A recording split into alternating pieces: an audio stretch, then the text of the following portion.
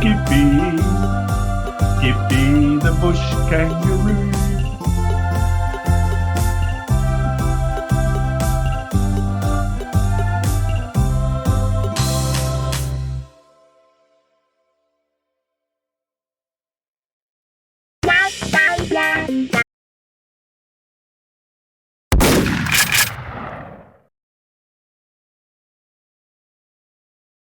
Oh, we're back again, are we? Well, how are you going to find out about the injured hiker down in the back paddock now? Oh, that was a fake. That was a fake, Skippy. Oh. Today's special guest, Ed Devereaux. Oh, ding dong. Who would that be? Are we going to let him in? I've let him in already. I thought I'd better. But we've got to think of a punishment. What can we do for a punishment? That's the thing. Fair enough. Fair dues, yeah, I'll take a punishment. I think it's donuts all round, isn't it? It's what? Donuts all round. Oh, I can do donuts, yeah, that's all right. I'll do virtual donuts. I can do that. That's not a punishment. That's a pleasure. It's a pleasure. Casual. You don't understand. We get the donuts, you don't get any. Yeah, you don't get none. Yeah, you don't get. That's right. I can deal with that. Either that or castration with Scott, the are you brick. muted in Discord?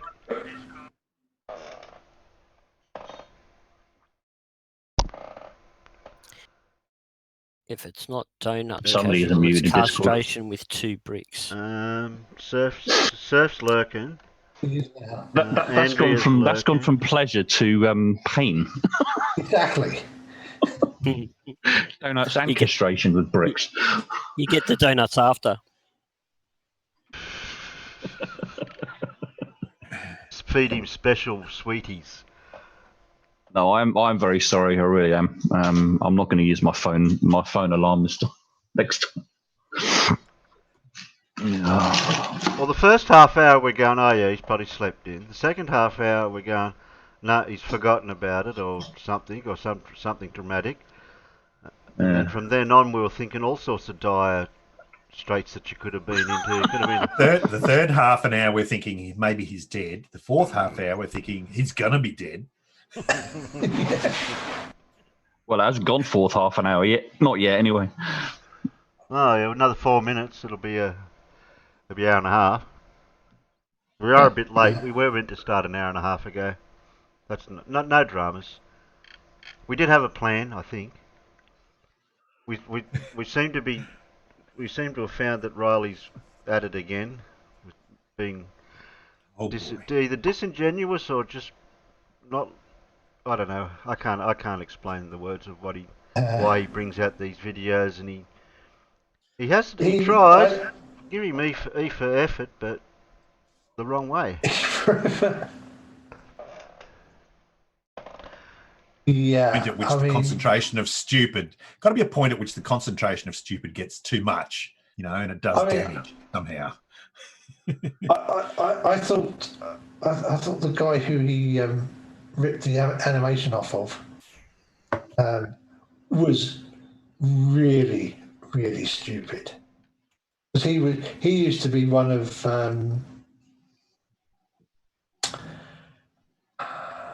Cool Hard Logic's favourite chew toys, didn't he? Yeah, that's right.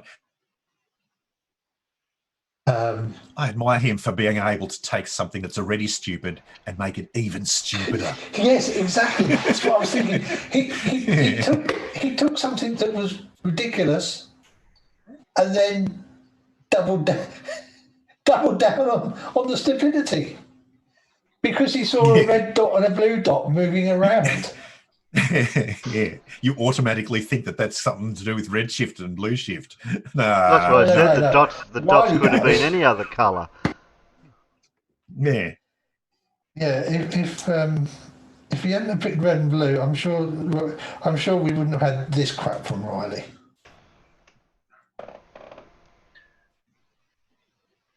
And I think it's. sorry, Kaz. One, Alan. No, I think it's. I think with Riley, it's a mixture of ignorance, arrogance, and a sandwich of lies, dishonesty. I think.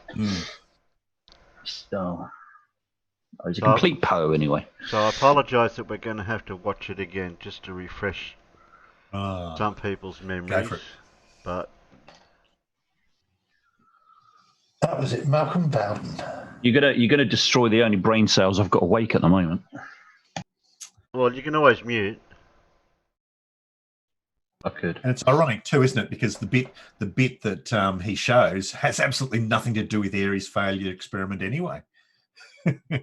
No. Please explain. Well, Ares' failure was to do with the telescope, and it was to do with the aberration of light from stars when you observe it in a telescope, shifting the star in the direction of motion. But nothing to do with that experiment at all. No, so I don't know what why he's showing us. That's the Sagnac effect, isn't it? That he's showing there. Yeah.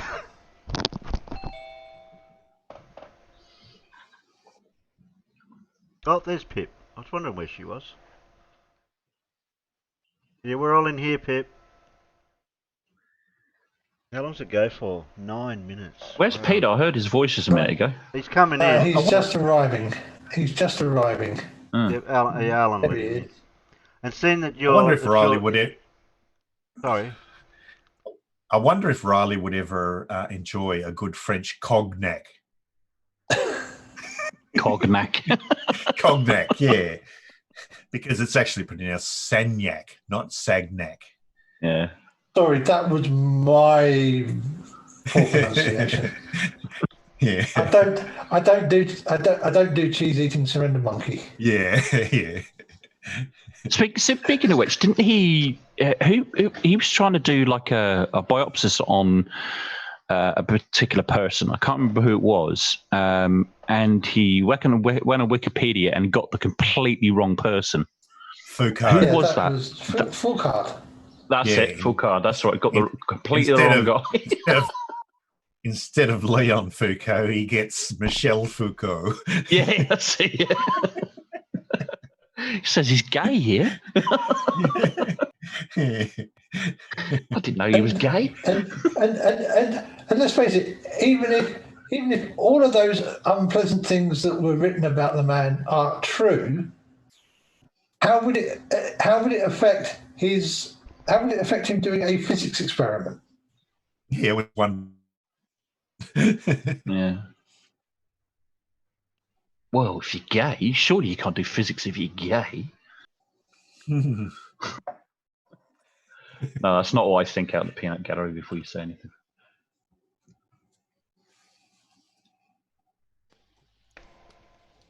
Okay, pull the band-aid off. This video is going to question whether or not there could be a third interpretation for the Michelson-Morley experiment that overrides both the previous ones. Ballers argue the Michelson-Morley experiment proves there's no ether. And don't be afraid to say stop at any time. Flat Earthers say Stop. no. Please, just don't. Just please don't. Oh, sorry. Come on. It says that if there was an ether, then it's not drifting at the rate that was required, and the little bit of drift that they did detect with the instruments were within the tolerances of error. In other words, there was no drift. Not that there's no ether. But either way, we can all agree that the Michelson-Morley experiment is complicated because the effects of it, when you try and interpret it, becomes very convoluted. And I'm going to suggest that either interpretation could actually be wrong. So is there a third interpretation? I'm going to suggest that there is a third interpretation for the Michelson-Morley experiment, one that is far more intuitive, very simple to understand, and indeed very straightforward. I'm now considering some extracts from Malcolm Bowden's video on the topic. If you've been in this topic for a while, you'll have seen this. He references the Sagnac experiment, and he shows that the red ball and the blue ball go around the apparatus, reconverge, and then this is the effect known as Sagnac. He then does it on a spinning disc, and he shows that for whatever reason, there appears to be a delay with one of the balls going with the rotation compared to one of the balls going against the rotation. The interpretation from... He says for whatever reason, and yet the reason given in the Sagnac experiment is quite obvious. It's because the rotating mirrors make the path length shorter. Yeah. Speed velocity of the so-called balls at all, which are supposed to represent the arrival time of light waves, not a physical ball. Well, they would represent the arrival times of individual photons that were released at the same time, wouldn't they? Yeah. Yeah. Is that because the individual photons of light are in their own reference frame compared to the device that they're moving in? Well, regardless, Terry, of whether an object is moving or not, the light emitted by that object will still be emitted at the speed of light. So it doesn't matter. The laser that's emitting the light is rotating or not, because the light that's being around the ring or going at the same speed. Okay, so it's not the speed of the light that's changing. There's nothing there to change the speed of the light. What's changing is the position of the mirrors. The path length has changed. The light going around. Make sense? Yeah. In other words, is what I was saying, but in a different way of saying it. Yeah. Basically, you've got to run further to get to the mirror because the mirror's moved away from you. Yeah, because you can rotate the rotating apparatus in any direction at any speed, but the light that's travelling in between those paths is at a constant. Yeah. Yeah, the light is going at a constant velocity. It's the path lengths that change. Yeah. It's the principle of a ring laser gyroscope. That's how it detects movement. Yes, Huey. Indeed. Whichever side of the camp that you're on, at least accepts that what Malcolm Bowden shows on screen does actually happen. So let's forget for the moment the interpretations from both sides, and let's look at what we actually see. We'll play Bowden's clip again where he's showing the convenient animation of the red ball and the blue ball taking different lengths of time to travel the same path. Well, let's look at what we see and say what we see. We see the one ball is faster than the other ball, so the blue ball seems to get home before the red ball because it's travelling with respect to the moving frame of reference. So he's wrong in saying faster because they're both travelling at the same speed. Exactly. If he was actually to measure that, he would know that that's what's happening. They're not travelling at a different speed at all. It's just that the mirror's moved. Yes. Whereas the red ball gets home slower than the blue ball because it's travelling, it's catching it up, it's trying to catch up the path. Well, what are we actually seeing? We're seeing some that could be called red shift and blue shift. So let's not look at the path or the time duration. Let's consider the colours that have been used by Bowden. Probably innocently and accidentally, coincidentally. But nonetheless, he does use colours, and that gave me an idea. Let's consider the effect of Doppler for a moment.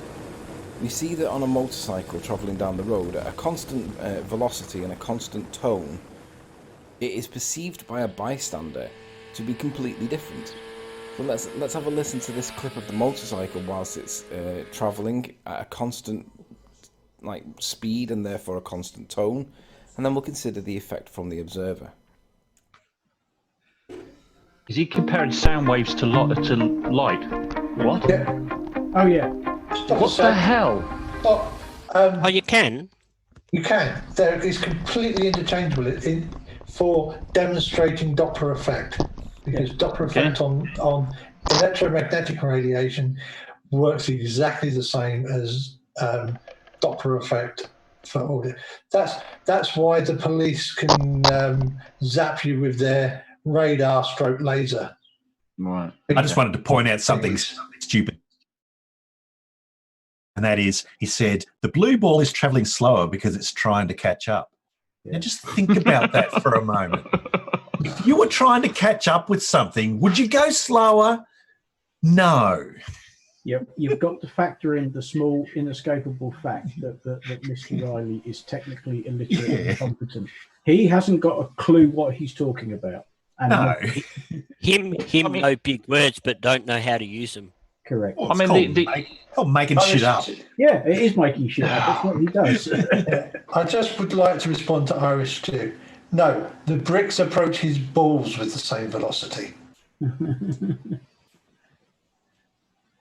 Yeah. And at a constant speed. And he with a seems very constant sorry. No, go ahead. It's right. You didn't say stop. pitch. Yet the observer saw it as rising as it approached, and as it passes, it appears to drop, and as it's going away, it appears to lower. We can all agree with that Doppler, right? He's got something Well, right. what if Doppler affects light? Let's have another look at You got that the right Michelson-Morley too. experiment from Bowden. And let's consider whether or not we're actually seeing Doppler of light. And it's going through the prism, and that's effectively slowing it down. Effectively, that would be the observer, and the light passing past the observer, like the motorcycle passes past the cameraman. The light's not slowing down in this apparatus at all, is it? It from point No. A to point B the whole time.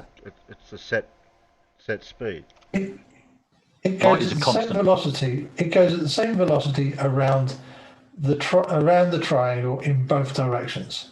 Yeah. It's just that it has to go further in one direction than it does in the other because of the eccentric placement of the mirrors. Regardless of the interpretation, if you accept that one ball gets there faster than the other ball, then you have to accept that the blue ball or the red ball is faster or slower than the other ball. Now, we know that it's caused by the rotating platform, but it doesn't change the fact that there is a change in speed. I'm going to call that red shift and blue shift, rather than anything to do with whether or not the There's no No Which shift. then poses Just the question. No. The blue ball and there's the no red change ball in- do not change speed. No, they don't. I don't know. there's no Is Riley getting confused that he thinks that Morley's using the red ball and this representation of blue ball and the red ball as some elements of light or something? I don't. I'll just correct you a little bit there, Casual. You should have stopped after you said, "Is Riley confused?" Because the answer is yes. Well, yeah. That's as far as you need to go. He's just. But no, I just needed to clarify what he was getting confused about. That's what I was doing. I just also wanted to say there is no actual change in velocity of the wave either in Doppler. In fact, Doppler only works in a way that we can calculate because V doesn't change. Yeah. V is a constant. V of the wave is considered to be a constant. You mean velocity? Yes. Yeah. The velocity of the wave is a constant in Doppler calculations. The other thing that's worth pointing out here, what Riley has done, is he's come up with an idea, and then a few sentences later, he's stated it. So you can't escape the fact of what my idea is. Yeah. But he's got no justification or verification of his idea in the first place. He hasn't even measured the or done any research to find out what the velocity of the wave is in the ring laser gyro or the Michelson-Morley experiment. Anyway, he's just got an idea that he's now calling a fact and saying because of this fact, blah blah blah. So, Red shift and blue shift. Because all he sees is the blue and the red dots on this here. One's reaching first, so he's saying, okay, that one's slower and that one's faster. So that's where his premise. The colour of the balls is irrelevant to I this. know really. they could be yellow and Completely pink irrelevant. for all it matters. It doesn't matter. Exactly. I could think of another word that's starting with S. Yeah. Think of a few words to start with. Now If for coming light- to the wrong conclusion, though. Could Doppler, do we see any evidence of Doppler with light in our real world? And we do. Here we go. All right, now I'm going Got to your stop. oven mitts, everyone. Now, do we answer his question before he tries to show us, or do you think we need to see his interpretation? No, he's now. Hang on. He's now about to make the most stupidest and utterly moronic statement I have ever heard a flat earther make. I think. Yep. I think this is definitely a time to. Are you talking to retard? Oh, I think it's beyond that. I think it's beyond that, actually, Alan. There's only one way that he could be this disingenuous, and it's not by accident. No. You have a look at everything. You have a look at everything he's put together here. He made a correlation because of the two coloured dots on the demonstration as red shift and blue shift. He's then expanded it to the point of where he is right now. Now, it's all about that fabrication and building of the lie in such a way of you will believe what I'm saying, because look, here's a picture that proves it. And when I use big words and explain it like this and use a motorbike to do a Doppler, see, I can pretend that I know what I'm on about. Yeah. And I think he's building, he's completely building it. The next sentence is one of the most, it's the clip where the quiz show host tells you that you've made everybody stupider. This next sentence, he says.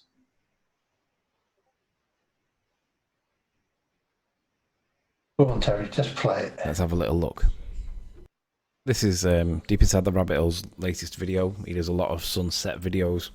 And we can tell just by looking at the video that the characteristics of the light is kind of orangey, warm, soft. People watch sunsets because they're phenomenally beautiful, right? It's a natural occurrence in the real world. And it is an observation. We do it, we enjoy it. It's something that we do to get therapy from.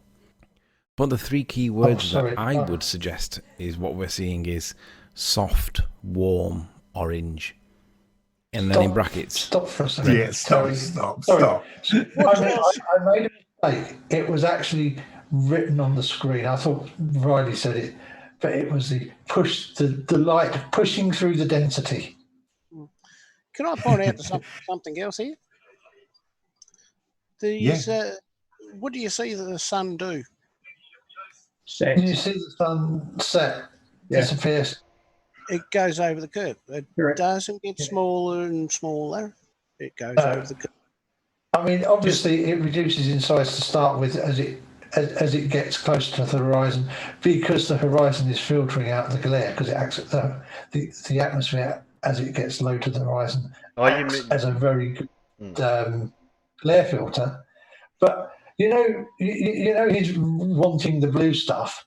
If that video had run, if they'd have carried on recording that video for another 40 minutes or so, you would have got a lovely dark blue sky appearing.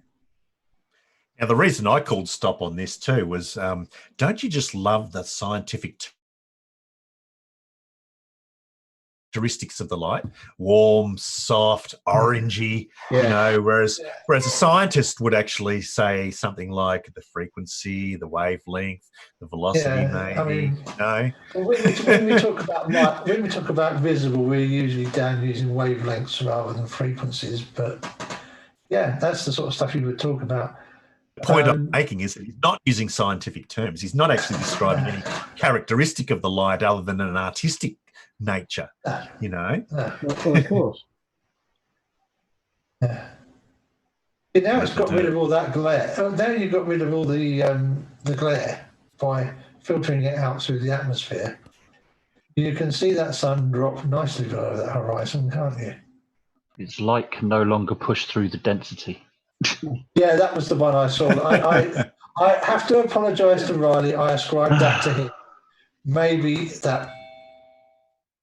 That's DRTH's video, isn't it? Yes. That's it's him that quoted that then, or did Riley put those words on the screen? Careful, the bacon god is arriving. Yeah. So was it Riley that put that stupid statement on the screen, or did DRTH? I think that's DRTH. That's what I'm saying. Yeah. I think maybe Riley didn't go quite as far as I thought. Yeah. So And we all know that the sun, when it reaches the horizon at that elevation, it's actually gone beyond the curve in the first place because of refraction. Yeah, it's starting to, because it's getting lifted up. It's a lot. In reality, that the sun is a lot lower than what it appears. I like that. And yet, if you went 30,000 feet up, you'd still see it. Mm. Yeah, way above the horizon. Yeah.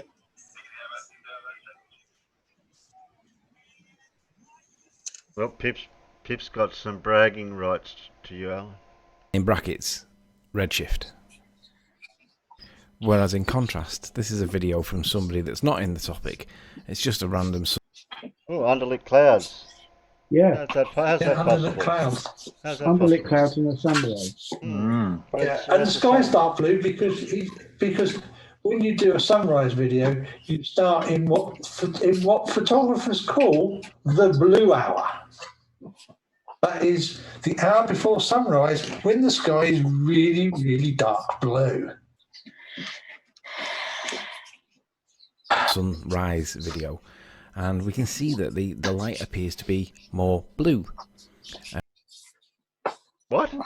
That didn't look blue to me. Like I just said, because of well-known things, the light before the sun comes up, the sky does look much bluer. But he's saying the light looks blue, not the sky. Well, the sky looks dark. The sky looks bluer because obviously the upper atmosphere is already being lit, and the reason the sky is blue because of the Rayleigh scattering is magnified when the sun isn't actually in the sky, so that it looks really blue. The colour of the sky is really saying blue. the light What is you blue. expect to see. But the differentiation there, Alan, is he's saying the light, not the sky. Yeah, well, flat earthers don't understand that everything you see is just a reflection of light, right? Yeah. They don't seem to get that. And he's very carefully saying the light looks blue, but he's not actually saying the light from what or which light. Yeah. Notice that. Yeah. Basically, what happens is while the sun is below the horizon, the majority of if you took all the clouds out of the sky, so you had a cloudless sky, I think one of my sunrise time lapses is of a cloudless sky. You'll see that before the sun comes up, the sky, everything is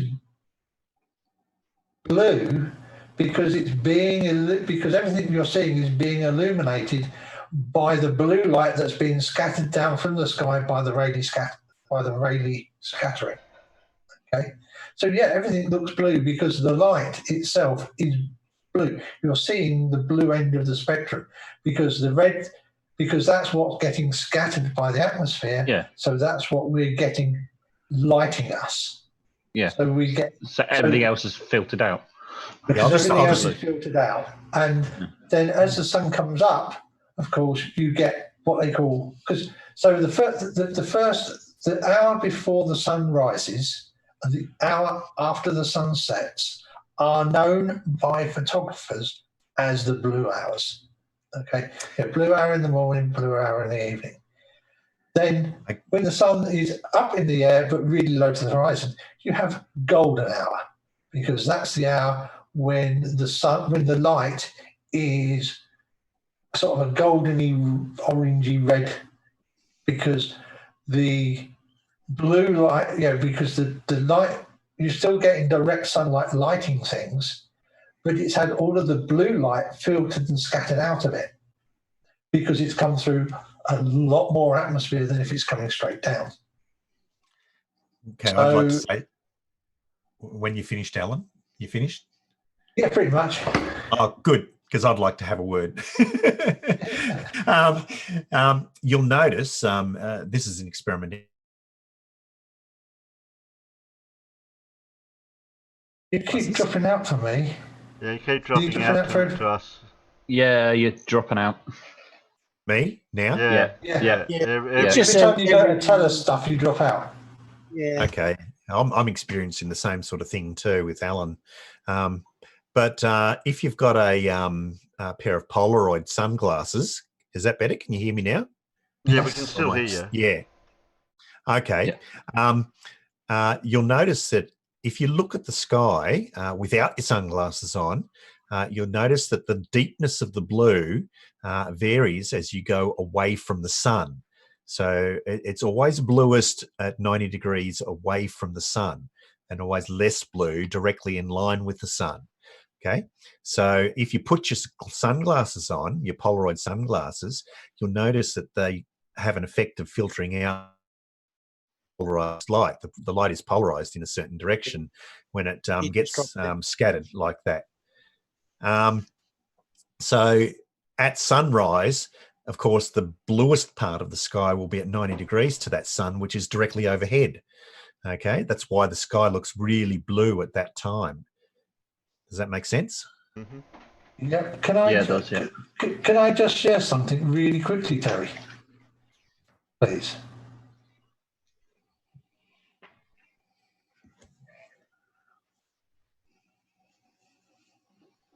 Yeah. There's a 360-degree panorama. I hope you can kind of see where the sun is in the sky. Yep.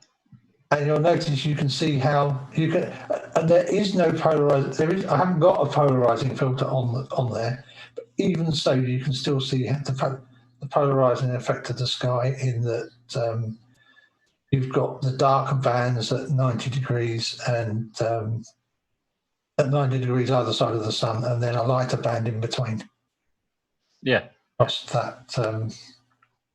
Well, it's classic because then if you look at, I think what looks like a flag there, is it? You know, you can see that sort of darker blue compared to the sky, where the sun is exactly what you were saying. Is that, you know? Yeah, it is. If you actually, look at the darkness of the blue sky as you go around, and you can see that there are dark bands, and they are actually at 90 degrees.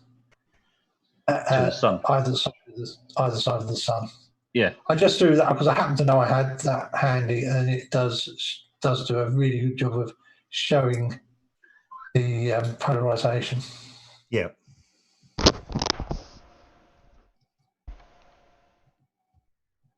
Shall we continue the derp? I think we Yeah. Oh, I can't find the play key. Somebody that's not in the topic. It's just a random sunrise video, and we can see that the light appears to be more blue. I'm going to say it's cooling or sharper, different. Yeah. And cooling. That difference I'm going to describe as blue shift. because they're recording different. So whilst we're aspects watching this of video the of sunrise, timing. If the Earth is approaching us from the distance, the way the flat Earth model suggests it might. So the sun moves. Of course, that's the other thing. As the sun comes up and there's no solar filter on it, yeah, you then get that huge, great ball of glare.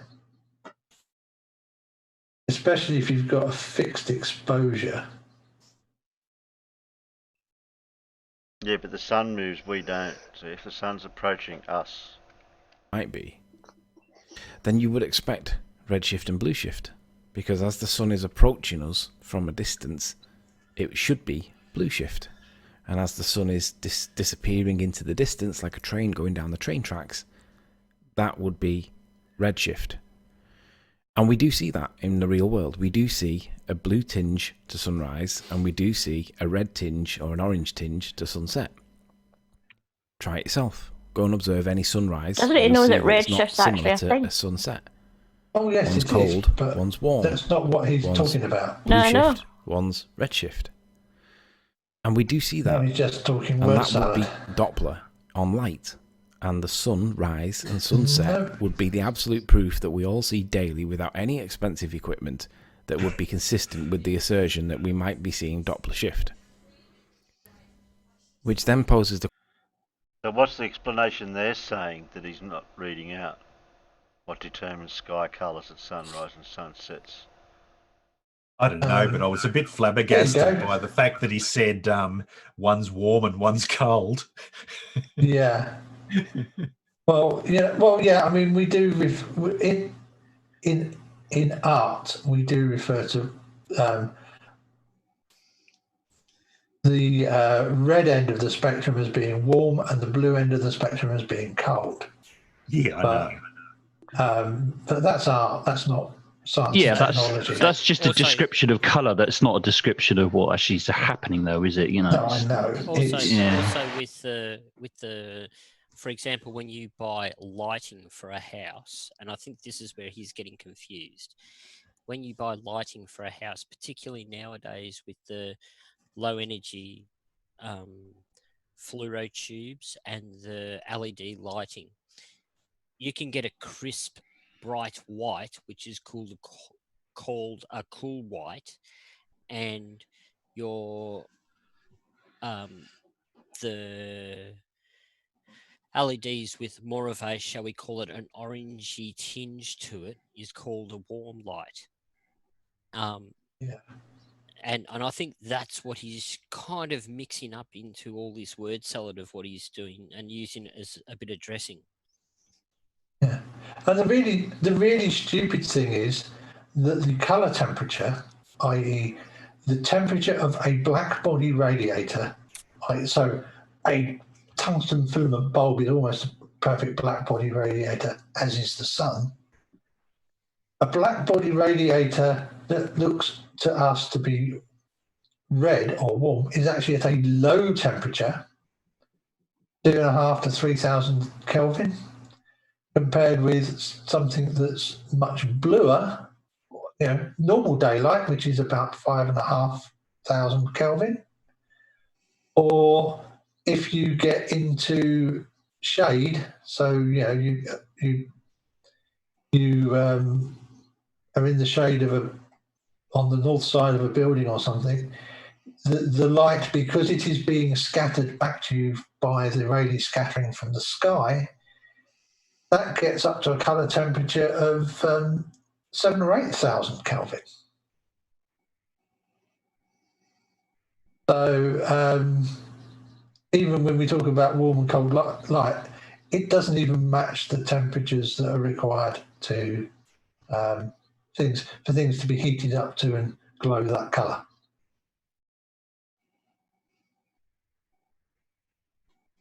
I don't think he can get any stupider, can he?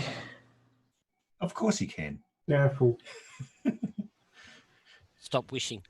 As Blue keeps saying, how stupid can you get? Is a question. It's a question, not a challenge. The question, well, what is the ball Earth explanation for this? The ball Earth explanation for the sunset, as you can see on screen right now, is apparently caused by the angle and scatter. Well, the angle for sunrise and the angle for sunset would be the same if you got the right angle. So you should see a warming sunrise as well as a warming sunset, but we don't. We see a cooling sunrise and a warming sunset. So the helium... What's he saying? One's different to the other. Yes, he's got to cold moonlight now. Yeah, there you go.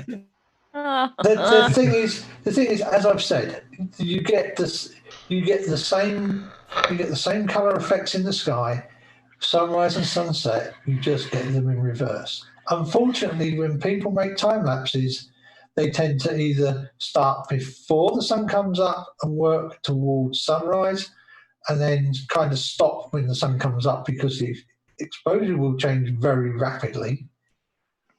Or they go with the sun going down and they stop again when the sun pretty much dips below the horizon, because again, the exposure changes very rapidly and you just end up going to completely dark.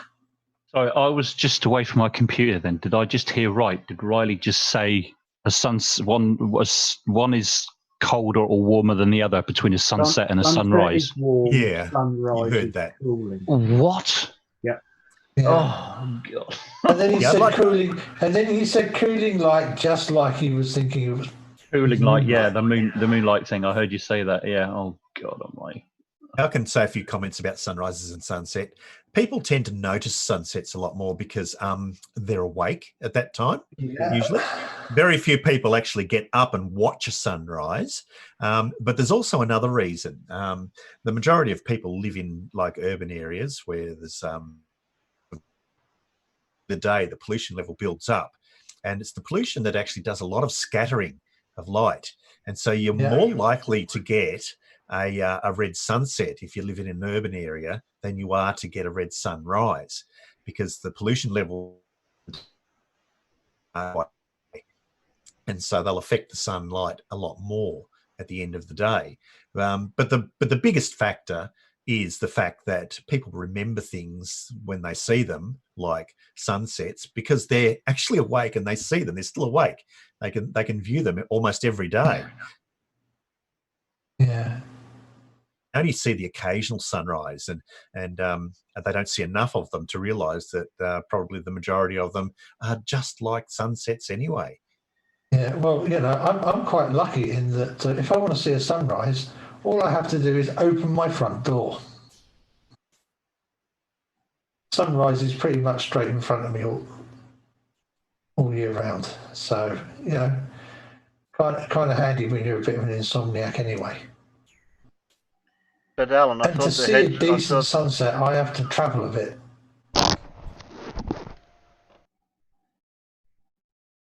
I thought the hedge was in your road, Alan.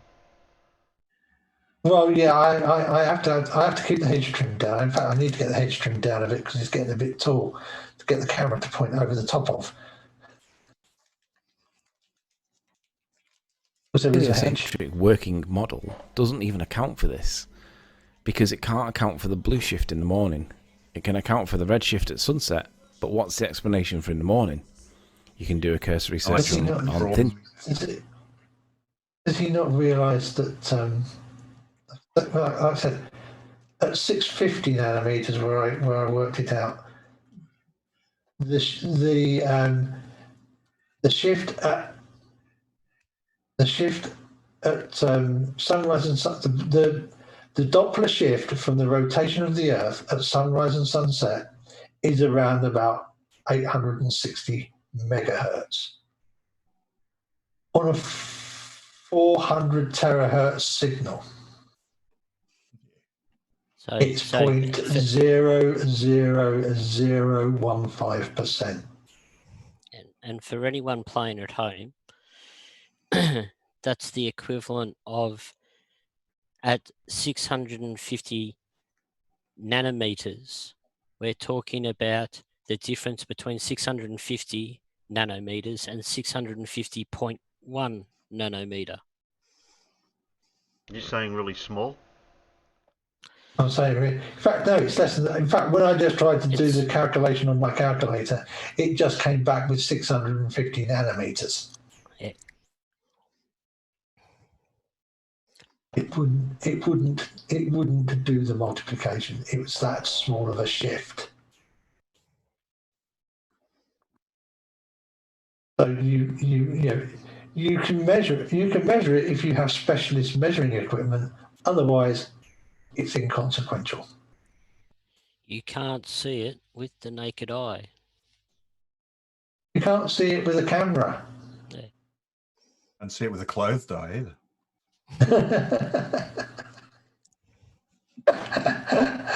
No, indeed you can't. Oh.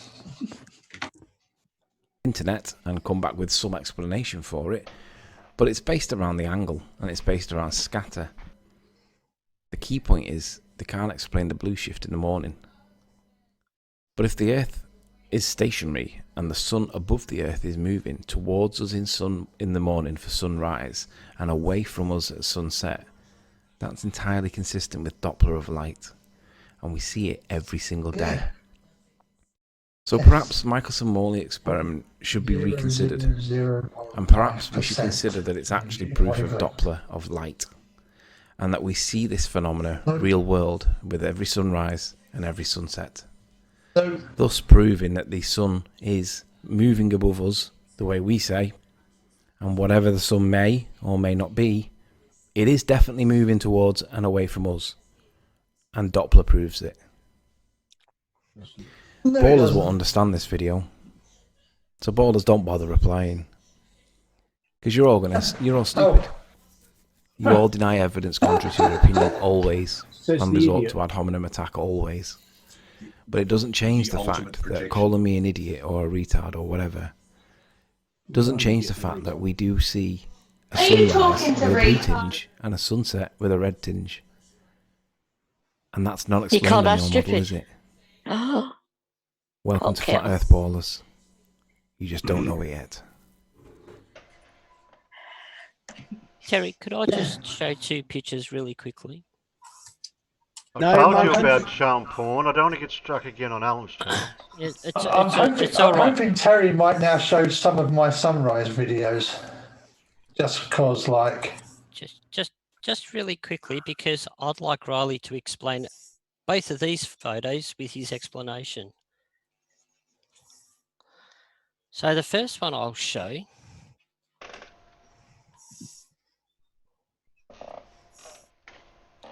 is this one. We are going to find all Alan's sunrise pictures. That's fine. You've got time. So it's this one. This is just after the sun dropped behind the horizon. And it seems that we've got a blue shift sky happening and a red shift cloud happening, because Riley said so. And you can tell this is facing west because that's Venus hiding in the bottom of the screen there. I thought that was Venus over on the left hand. That's Venus there. If you can see my pointer. Yeah, that's where I thought Venus was. I can see your pointer before. That's why I was getting confused. Yeah. So that's Venus at the bottom. So this is the sun's literally just set, and you can still see a bit of the sun shining up on the clouds from the underside. So nice underlit clouds there, and they are red. And that's a sunset, but it's got a blue sky. So there's that.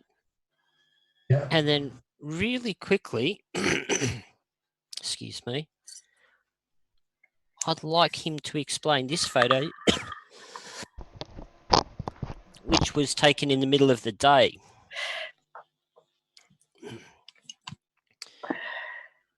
Right when we had our fires here in Victoria.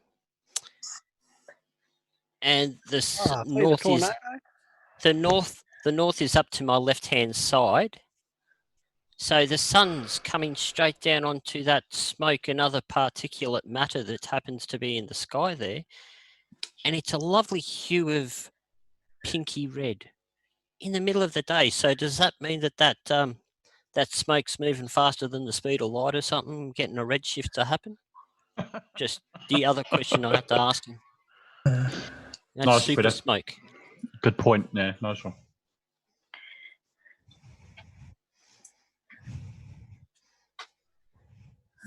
Yeah, it's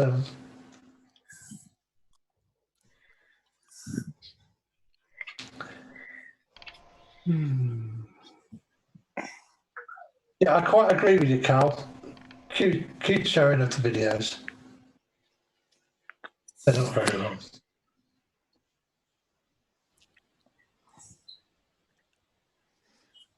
Well, ultimately, Alan, there's only one photo that, or one video that Sleeping Warrior has to explain, and that's the one where we put where you put our 2 star trails together. Oh yes, that one with the 2 star trails going round in opposite directions. If he can explain that, then I'll dip my hat to him. Of course, he'll claim CGI. No, he'll give an explanation, but the explanation will be ridiculous. So he will explain it, but due to the colour, but the explanation will be completely wrong. Yeah, due to the colour and the orientation of the unicorn horn. Punishment. Yeah, please stop talking when you're eating. Yeah, that's your punishment, Casual. You're not allowed to talk while you're eating. I wasn't eating. Sounds like you are. No, I'm not eating. No. Okay. No, because you just swallowed it. Yeah. No, I wasn't eating. Okay. Not. Okay. Well, your voice is. Well, we're just so used to you eating when you're talking, we just think you're eating all the time. John Rapp, there is actually blue shift at sunrise and red shift at sunset. But outside of having specialist measuring equipment, it is so small that it's inconsequential. Alan, have you got a channel on your Discord that actually has video that's titled? I'm going to have to go for a minute. I'll speak to you later. Okay. Well, that answers that question. I nearly got the answer. If it wasn't for casual eating, we would have got that. It's just there. Well, I'll stick them all in. I'll stick them all in homework for you, Terry. I was just having a look through some of the comments on Riley's video, and this one really stands out. And actually, it's not about what he was discussing. Just know the horizon isn't the leading edge of the ball anymore. Can somebody point to an edge on the ball for me, please? Well, while we're waiting for the videos, is that near where the valve goes in? Must be. It's Antarctica, where the edge is. Yeah. Trying to think of the best image we can use that I understand it in a way.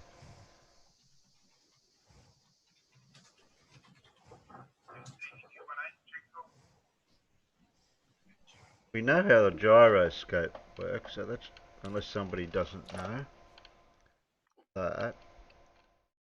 So we don't need to worry about that. Unless somebody out there needs to know a bit. Hey? Hello? I know someone who doesn't know how a gyroscope works. Oh, okay. Yeah. Yeah. Travis. Hello, everyone. Morning, Mad. Morning, Mad.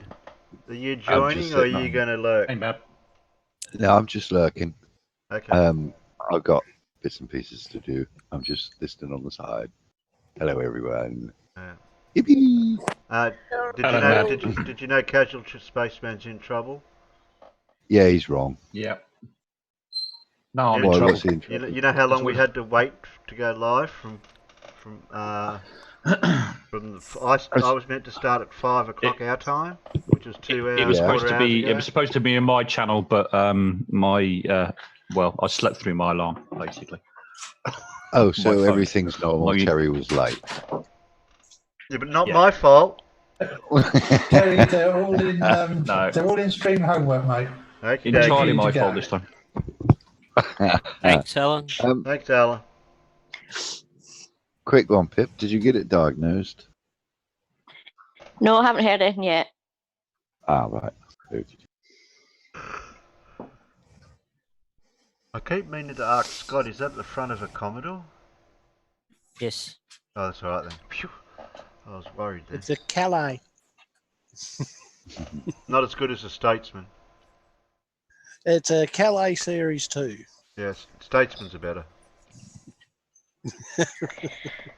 Cursed.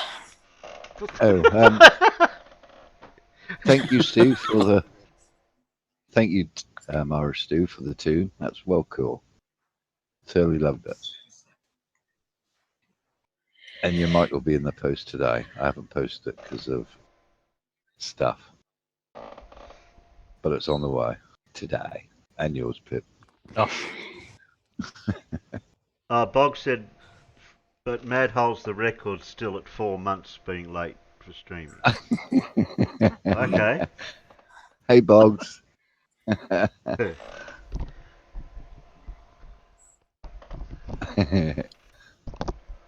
Yeah, it's going to take some beating that 4 months, I think.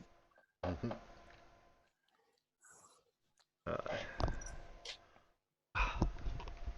Ouch. I could have a go.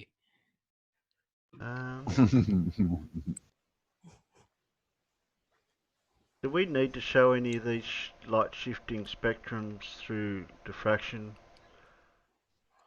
analysis? Look, Terry, you don't need to. I but kind it shows, of grabbed them. But it shows. I'm just trying to pick one that shows how light can scatter when it's diffracted, whether it be through a prism or. I think if you grab that.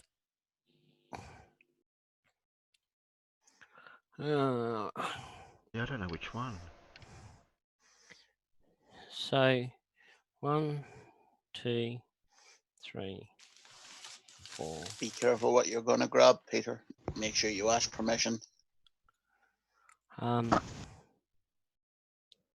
there, then. You will take over the world, Irish do. Yay! That was pretty much if we were going to go down that track of if we wanted to actually work out the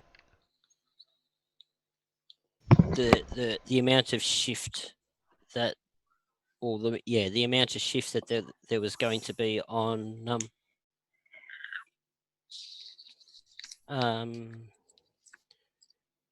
if we were to try and measure the red shift in the difference between sunrise and sunset, Terry. So a lot of that's up to you, but you might want to use that picture of the sunrise with the multiple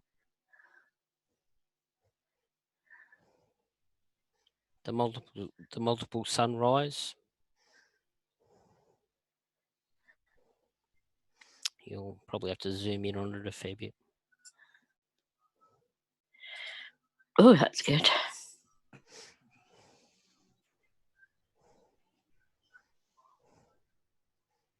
Yeah, that'll work.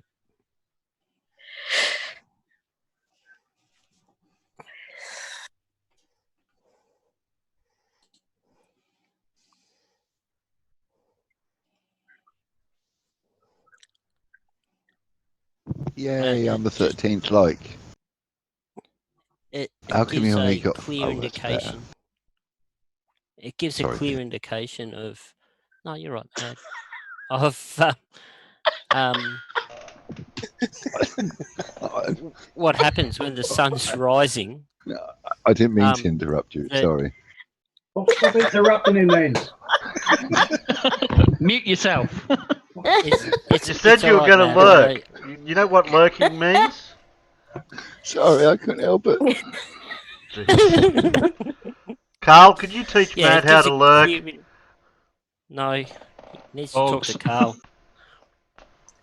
It gives a clear indication showing that as the sun's going through more atmosphere, you get more of that red color because you get a lot more scatter of the blue as the sun has to go through a lot more atmosphere. And as it starts to rise up and going through less and less atmosphere, that a lot more of the blue colors become apparent.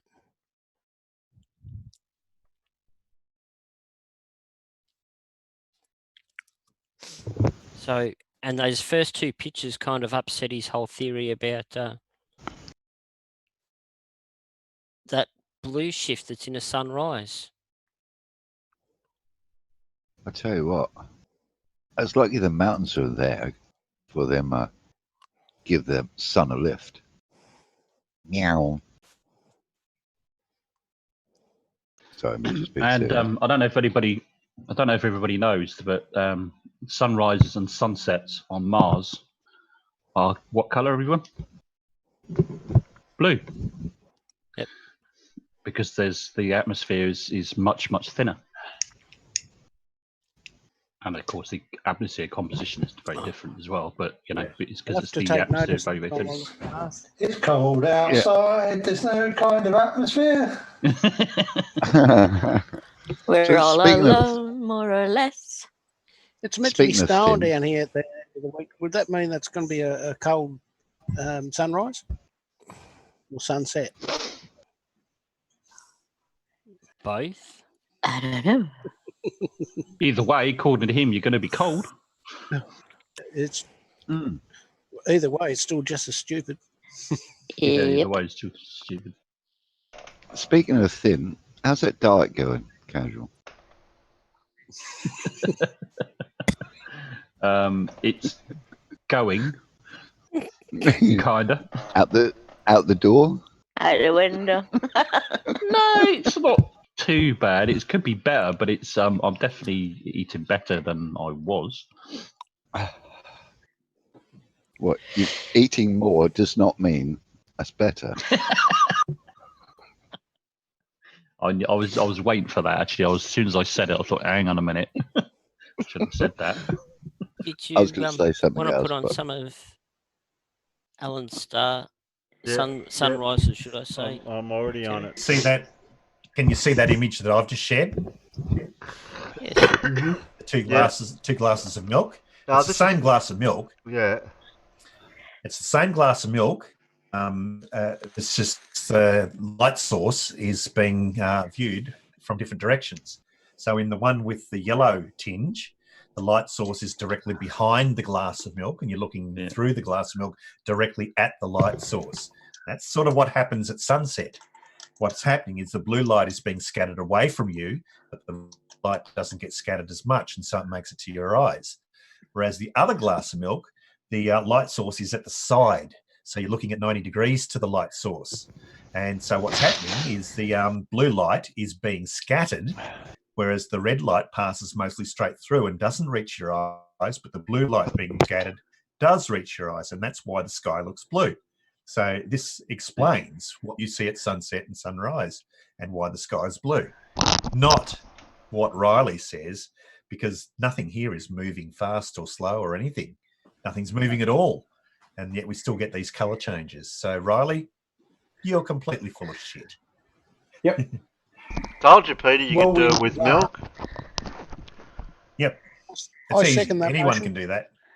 I don't want to drink the yellow one. Do now. it with tea. You don't want to drink the yellow one.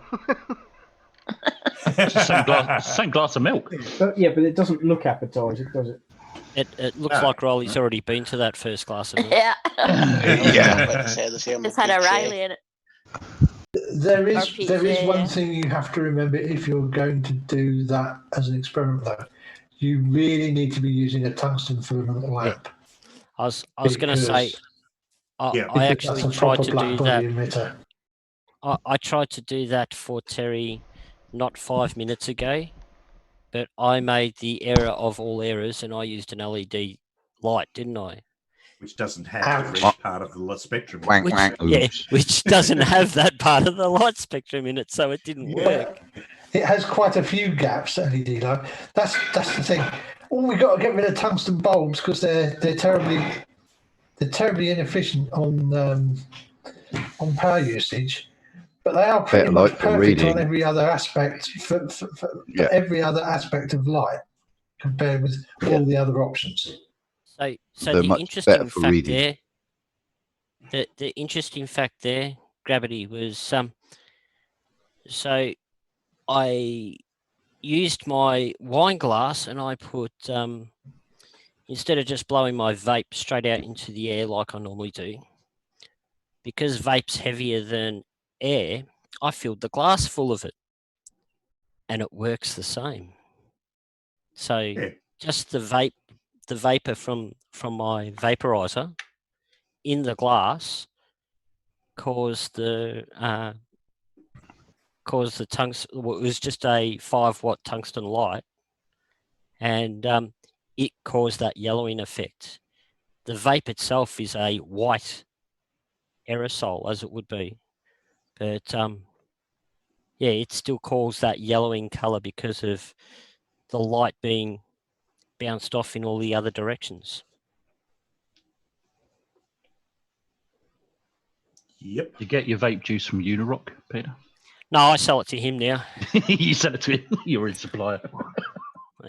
I don't know. So and all the vape juice that I sell to him comes straight from allegedly Dave.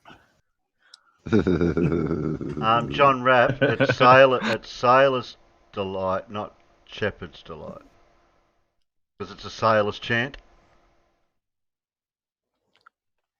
Yeah, but Yeah, we here in the UK, it is for shepherds because it's based on weather patterns in the they work in Europe and the UK and Europe because of our prevailing winds. Yeah. Yeah. And hello, Carl. Sorry. Forgot to say hello to our ex-lurker.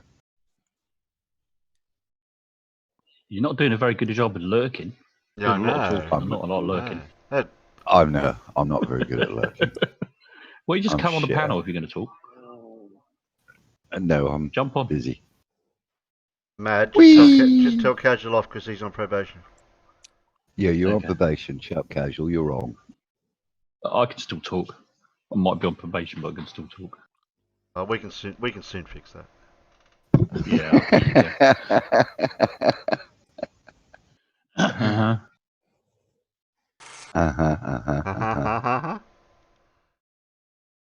He wants to see some sunrise from over in that fictitious land of Britain. Yeah. I want to see what it's like where I live. To see if it's true. This is 23rd of March.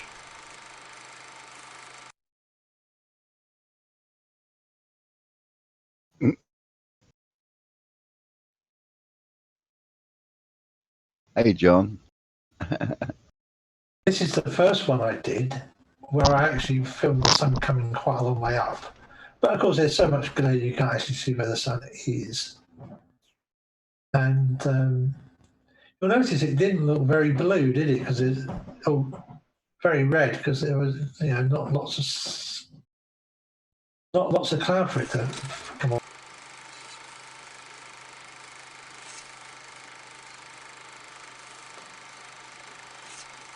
It's the 25th, did it say? Yeah, this one's 25th. Yeah, 20. The peanuts can't see the date, but you can. And you can see the blue in this one because I kept the exposure down a bit while the sun came up. As the sun comes up, again, the blue goes out of the sky. Because we're now being illuminated, everything's being illuminated by the sun rather than the atmosphere. Yeah, rather than just the scattered blue light that's in the upper atmosphere. That's weird. The sun rises and then it veers off to the right, but to us it veers off to the left. Yeah, funny that. Yes, strange that, isn't it?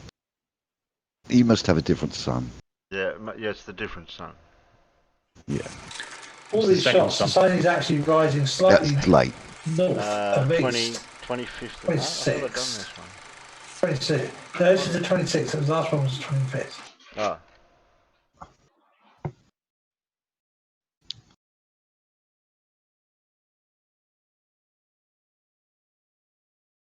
Oh, you filmed it for when it was actually dark this time. Yeah, I was going to say it's a bit dark. Turn the light on. Turn the light on. Well, the exposure is fixed all the way through. So yeah, Flat depending on proof. what time I start, it's it's better you see if you see it from dark because then you see the whole effect as it gradually. See, if I leave the exposure fixed, you see the light as it changes. Because otherwise, if you kept changing the exposure, yeah, you wouldn't get the effect. Yeah.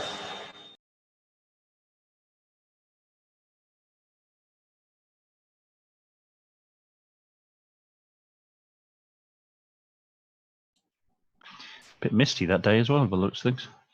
Yeah, it was quite misty that morning. Yeah, that was nice though. I've also set it up so that it finishes just as the sun rises, because I really don't want to just keep blasting the camera with shots of the sun. What date is this one? 6th of April. 8th April. 6th of April.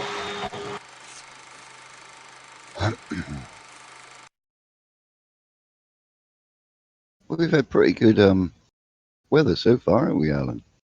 This year. Yeah. Yeah, so this one's got a few more clouds in it, so and they're actually moving, so that's quite. You can see there's high cloud that's nice and red already that's been underlit, but the lower cloud that isn't even lit yet. And then eventually it just gets, just as the sun's almost it comes over That the point- horizon, you're just there, you just see it. That point there, I just like. underlighting that cloud. Yeah, that's what I like about sunrises. It's that point there when you get the nearest clouds are underlit as well. Lovely effect. It's just absolute gorgeous colours at sunrise, aren't they? Yeah. Sunset's the same. The thing is that you have to go. You actually get the best colours once the sun is not in the sky. That's the trick. You actually get the best bits once the sun is not in the sky.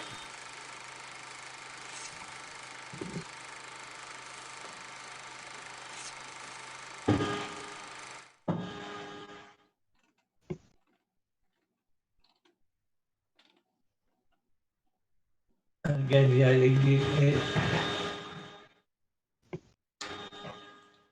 I think I actually need to starting these a little bit later and upping the frame rate so that there's more frames. Is somebody hoovering in your house there, Terry? Yeah, I'm afraid there is. Yes, sorry. It's all right. No, it's okay. It's okay. That's why I went on press to talk. If you turn it off, it'll be quieter. Oh look, flat Earth proof. I'm not doing the vacuuming. Have you seen those gifs or whatever it is with the ladies walking around a shopping centre or something and she's vacuuming away? But the hose is not connected to the vacuum cleaner. Do you like the shadow that's running up the back of that cloud that's sort of lower down than the rest in that layer? Yeah. I mean, right in the middle of the screen. Can you get than that? Yeah, so right in the middle of the screen, you've got a shadow being cast. You've got a cloud that's sticking down out of the layer, and it's casting a shadow up onto the bottom of the cloud.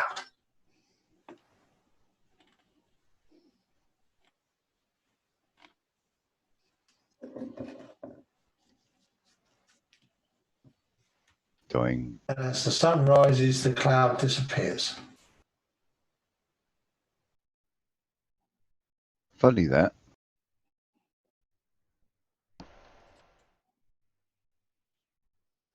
Indeed.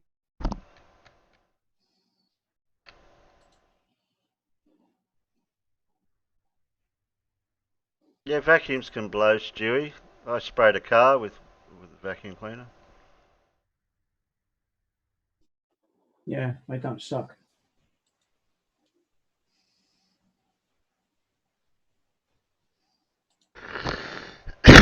Just like the vacuum of space. Well, one end sucks, the other end blows. No, it doesn't do either. It's just pressure differential. Yeah, a vacuum doesn't suck at all. No. You just haven't met the right vacuum then. Yeah. Well, I suppose technically everything is blown into the hose by the fact that the higher pressure air on the outside is rushing in rather than to a lower pressure. Yeah.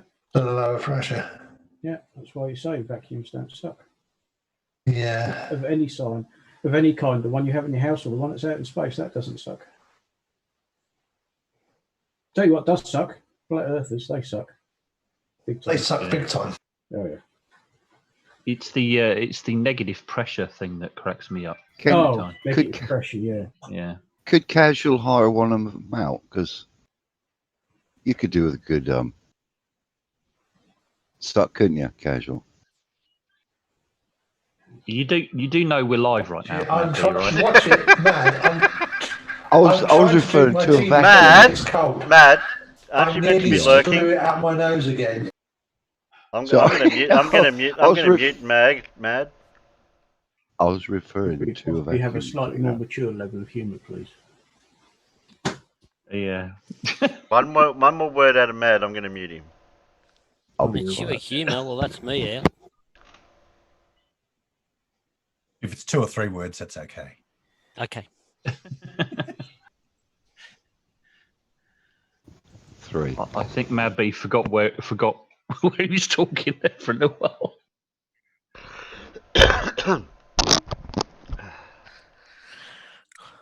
Well, have we finished debunking Riley's video? Well, he did it himself. Yeah, Oh, he did it. Yeah, exactly, he did, didn't he? As soon as he put that video out, he debunked himself. It's just... Especially that the words on the screen from DRTH. What is it? Because there's more density to filter it out or something. Was it? No, it can't push through the density. Can't push through the density. But you see, that's not what he told me when I spoke to him on Jose's channel and asked him to explain Sunset. He said it just moves away. Well, that's because he can't make up his mind what it is. Isn't that a normal thing with him? He debunks himself every time he speaks. Pretty much, yeah. Who, Riley? Yeah. No, Yeah. and David Bice. Yeah. They're all idiots. But Riley, somebody needs to point out to him that he can't win that award again this year. I know he's trying very hard to, but he can't. That's against the He rules. really is trying hard. Yeah, he is. He thought he was trying hard last year. Yeah, but there's always next year.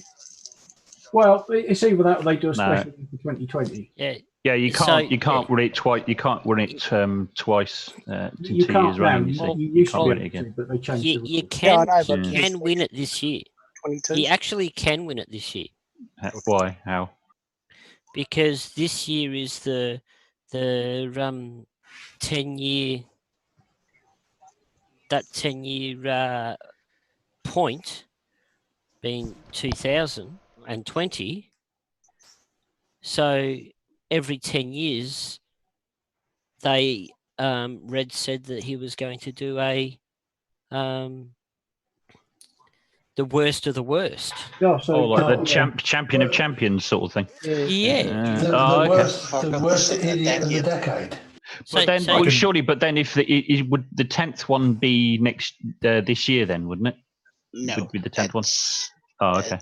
Last year was only the 6th, but because it's the 2020, Reds was saying that he may do Dumbfuck of the Decade and just run it on the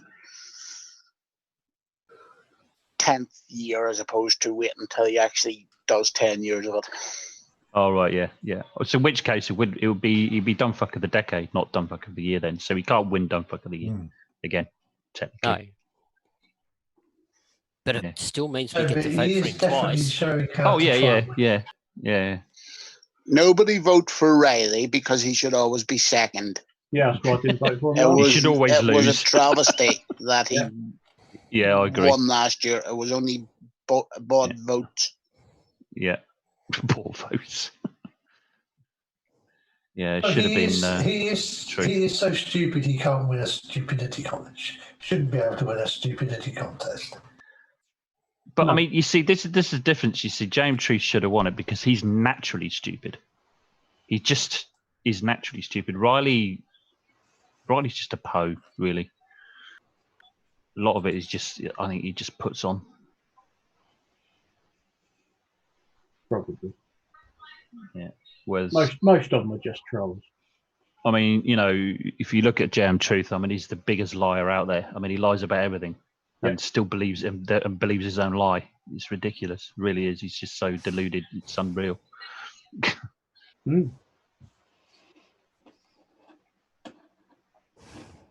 Oh, excuse me.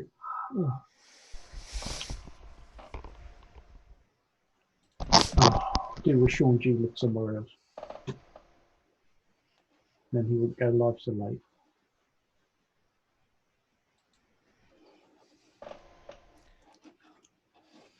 I just also love how Riley will contradict himself completely happily. He doesn't care about that. I'm back. Did you miss me? Didn't even know you were gone. Okay. Yeah, so the answer to that question is no, we didn't, because we didn't know you were Fine. gone. Stick down.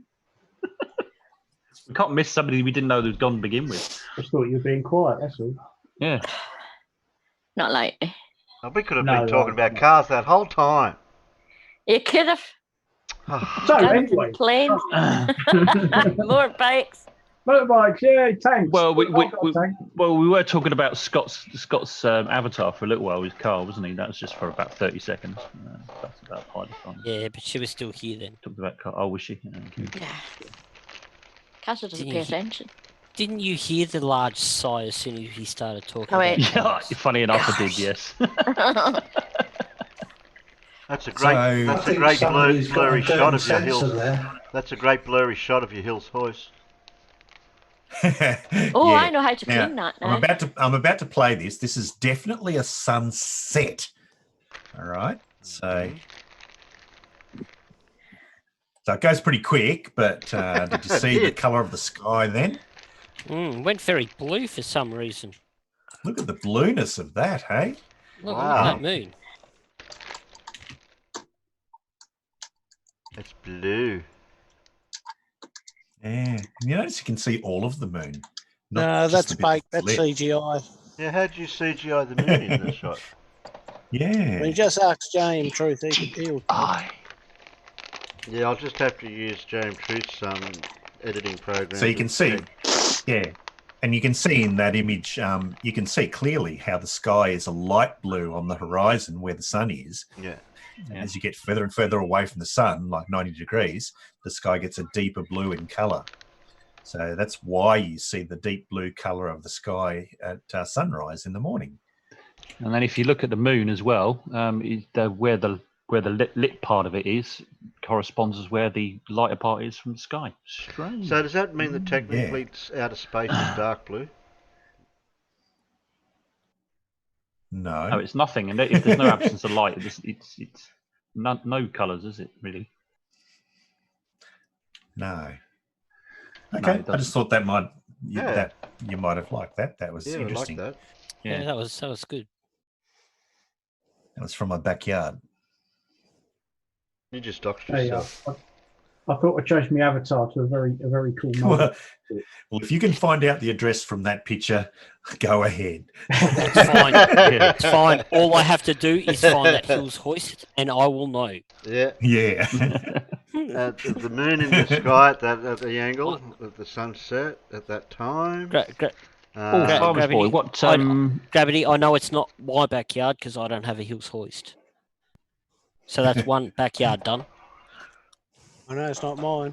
Farmer's Boy, what rover is that? Oh, come on, 15, 16. Come on, we've only got 3. Is it 16? You're the spaceman, come on. I don't know, I can't tell from the photograph. It's hard to tell. Is it 16, I think? Yeah, but is that technically a car, just for Pip's sake? Yeah. No, it's not. It's a robot. No, you're allowed rovers. It's a car. It's the Lunar Rover, and it's Apollo 17. Oh, 17. I'll put up with I was that. one out. I was going to say you only had a choice of three, but one of them. To be defined as a car, it has to have airbags, a cassette No, it player, doesn't. indicators, headlights. No. Hasn't got any of them. Cassette player. Has it got a No. Has it got an It's an internal combustion automobile. engine? Well, here, listen. Well, It's- he's got a sat nav on it, and it's definitely got a camera on it. If I can tell you that much. It's an automobile. That's all it is. An automobile. If we're talking about cassette thing, when I get my Jag back, it's got cassette tape in it. I've got a cassette in my station. Let's have.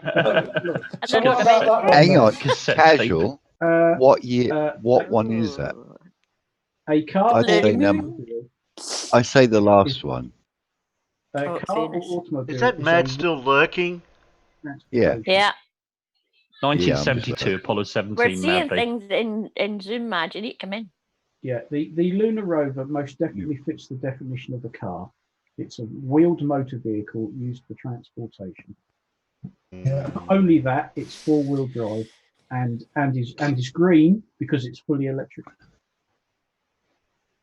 So zero emissions, four-wheel drive car. So what do you make of that shot then that I've just put up? Oh, when it's fold up as well. Little pterodactyl. It's a great example they of got- chromatic aberration. Looks like They got Chelsea tractors. Okay, there's some chromatic aberration. Yeah, it's only a $1,600 lens. It's an out of focus Only. banana. Yeah. It is the Peruvian Navy on maneuvers in the South Pacific. Any idea? Anybody guess what it is? That's a planet. Would that be? Yeah, I was going to say, would that be Neptune? No. No. Mars. Venus. Venus. Yeah, it's Venus. I knew it wasn't Was that- Uranus. Is that from the other night, Alan? Yeah. Uranus. Yeah. Not That's Uranus. Venus. Uranus. No, it's It's not Uranus. big enough Look, for I was Alan's trying to. yet. I'm doing the novel part of it, being funny. See And that planet one of over the reasons there? why there's quite a lot of chromatic aberration around is that I had to crop that down to a 150 by 100 pixel crop from 5,000 something by the same as a P1000 high image. And then, of course, it's been scaled back up to be 1,280 pixels across. So rather a lot of magnification, but I think you can definitely see that Venus has a phase. Yeah, that's a cool Yes. picture, Alan. That is awesome, isn't it? That's it. Mhm. Mad's booted. Look, you're getting in here, Mad, or you're shutting up. Yeah. All right, I'll shut up. Get your art in here and learn. So the difference between Jimmy Kirk's Enterprise and toilet paper? I don't know. No. Nothing. They both circle Uranus looking for Klingons.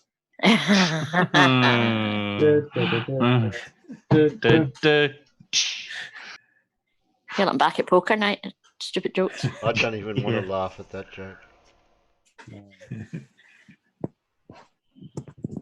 Oh, come on, you got to laugh. No, you don't. Okay, I will laugh in a Glee style. Ha ha ha ha ha ha ha ha ha ha. It's a digital I laugh. laughed inside. Ha ha ha. I've schooled you all. You're all idiots. Ha ha ha ha ha ha. Something like that, anyway. Yeah. How long did the after show go in Jose yesterday? Long enough that I dived out, had a bath, came back. They were still talking, but when I came back, all the loonies had left. Because when I left, Sean Hawkins was shouting at Lemon. Oh, right, yes. Yeah, I left and about it was just 20 like, minutes after that. yeah, I don't need to be sitting here listening to this nonsense. I'll go and relax somewhere else. Thank you. Oh, having Q just had a slanging match. It was awful. Yeah, I mean, Q putting down Lemon Bird was quite entertaining. I didn't mind that, but Sean Hawkins was just because I think I'd gone away from the PC, so I missed how that started, and I just came back into that and listened to it for like 30 seconds. Thought, no, I'm not being held here at gunpoint. I don't have to sit here and listen to this garbage. So I didn't. Well, let's face it. Q putting anybody down is quite entertaining. Yeah, Lemon Bird usually obviously takes an awful lot of stick from everybody, but Q was having none of it. And no, she was White Knight and Lemon Bird was Sean's. Oh, she's White Knight and Lemon Bird. All right, okay. Oh, it's something about religion or something. Alan, and you then got a baked beans. Sean started. And... You got a baked beans on toast in the peanut gallery. Oh. I must admit, the arguments in favour of flat Earth upon further consideration are actually quite compelling. Fling 'em out. What? Bang your head against the wall. Commit Harry Carey. Look for that gallon of petrol in a match.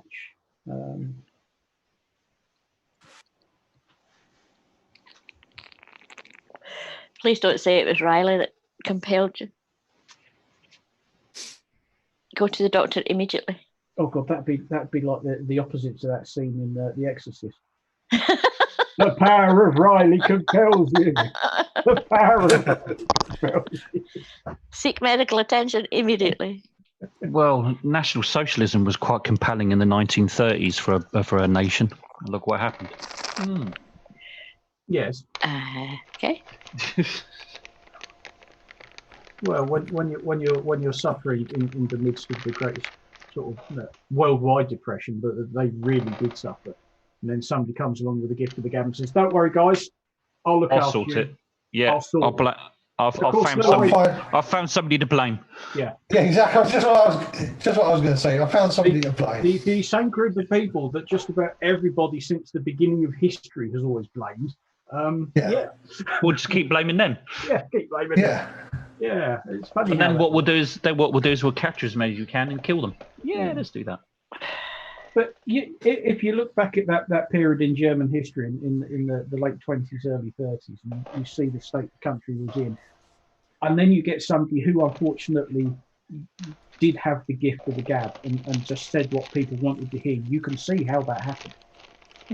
I don't think anybody quite expected it to take the turn it did, but if you look back, you can see why it happened, and I think that's why history shouldn't be forgotten, because it would be so easy for that to happen. Yeah.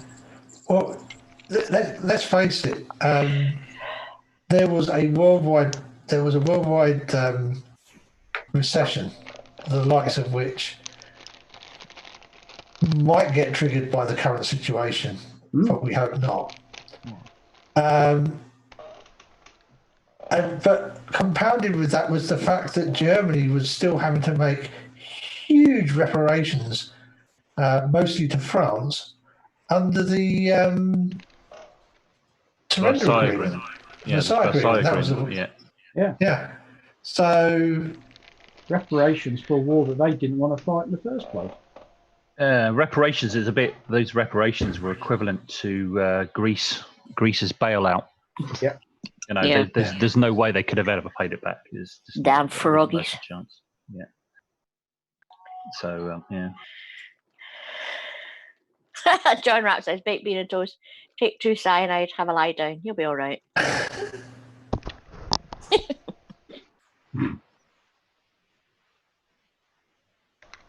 It's a bit extreme, and all you got to do is 5 minutes of research. That's proper research, not listening to some flat earth idiot on YouTube. Yeah. Arthur, I'm pretty sure the Treaty of Versailles was what officially ended World War I and set the reparations.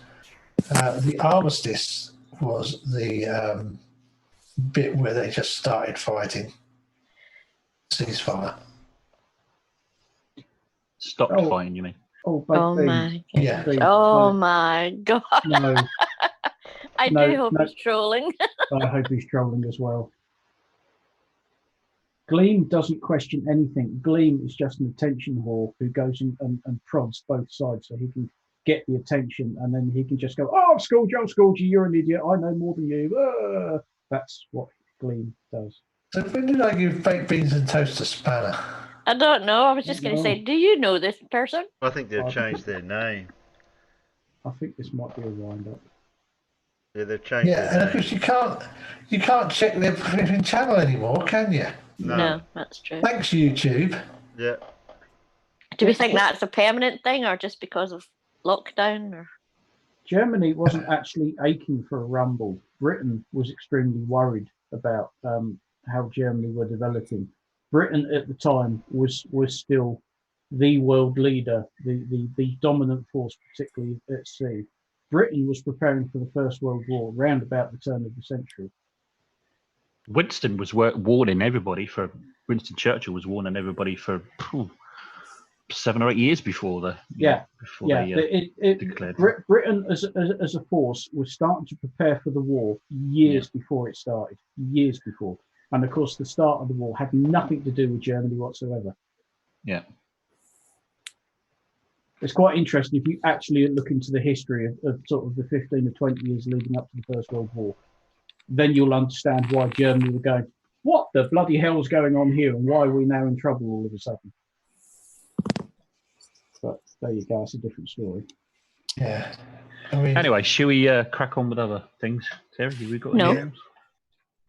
Well, we debunked Riley, so that's finished. Debunking Riley was the main theme of the day. Oh, okay. Yeah, you could have just sat back and watched the whole thing and go, well done, Riley, you've debunked yourself. Good work, eh? I loved his comment at the end along the lines of, Glovers just won't believe me. Well, no. You're right. That's the only thing you're right about. That's because you're wrong. If we're on some Casuals channel, we're going to do some spacey stuff, so we can't do that now. But we're not, so. No, genuinely though, I'm very, very sorry. You don't have to keep repeating it, but you're still in trouble and on probation. I had one job. About 12 or so, something like that. What, all telling you to wake up, you lazy bastard? Yeah, well, you said that. Yeah, nobody else did. Did you get a Discord DM from anyone, Casual? Did you check your DMs? Yeah. It's like there's one, another one, another one, another one, another one. I think there's about a dozen all in all. Didn't all those notification pings have any effect on you? No, because I wouldn't have heard them because my computer wasn't on and I didn't have my headphones on or anything like that. So I haven't got them on my phone. Just to say, to point and laugh, I do apologise for my lack of nice clothes today. My putter blew up. Thank you. Oh, you're back to the iPad. You're now, on your phone. So we have to put up with the boring avatars. Yeah. You did it was at our Anzac Day. That's all I had. So I do apologise. Not got my suspenders on today. No. Hopefully soon.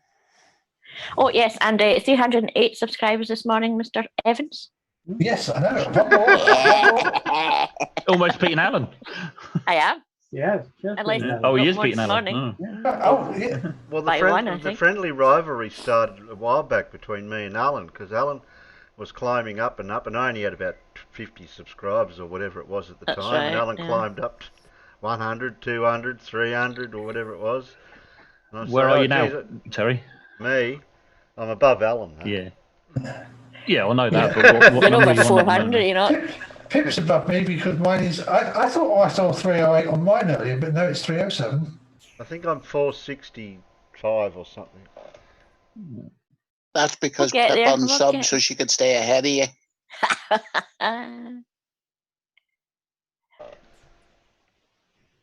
I'll tell you what I will do.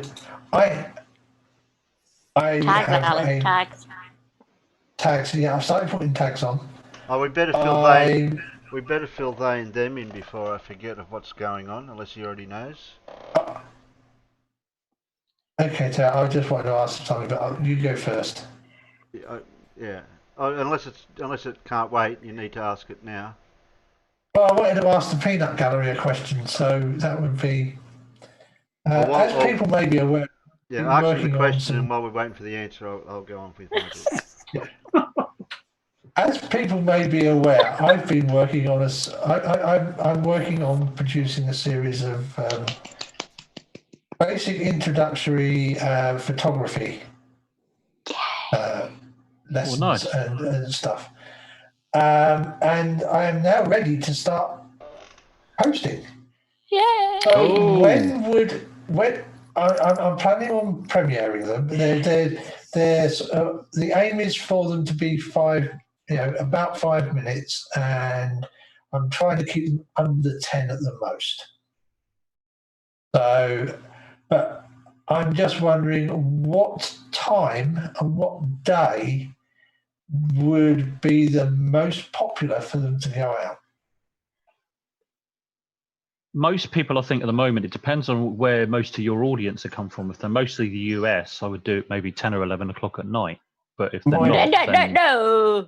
I'm not suggesting you should. Like I said, it just depends on where the biggest Make audience them is for from. me. I want them in the morning. I can tell you where at the moment, my analytics say UK. Oh, UK. Well, Australia. UK, Australia, USA, in that order. Okay, well, that might be a bit awkward then. Maybe kind of Aussies need lunchtime more then help you're going to because- get everybody, are you? Yeah. The Aussies need most help because when they take star trails and stuff, they have their stars going the wrong way, so they need the most help. Upside down. I think lunchtime is kind of maybe about an hour. What time is it now? 11? Yeah, just gone 11. Noon, take everybody to kind of be awake. 2 at the same time, o'clock. Yeah. 1:12, 2, somewhere around there. Dora Most said people- 8 till 9. So most people in the UK can sit down with a sandwich and a cup of tea. Yeah. Do you always think about food, Casual? Yes. You can tell you've gone on a diet, can't you? I only eat when it's time to eat. One word. Diet. I am on a diet. I'm eating nice things mostly. I thought I muted Seafood that. diet. Yeah. Seafood diet. So hang on, Casual. You're on a diet and you're eating nice things. Nice like chocolate cake or nice like celery? I knew somebody was going to pick up on that. I shouldn't have said nice. I mean healthy things in the most part. I'm not saying I'm great. So but just a better than little I word was. of warning. Fish is healthy. Yep. But when you go I and love eat a fish. boatload of fish, you're not going to lose any weight. When you get it from the strip shop, it's not. That's a fair point. My portion control is much better. I don't eat as much, and I'm not eating as much crap as I was before.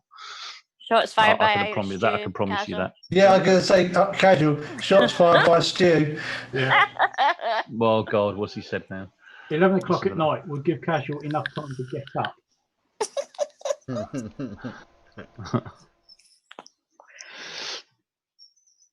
Mr. Baked Beans is just being a troll now. Oh, hang on. I've got a better car for space. Let's have I'm a going to look. go for like 1 o'clock, noon, 1 o'clock, Alan. Yeah. Because you're going to get everybody awake at the same time. Americans will be getting up. Aussies are thinking about going to bed, but not quite. Yeah. Europeans are all up. Europeans are all up. They're a bit asleep, Alan, because you only got 20 likes, but you got 30 watching. Come on, guys. Yeah. Oh, I don't think I liked. Hang on. I keep I was going to say, is it wrong to like your own stream? Man. No, I do it all the time. Yes, it is wrong. I keep hearing this No, voice. I do it all the time. Yeah, that's Barry once played Tesla. Can someone that help is me out? actually I a keep car in space. And then Tesla played David Bowie. Yeah. Arthur, that's a naughty one as well. So what's wrong, What you Terry? say, Terry? Everyone's talking over you. Terry? I'll shut them up for you. What's wrong? Did he not get his arse in here yet? Mad. I know. I keep hearing this voice. Get your bum in here. I know. I've warned him. He'll end up on probation, just like Casual. Casual's got lollies. Casual's got lollies. Arthur said you should Can time we it be in between the Carl same and thing Christmas together? Christmas meal. Those lollies are shit. Sorry. Sorry. So is it pronounced That's David? right, you got it. Is it pronounced David Bowie or David Bowie? I would say Bowie. Bowie. I say He Bowie. says Bowie. either either. Bowie Yeah. himself Yeah. said either either. He don't care. It's a bit like Porsche. People say, "Is it Porsche or Porsche?" And Ferdinand Yeah, Porsche either. said, "Whatever." Yeah. Yeah. I say Bowie. But So yeah. when he was swimming, was it David Bowie? It No. depends. It depends if he was floating or sinking at the time. Yeah. We're getting into buoyancy and density now. Oh God, no, please. Relative density disequilibrium isn't the thing. Bollocks. Correct. We've had the video on we've had the video on density. Please, Okay. please describe how a siphon works using relative density disequilibrium instead of gravity. No, I'll just go. Please explain how a siphon works using more than one brain cell. Yeah. and Brian wonders why me and Blue won't debate him about it. Come on, you've heard Riley's answer to that question, though, haven't you? What? I haven't got one brain cell. No. Oh. The disequilibrium question. Have you heard it? I have. Heard his answer to that. Yeah. You can't do it without gravity because buoyancy needs gravity. Yeah, that's right. Yeah. That was it. It was using buoyancy and density, not gravity. Don't you have that soundbite or something, Alan? Yeah, it's quite a long one. That's why I didn't subject us all to a mixture. Yeah.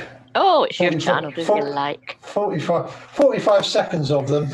Describe. I'm sorry. This is from Crazations with a Z. Describe how a siphon works using density and buoyancy instead of gravity. It's just pressure disequilibrium. Sorry. What was it using instead of gravity? Describe how a siphon works using density and buoyancy instead of gravity. Well, you can't use density and buoyancy instead of gravity because buoyancy is dependent on gravity. Yes. Yes. Said it himself. He said it himself. I've heard people make excuses for him saying he was tired. Yeah, well, when you screw up like that when you're tired, you invariably say what you believe, not what you're making up. Yeah, exactly. Arthur in the side chat says he screenshot. I'm saying it in the side chat. Oh, the other night. Ah. Why do you think they used sleep deprivation during interrogation? Exactly. Yeah. So he's actually said it again then. Well done, Arthur. Well, you'd never tell the truth then, would you, Casual? What do you mean? I'm always bloody tired. So the thing is now my understanding of the situation is that at this point in time, Sleeping Warrior does believe gravity is a thing. Just not a force. This is why he's a Poe. He told the does truth. He does believe gravity is a thing, and he's said as much a few times now. But the problem he's got, and this is why he denies space, is because if he doesn't deny space and gravity exists, every piece of, shall we say,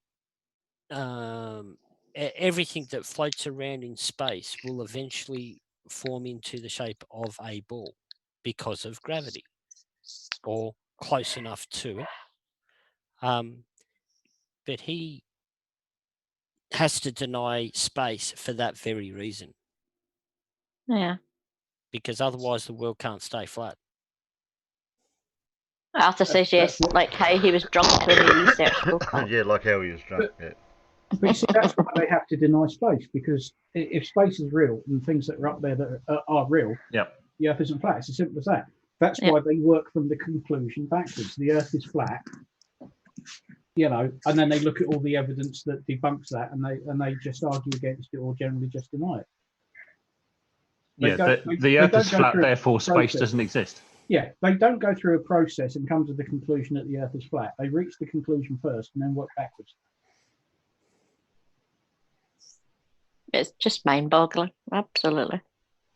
Well, most of them are just doing it for they're trolling for shits and giggles. Or the money. Yeah. Or Some of them the money. Or the attention. I need a drone. I need a new iPad. Yeah, I mean, I hate to say it, but just look at any of Oakley's streams and look at the pictures he plays in the background. They all debunk the flat Earth. Uh-huh.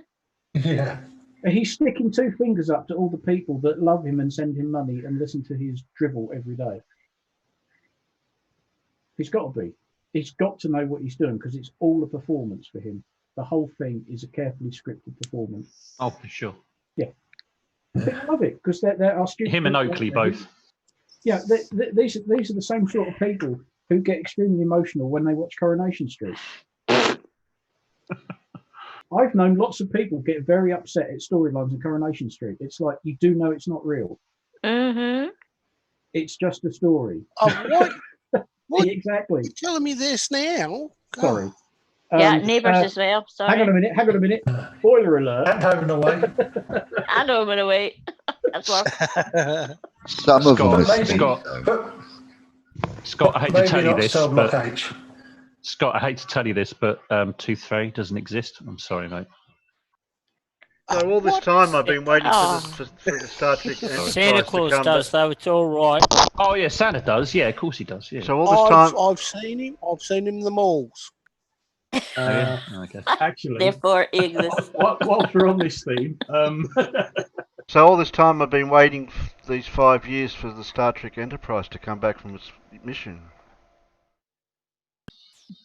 Yeah. Yes. Sorry, Terry. You telling me that Summer Bay is not a real town? Well, technically, yes, with a but. With a but. The town's real where it's from. What's the but? I have to say I have been there and taken pictures. Yeah. It's filmed on location, just like Ramsay Street actually exists, but the sign on Ramsay Street doesn't actually say Ramsay Street. Oh yeah, I've seen videos and that from Ramsay Street. Look at Ramsay Street in town here. Tourists go there for a photo. Haven't they changed it now, or is it just the other stuff? No, so what they do is, my understanding of the situation is they made an appeal to have the name changed for all of the British tourists whenever they come here.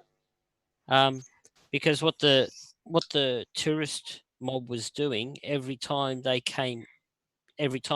brought a busload in, they had a Ramsay Street sign made up so that they could take pictures with the Ramsay Street sign.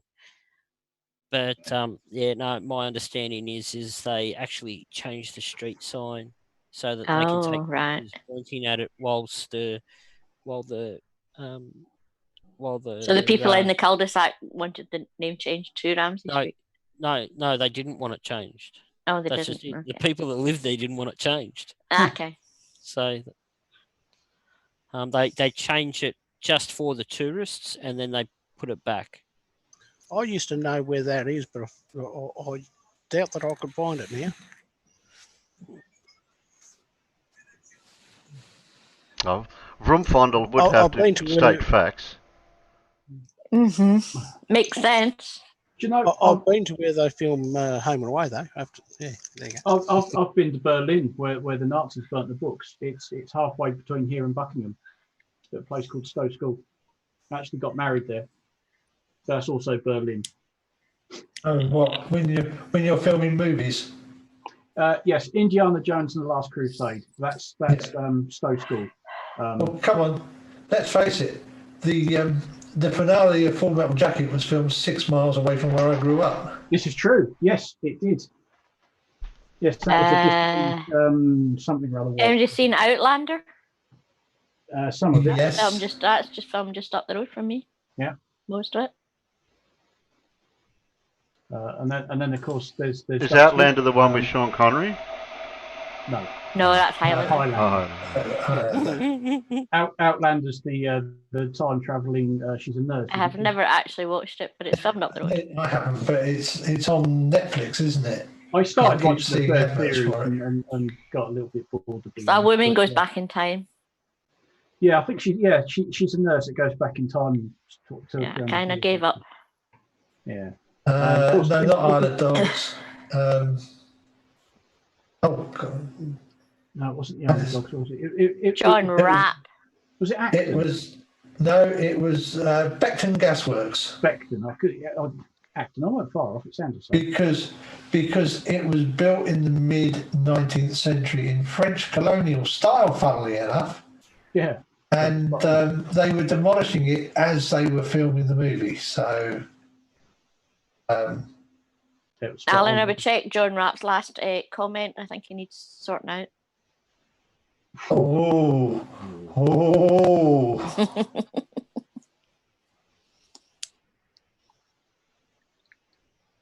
Oh, Mippet's coming over for a visit. There we go. Literally about 15 miles. There we go. Can we get him? What do you think? Comment again. I dare you. And of course, you can go to Duxford and see where they blew up the hangar for the film Battle of The Britain. Battle of Britain. Why the hell they did that and then filmed it so it looked like a flipping miniature? I know. Because they might as well have just blown up a toy. Yeah, it looked like they were blowing up a miniature, and they were actually blowing up a genuine hangar. Thing. So there you go, Well done, Pip. guys. How did you manage that? So there you go, Pip. I actually live 14 minutes away from Ramsey Street. Oh, cool. Not that I ever. I think the last time I watched Neighbours, Madge Bishop was still alive. I'll go take before and after pictures for you. Oh, where is he? Damn, I come off the YouTube Before and after page. pictures? Before you've been there and after you've been there? Or... Well, you could go back to when Charlene was still in Neighbours and get the original picture. I'm sure you could find that on YouTube somewhere. Yes. Wait a minute. Harold died the last time I watched it. Harold? Didn't he come back alive again? So was it the first time he apparently. died or second time? The first time. Was he some sort of zombie? He got apparently washed out to sea or something. I don't know. Oh, yeah. Well, That was the last time I watched it. Well, he didn't just wake up and it was all a dream. No, that's Dallas, dear. So he didn't actually die. He went on walkabout. he got amnesia. I'm well aware of it okay. was Bobby, wasn't it, who'd been dreaming the entire Yeah, series of Dallas. it was in the shower or something Yeah. bloody weird. He lived in Tasmania for a while. That explains everything. Yep. Yeah. Sorry, Professor Phil. We're Good we're luck. talking about TV. Phil's back. Let's get our serious heads on. Why? Maybe he wants to be silly for 10 minutes. Who timed Yeah, out fair poor enough, John true. Rapp in the peanut gallery? I don't know. I do. Anyway. I do. This Polly. Or somebody took his spanner, or not? Well, after what you said, What did he say? He was rude. I'll give it back up. I'll give him the spanner back What up. Poms are as gullible as Flurfs? Yep. Yeah. How dare you? Once he can post again, I'll make him blue again. But yeah, I'm sorry, I had to take it away for him for that. Ah. So essentially what I've heard over the past week, Terry, is that Flat Earth really hasn't come up with anything new in the last 5 months. You're close. 5 years. Ever? I'm just talking about since I was away. It's generally, Not at all. No, hasn't it's changed. Oh, just no, the since same. you're away, no. No, in the last No. 5 months, it's just the same old rubbish going round and round again. I got him too. I noticed that Professor Phil plagiarised a bit of his video off my video. Mm-hmm. But there have been 1 or 2 characters coming along. There was some Herbert cropped up in Jose's stream last week. Okay. Arguing with Blue and saying, "I've never heard this. This is new to me. I've never heard it discussed before." And it was the old gas pressure next to a vacuum. Oh God! And it was like, what? Where have you been all this time? You lived in a bloody cave. No, you're all trolling me in the side chat. This is a totally new argument. I've never heard mentioned before. And it's like, If I had a tenner for every time I heard that argument, I'd be a rich man. You know. Yeah. Can we have an Australian explain a poem to Dora, please? Why do you call us poems? Prisoner of Mother England or something, isn't it? Yeah. Or prisoner of Mother something. Oh, that's Pommy. Prisoner of Her Majesty. Yes. Something, yeah. Because Which you is are not what I dependent thought it at Her was. Majesty's pleasure. So what do I we always call thought the it's Greek? because our Oh, they're skin wogs. was That's like right. a pomegranate. But anyway. No, it's Prisoner of Her Majesty. So it only refers to English people. So I'm not a pommy. Well, Well, I think anybody in Britain at the time that it came across. Yeah. So, So yeah, I it's would just- consider myself a pommy. The Urban Dictionary takes Army. definition of that. So it's According to the army, I'm a joke. But then, there you go. The Urban Dictionary says that pom comes from pomegranate, which is rhyming slang. for Yeah, immigrant. that's what I thought. But pomegranate doesn't rhyme with immigrant. Okay. So that's And the Americans call us limeys, but that's a whole different story again. that's that's all right, all to do Casual. with the fruit on Yeah, it's scurvy and Exactly, it's a naval thing. Yeah. Casual, that's all right. We call them septic tanks. Yeah, so do we. Because that's rhyming slang for yank. Yeah. Exactly. Yeah. And I wonder why we're where does jocks, Yank so- come from then? Yank. Where does wogs come from? Yankee Doodle. Yeah, No, that's that's not not good. good. Yeah, That's a Scientology term, by the way. If you're going to say that word, it's Scientology.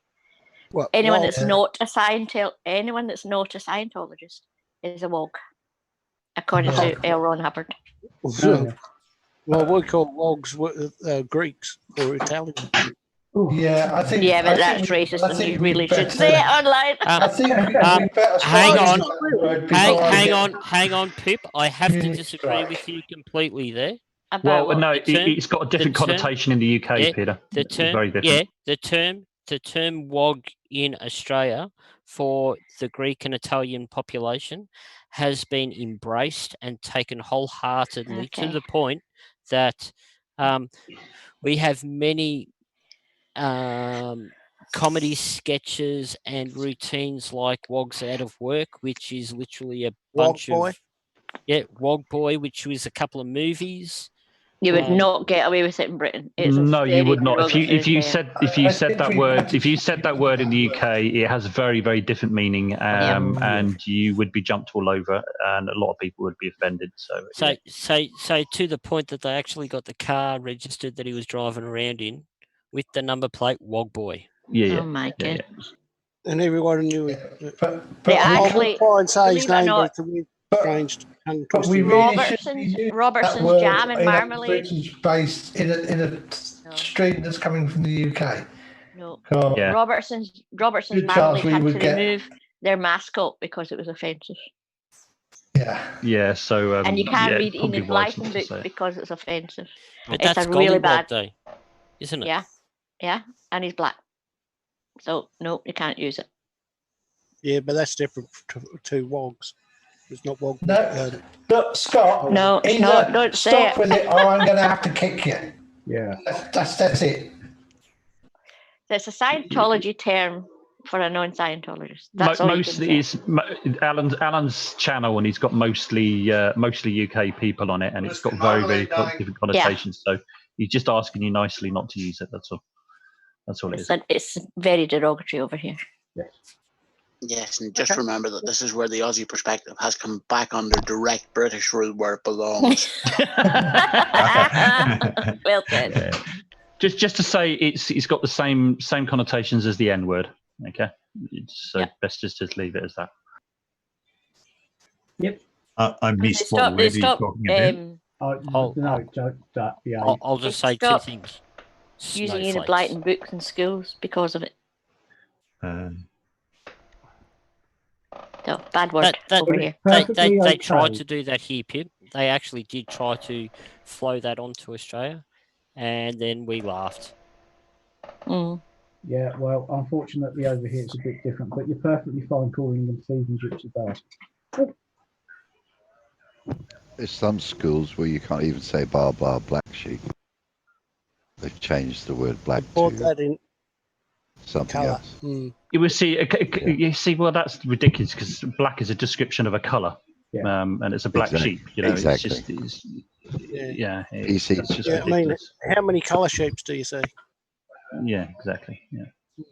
I see quite a few sheep that have got different colours on them, generally on their backs, though. Yeah. Yeah, where it's been painted on. Well, yeah, and not by human hand. And you claim not to be a farmer. More lies from you. I don't even think Kiwis care what colour they are. And he's gone back to his original name, I've noticed as well, Farmer's Boy, instead of Not a Farmer, which is what he used to do.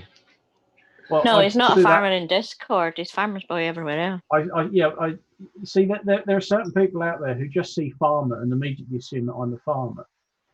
And then they make all sorts of insults around farming. And it's like, no, that really doesn't work because I'm not a farmer.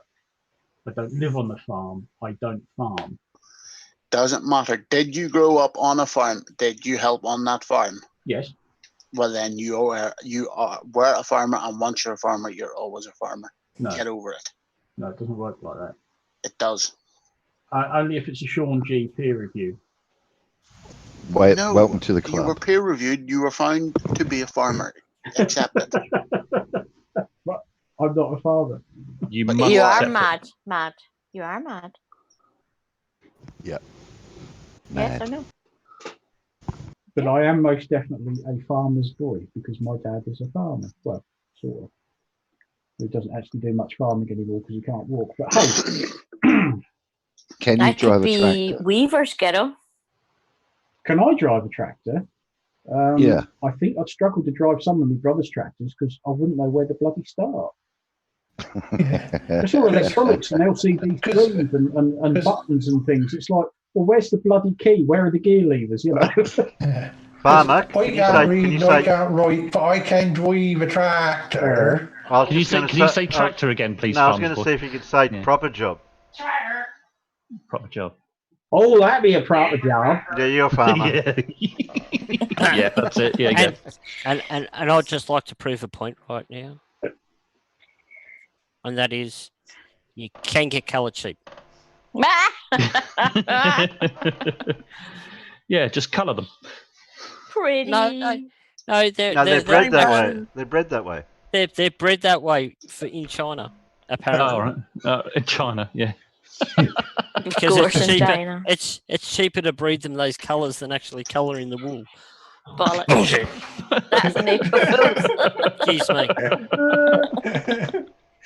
We've had a very strange request in the peanut gallery. Can somebody on the panel kick Huey in the guts? Oh. Why? What's Huey done? What's Huey done? It's really harsh. Professor Phil. My legs don't reach that high. I put What's Holly done wrong? I put 2 debunking videos out of Flat Earth. Proof. Oh, did Terry produce Yeah, a similar show to my last one? Oh. I don't know. Did Terry produce a similar show to Phil's? I haven't had the not having had internet yesterday. I didn't have the opportunity to watch much yet. Watch Phil's video right to the end. Yeah, is it like watching Terry's? Is it like watching No, Terry's first no. video? You right have to to the watch end? it. You have to watch it near the end to pick it up. I'll say. Well, should we watch it then? Yeah, come on, go. Let's Yeah. watch it. That's what we're here for. What? We're going to watch the whole video just to get the bit at the end. No, just the end. Well, I mean, I haven't seen Professor Phil's video, so is it a very long video? Is there a lot of math in it? I'll go Yes, and have a look. yes, and I think yes, it is, and I think Professor Phil needs the views anyway. So if we just gave a bit of a teaser, people would have to go there. Yeah, because he Oh. won't have to watch it here, will he? Oh, now there's a word. There they go, Farmer's Boy. What Arthur's just said, grockles. I haven't heard that word for a long time. I'm from Devon. Nice to see the roads free of grockles. Grockles. Well, Never heard of it. I haven't heard that word because I'm not from Devon. Grackle. Yeah, well, you're a grockle as well then. Yeah. We're all It's been a grockles. long time since I spent any time in Devon. Yeah. Well, I've got does a it bit of mean? non-grockle in. I've got a bit of Devonshire in me. My father's from Devon originally, so No. but I wasn't born there myself, I'm so from I'm Cambridge. still What does a it mean? What does it mean? What If does you it don't mean? come from Devon, you're a grockle. Okay. Simple as that. My family, going back at least 300 years, comes from Cambridgeshire. They really didn't move very far. I did. Well, sort of. I went to the next county over. Yeah. Does anyone know why Scottish people are called jocks? Not off the top of my head, no. I don't think there's any. I don't think that word actually came from any distinct meaning or anything like that. I think it was just like a made-up colloquialism, wasn't it? I think. I remember somebody saying. I mean, I don't know. Looking at it. That's why I'm asking. I have no Yeah, idea. I think it just ended up as just a colloquial. I could be wrong. It's a name, obviously. If somebody's called James, they're Well, jock an is their name. interesting one is another name for Robert is Bruce because of Robert Robert of the Bruce. Yeah. Right. So it's Hello, there is Bruce. no connection in any other way except for Robert of Bruce. Oh, here we go. Jock is a Scottish diminutive form of the forename John. Yeah. Yeah. Corresponds with Jack in England and Wales. So that's basically what it is. They're calling you a John or a Jack. The whole of Scotland. That's probably the same sort of thing that came as well as Paddy's. Came from the word name Patrick. Yeah, Patrick. Yeah. Yeah. Because of the word, the name Patrick. The name Patrick comes from in Irish is Padraig. If you look at how it's spelt, it's Padraig. Plus they've got Saint Patrick. So Paddy, So yeah, Saint Saint. Patrick, exactly, Saint Paddy's. Yeah, that's where that comes from. Talking about diggers. Where does digger come from? Because they dig dug tunnels because we used Australian miners to dig tunnels in World War One. Diggers actually go all the way back to medieval England, where they were called sappers, and sappers were called sappers because to sap is to reinforce a tunnel. Yeah, they usually dig under like castle walls. Yeah, that's right. So they dig under a castle wall and reinforce it with the young trees, which were saplings. Yeah. And to use the saplings to reinforce the tunnels was called to sap. And so the engineers, being the ones that normally dig, got called sappers because they were the ones in charge of making sure that the engineering of the tunnel was done correctly. And the rest of the troops were called the diggers. Right. The word sack. Well, that makes sense. Yeah. The word So the sack pioneer is corps would be the diggers, and the royal engineers are the sappers. Yeah. The word sap in this context comes from the late Latin sapper, which means spade. That became the French sapper, and that meant spade. So that's where the whole thing come from. You were sap. You were digging a sap because you were digging something with a spade, and that was the Latin for spade, was a sap. Ah, okay. If you're sapping, you're digging with a spade. That's where. So you're digging a hole with the French. I agree. Two different theories then. Scotland versus Englandshire. Yep. Englandshire. Englandshire. Now I know why the French don't like the British very much. Because you use the French to dig holes. Oh no, the French like us. We just don't like the French. Since when have the French liked the English? Oh, they do. They love us. They think we're great, but we hate them. No, not the English. They like the Scottish. They like. Do you know the only reason the Entente happened prior to World War One is that in the 300 or 400 years prior to that, England and France had done nothing but fight each other, and then all of a sudden, England saw Germany as the threat and said to the French, "Hey, look, you see how much of a threat they're going to be. Shall we just ignore the last 300 years of fighting each other and team up against the Germans?" We had teamed up in the mid 19th century, go and fight the Russians in the Crimea. Well, because Crimea was Britain and France versus Russia. Yeah, that's true. But we have historically hated each other passionately. Yeah, well, that probably goes back to, I don't know, the 100 Years' War, Agincourt, Cressy, killing the flower of French aristocracy twice. Yeah. In 100 years. Yeah, it might have something to do with it. Yes, but how many Frenchmen does it take to defend Paris? None. They never defend Paris. Yeah, that's it. Nobody knows. They've never tried. Actually, they did in the War of 1870, didn't they? Because it got pretty much surrounded. And the words "run away" echoed all the way down through the streets. No, that's very unfair. The French at the when the Germans attacked the French in the Second World War, they put up one hell of a fight.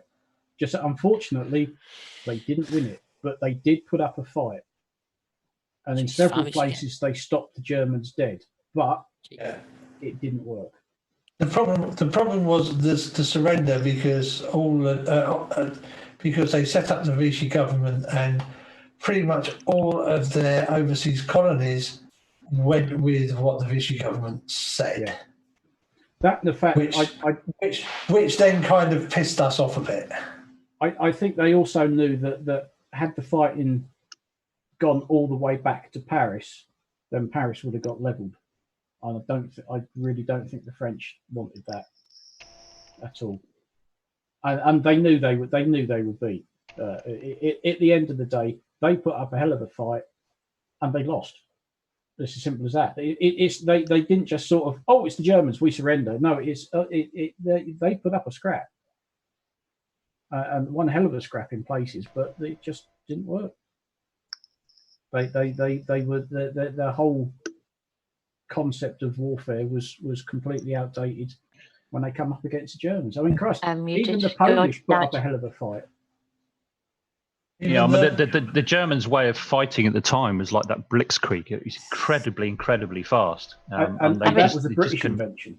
Yeah, exactly. It was, wasn't it? Two British officers came up with the idea, and the British authorities weren't interested in it. And it was only the Germans used it. Arian who looked at it and said, "Oh, that's worth a crack. I like the sound of that."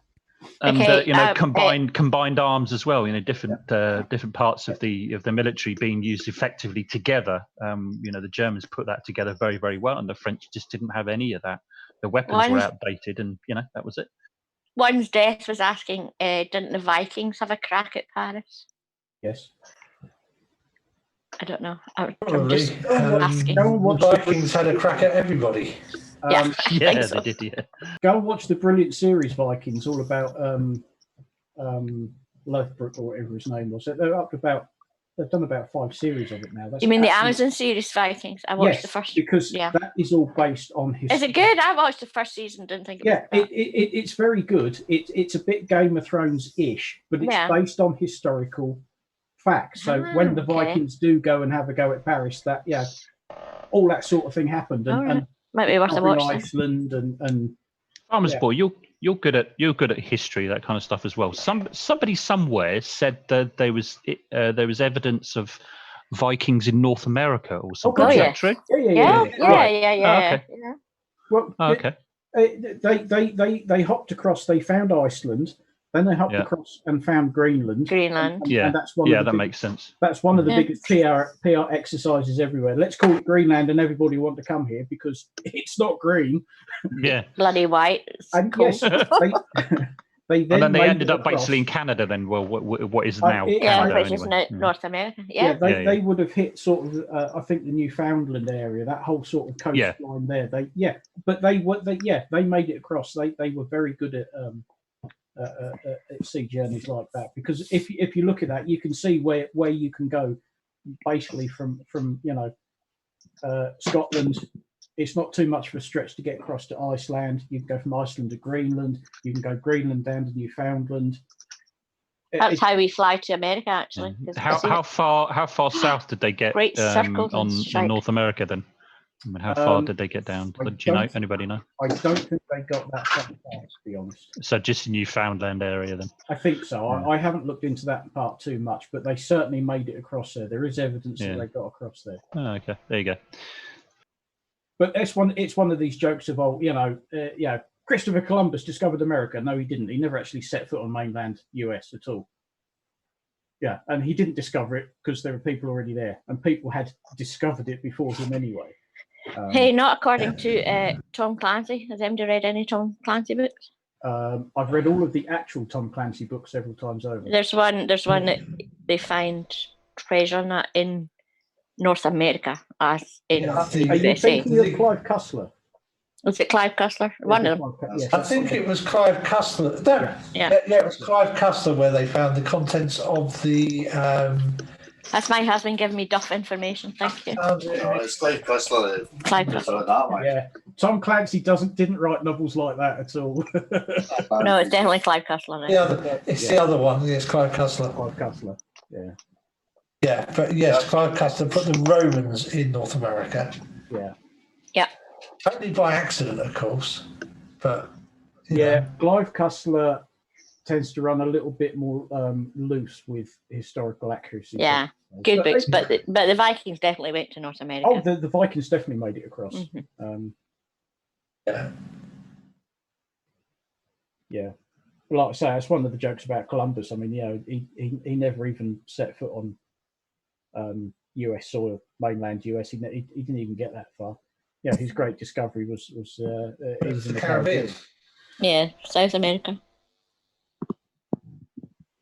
But only because they didn't realise that there was that land mass there in the way, Irish Jew says Tony Curtis and Kirk Douglas were great Vikings. Oh, hold on, that was just a movie. I don't think they made particularly convincing Vikings anyway. No. Watch the Viking series on Amazon because that's excellent.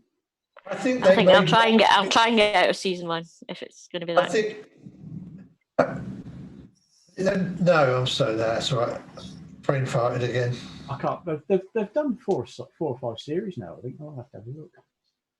Piss off, Arthur. It was Kirk Douglas. It was Spartacus as well, wasn't he? No, I'm Spartacus. I am Spartacus. I'm Brian, and so's my wife. Yeah. I was just going to say that. Yes, Vikings is up to season 6. Oh my lordy. Yes. I watched the first 2 seasons of that, but then I got bored. And I actually need to go off YouTube and watch some television. But they're very good series because they are based on actual characters and things that happened. It's not all just complete fantasy. That's it. Ragnar Lothbrok. Ragnar, that's it. Yeah. Ragnar. Which series does Ragnar die? He dies in it at some point, doesn't he? Hey, excuse me, spoiler alert. I'm only asking which series, that's all, not which episode. Spoiler alert. 4, I think. I think it's either 3 or 4. He 3 or 4. lasts quite a while. La la la la, not listening. Yeah. La, la, I got the end of series 2 and he was still alive then. It's quite amusing because most of the stars in that show, quite a few of them are Australian. Yeah. They didn't make it to Australia, I know that much. No, they definitely didn't. I just found out Xena was Lucy Lawless. She's Australian. Who knew? Every man. No, the Warrior Prince. Oh, wow. Yeah, every man. Okay. Okay, I'll shut up then. Wasn't Terry going to tell me something? Mm-hmm. Oh, yeah, ages ago. About an hour ago. Oh, is it Lagatha? She's Canadian. What were you going to tell then? That was back when Alan was going to say something. Oh, that's right. I was going to explain to they and them why we're here. Why Australians are here? No, why? No, why I'm streaming through Alan's channel. Ah, right, yeah. Yeah. Because well, we were going to be streaming through Casuals, but that's a different story. We streamed it on Alan's channel on Saturday night for the normal stream we usually do, because I've been struck on my channel, copyright strike, so I can't stream live for the time being for the next few months. So what I've been, what I would like to do is just stream a couple of days a week through other people's channels. So Alan's put his channel there. I was, like we said, I was going to do through Casuals as well tonight, and then continue with that on during the week for my other nights that I usually stream. Just have somebody else work out a schedule with a couple of channels that I can stream through, just to keep the Ozzie Perspective going. And have you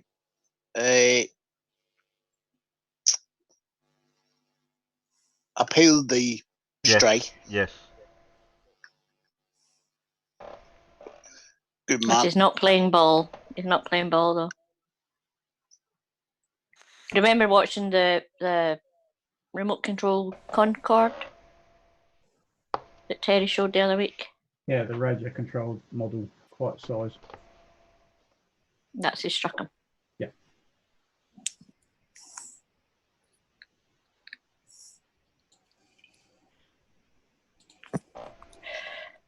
I still want to know if he had permission to use the words Air France on his channel.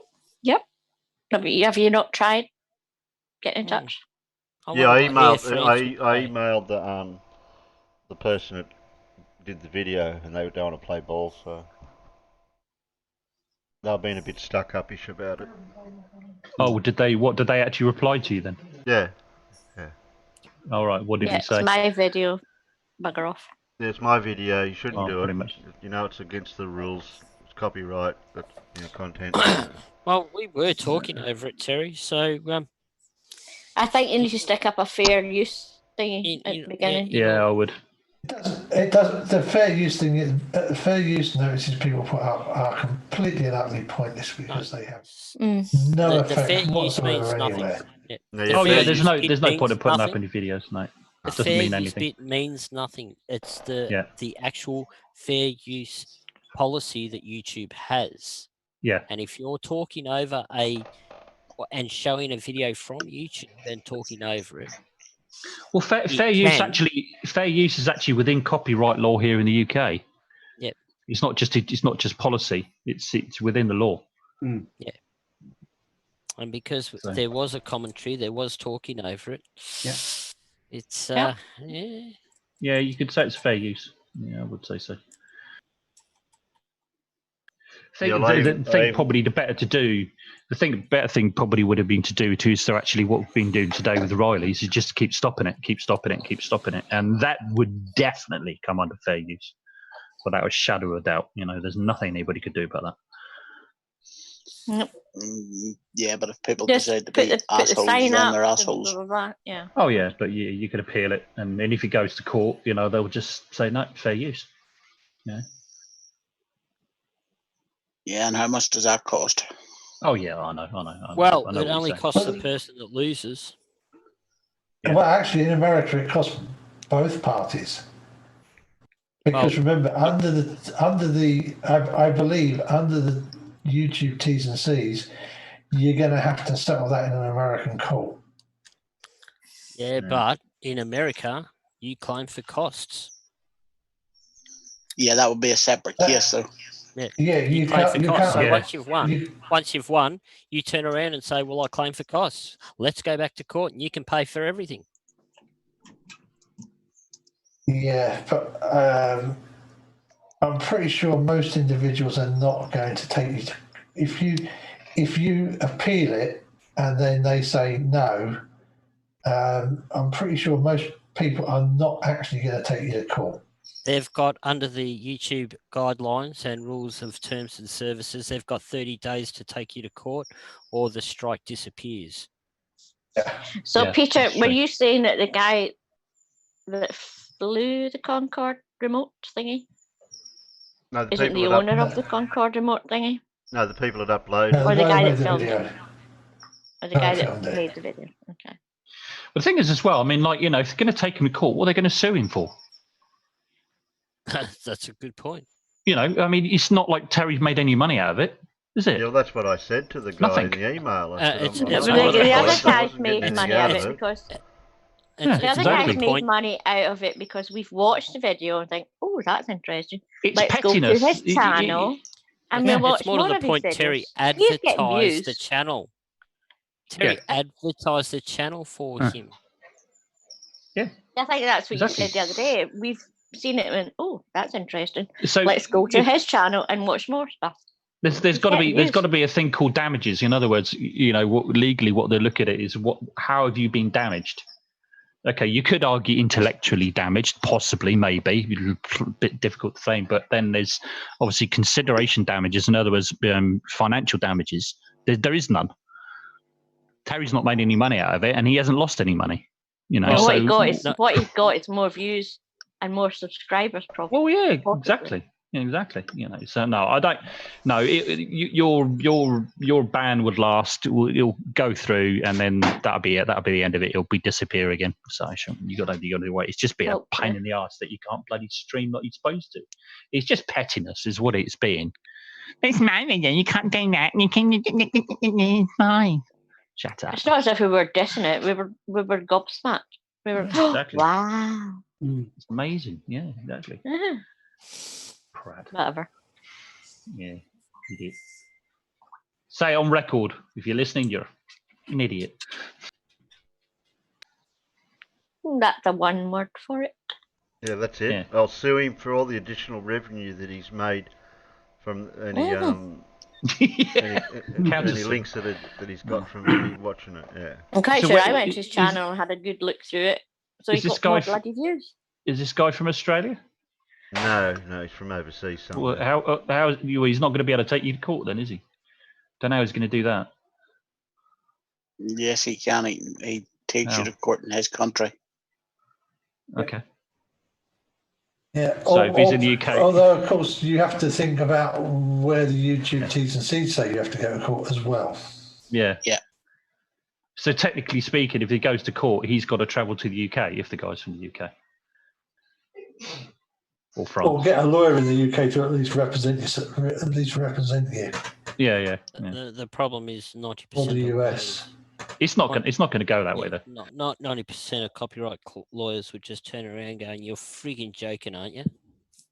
Yeah. I'd hire Riley. I think you're right, Peter. I'm Riley. No, Riley. Do you have any rubbish to watch, Terry? They were mentioning to watch 32 minutes of Professor Bell's video.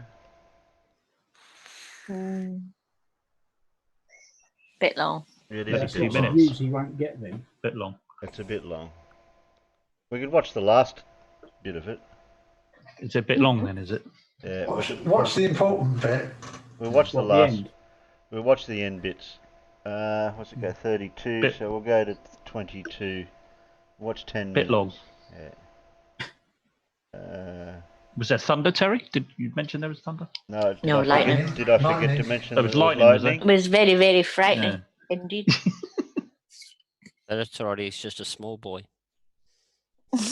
John Rapp. From the poor family. Yeah. Peter was thinking about that. Did he have permission to scale the copy Concord and use its name? Yeah, we were thinking about that. And like you mentioned, Pip, the Air France thing as well. Yeah. We'll watch the last 10 minutes of Professor Phil. I'll leave the link in the description. That way you can watch it. Who's this boy again? Who was Professor I don't know Phil. who he is. Who is he? Professor Phil. Professor Phil. Oh, okay. Some old codger needs some good lighting. Hello. Yeah, I'm going to say, Phil, you need some lights, man.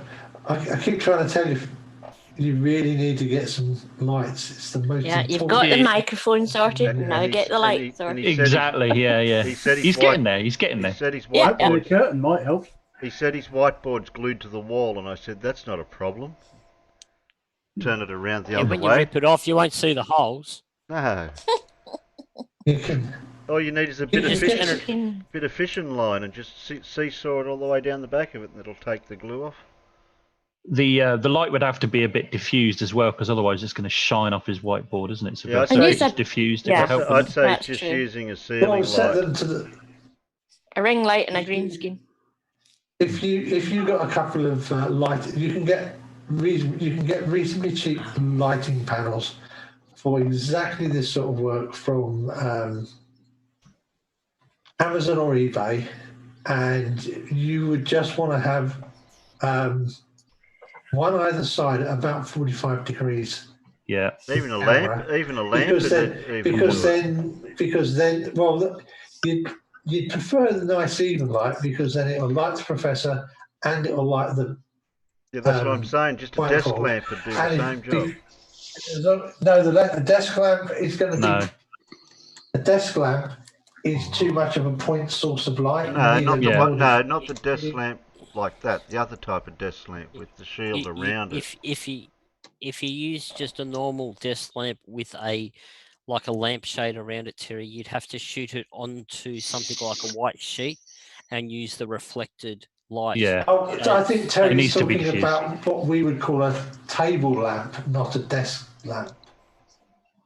The desk lamp is like an angle point. Well, let me tell you, the my box lights that I bought, which came with the tripods, the stands, and the two bulbs and everything as well, cost me 40 quid for the pair of them. Yeah. They're not very much. I got them off Amazon. You know, it's very, very cheap. You know, you pay that much sometimes for a desk lamp, as you call it. You know? So you might as well just buy the proper stuff. Yeah, Professor Phil's in the chat watching. Yeah, we know. That's who we're directing it to. No, I thought it was away though. I thought he'd left. Yeah. Anyway, let's listen to what he's got to say. Now, I'm not going to sit here to stand here tonight and explain to you, about Einstein's work and compare that to Newton's work. I'm just telling you that stuff falls. Like you see this pen here. If I drop it, it'll fall. You know why? Because it's got mass. And you know something? Even the air has. Okay? If you're not sure whether gases have mass, well, you could freeze some carbon dioxide, about 1 kilogram's worth, and then drop it on your foot. And come back and tell me that carbon dioxide doesn't have mass. Have weight too, then. Okay. What about motion? So gravity isn't a thing, hey? Casual knows all about motion. How do we get to work out motion, projectile motion, circular motion? How do we get to figure that out? How do we figure out if I drop this pen, how long it'll take to hit the ground? How do I figure out if I throw the pen in the air, how far will it get? It'll hit the ceiling. How long will it take to get back? You think I have some magic? No. I calculate it. And guess who helped with that? Newton. Yep. It's been a while, but the stuff still works. Every bit of it. Remember I told you about the satellites? It's thanks to Newton and Kepler that they work. Still their stuff. No one's been able to top their work yet. Not even Einstein. Okay. Alright. What do we got? Space, we spoke about. Electromagnetic spectrum. Well, you know something? I put that up there because of the sun. Yep, that's right. That thing that shines on us all day. It gives out this electromagnetic spectrum. You know that bit we call light? Yeah? It's got Roy G. Biv.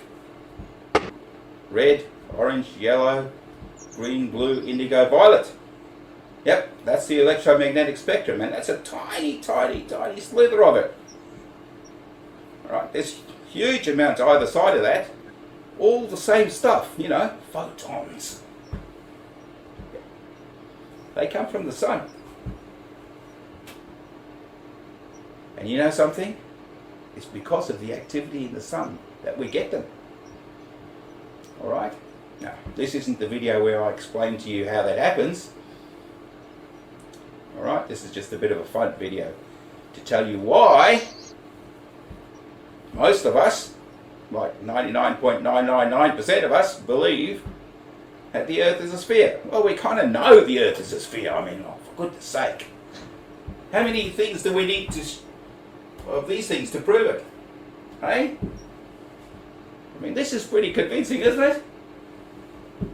All right. Okay, what else? Okay, well, I have a look here. S and P waves. Okay, you know something? That's how we know what the Earth is made of. Okay, so that gives us a chance of a model to work out, wonder what's underneath the Earth, what's underneath that crust. Well, earthquakes, they help us figure it out when we can check how these waves work. Transverse waves, tectonic plates, they're a thing. I know you like to think they're not. But you know something? Who do you think you're fooling? Measurement! I mean, you know, like, they have measured the thing. Okay? There's surveyors all over the world. They get measurements from sea level to the top of mountains. Okay? They get all sorts of measurements. You put them all together. Hey, Earth's a sphere. And then we have the good old magnetic field. Yep, we do have that. The good old magnetic field. I'd really like to know how that could happen if the Earth was flat. Actually, you know something? It's cool. The Earth is a sphere, and that gives us the magnetic field. The fact that we have these eddies going around in the outer core. Thankfully, because if we didn't have a magnetic field, we'd be in some serious trouble from cosmic rays and stuff. That's how we get protected from it. What do you reckon happens on this flat Earth thing, eh? I'm going to show you now. You see all these words here? I wonder how many there are. 1, 2, 3. Oh, I forgot GPS. Never mind. You know what that is. Horizon. 1, 2, 3, 4, 5, 6, 7, 8, 9, 10, 11, 12, 13, 14, 15, 16, 17, 18, 19, 20, 21, 22, 23, 24, 25, 26, 27, 28, 29, 30, 31, 32, I reckon. Around there, let's just say around 30, eh? Different things. Plus the stuff in the middle. That's how many things that people think about and why they want to think that the Earth is a sphere. Okay? So, I mean, like, you got to admit that's pretty convincing, eh? Alright, I'm going to show you what you get if you think if the Earth is flat. Let's list some of them. Okay, so I'm going to rub this all off now. What a shame. It was fun putting it together. Now, here we go. Now, I need to rub it off so that I can show you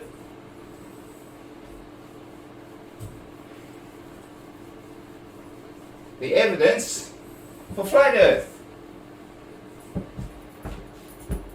Right there. I'm kidding. I'm kidding.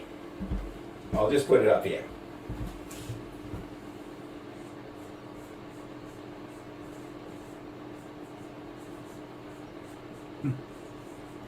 There you go. That's it. Your evidence. It looks flat. Wow. Put that up against those 30 items that I had before, hey?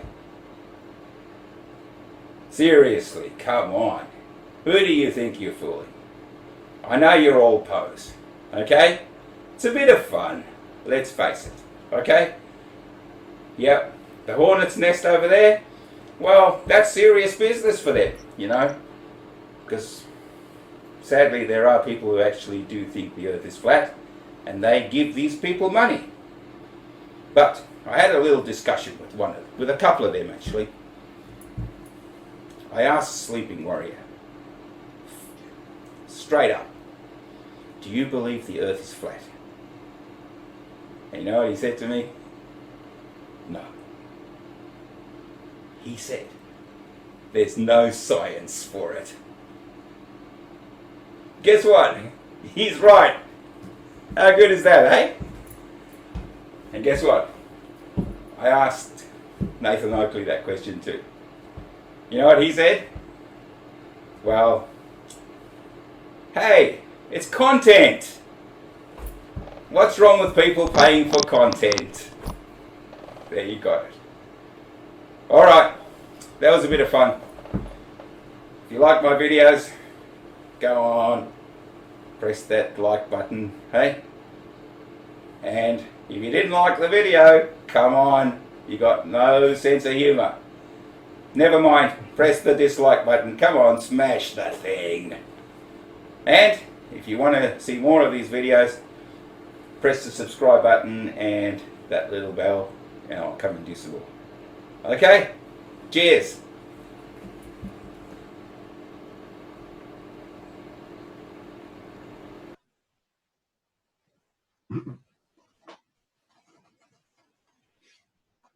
No comment? He's got his own little style there going there, isn't he? And that video. Yeah, it would have come in before. I like it. Yeah, I do. I like this. That's good. Well done, Phil.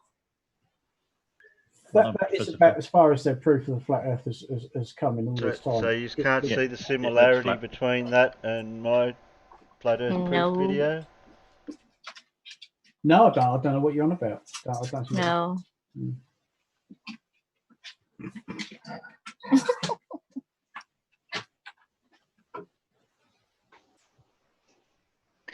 Yeah, I think we know in a while that they both pose anyway, so that just confirms it, doesn't it, really? Well, most of them are. Yeah. I don't know. Still make up my mind about some of them.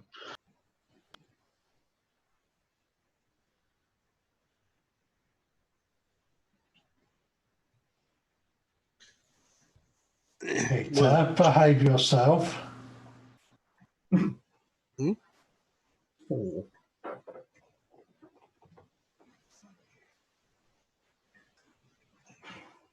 What happened?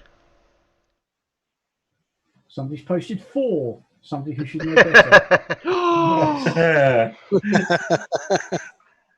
Peter. You beat me to it. Okay. Well, this is Alan's channel, so I don't know if 4's allowed on here or not. I won't take this banner away since he apologised. Oh, Alan, you never said that there was a rule about 4 in here. This is Terry's stream.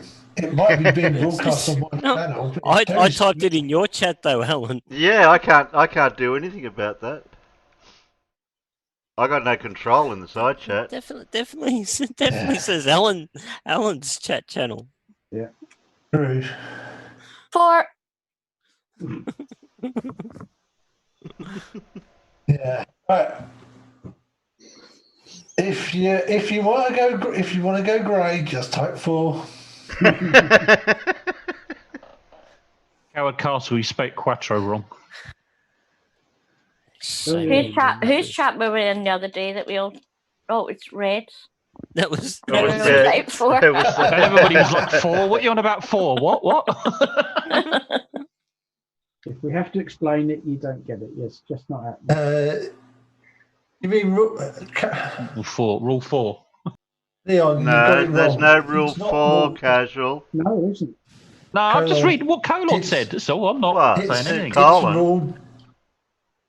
Colon, look at the peanut gallery. Paul, did anyone see Gravity Gurus, Gray? Yeah, I know. Well, yeah, because it's the first time he's been in my chat, isn't it? I don't know whether to. I don't know whether to give him a spanner or not. Sorry.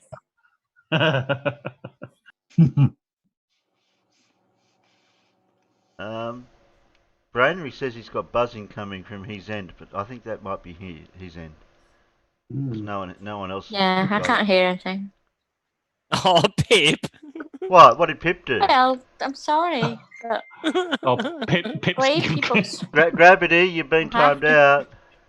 What did Gravity do? He I don't know, but he T went squared. No, he didn't go grey. He was grey. Wasn't he allowed to say 2 squared then? What's wrong with that? No. So Apparently not. No, but he said 2 squared. Well, that's No rule He didn't against say that. 4. Yeah, 2 squared. Yeah, 2 squared's not 4. Yeah. Didn't say 4. No. I think that's a bit harsh, Gravity, isn't it? I think so. Yeah. I think Pip should be timed out for that, for incorrect timeouts. You're all just mad because Pep's got the fastest finger in the keyboard. Yeah, I know. We know she has, even on an iPad. I'm glad you said on the keyboard. Yeah. No, she's on her iPad. What Pep and I not do on in a our keyboard. private time is nobody else's business. It isn't anymore. Well, at least it's good to know that you're giving someone a buzz. Yeah. Don't worry, I have now given you a spanner. It's Yeah. You made Pip's heart all aflutter. Woo! Some of the smash. Has anyone heard of Mad lately? Who? Mad. You've still got him on mute, Who? haven't you? Yeah, I had him on mute on my end.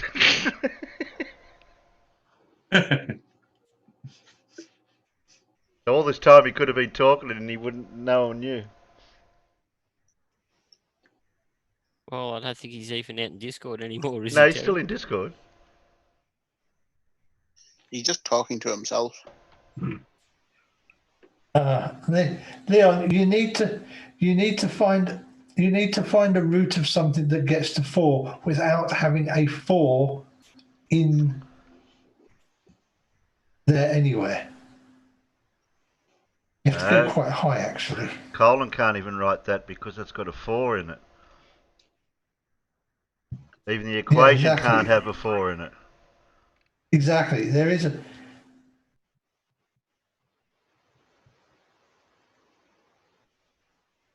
Anyway.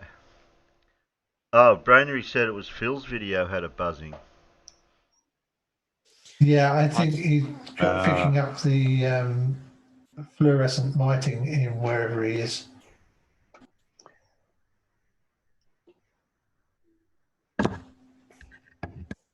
Death said, I'm not even thinking about the number 4 or saying the number 4.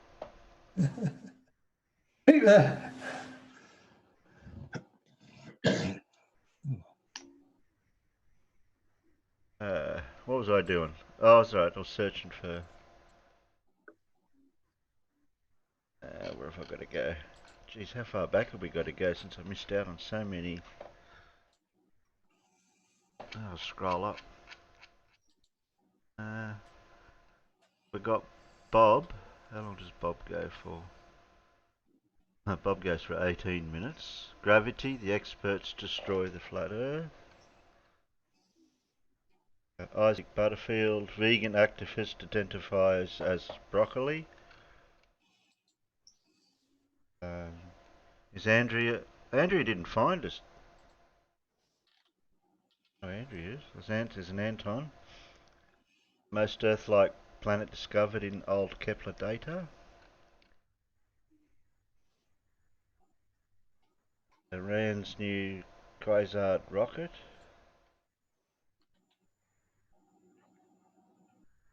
Goes for 10 minutes for Scott Manley.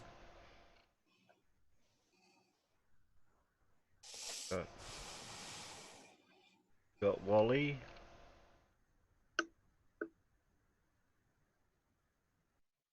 Ricky, that's a live stream. That's no good.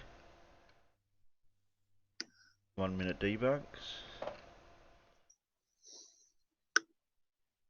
Oh, there's Casual Spaceman, Ozzie Perspective after show, before show. I should go and look at that. Oh, let's watch that. Yeah. Oh, yeah, it's good stuff. Yeah. It hasn't started. I can give you that. It's probably still going. It's still going. I might leave it. I know. I might leave it for 4 months and beat Mad B's record. We'll debunk it. Thanks, Tree. Let's go over and debunk it, Terry. Yeah, I think we should. Debunk what? Exactly. Oh well. Exactly. Yeah. Since nobody noticed that I'd removed somebody's banner, I've given it back to them, and oh, Brainery.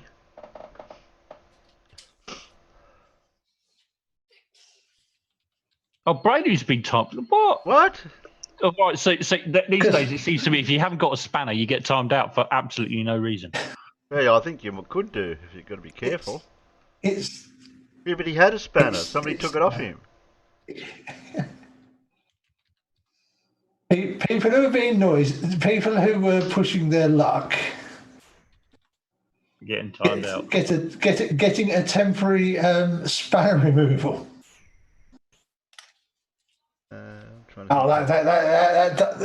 Look, I'd just given it back to him, but no, that's too much. That's there you go. Oh, Surf. There you go. Oh, wow. You know, Surf's just asking for that, isn't he? Yeah, exactly. That's what I mean. Well, go on then. Who's going to do it? Who's going to do it? Yeah, but you need to take the spanner away first. We can't time him out. Try.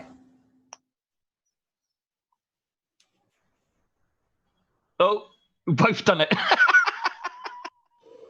Two of us have done it. Yeah, I mean, I'm giving the spanners back as soon as somebody gets whacked, so we can't play too much whack-a-mole. But, you know. But at the moment, one's death, you use the spanners to not get timed out. Yeah.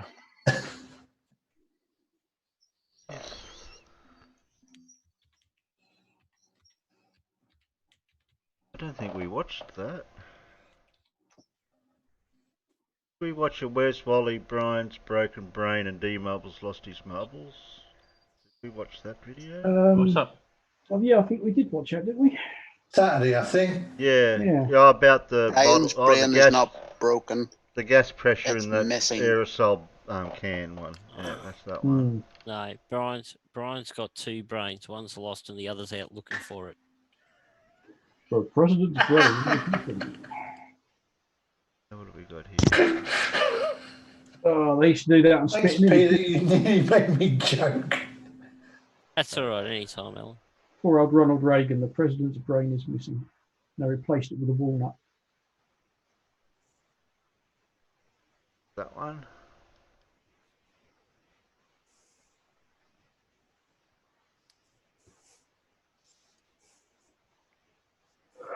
Oh yeah, babe. Yeah, don't mind me. You can't use a spanner to time someone out. It's the lack of a spanner allows those with spanners to time someone out. Yes. You just click when you hover over a post, you get the three dots. You click on it. If you are blue, one of the options is to time user out.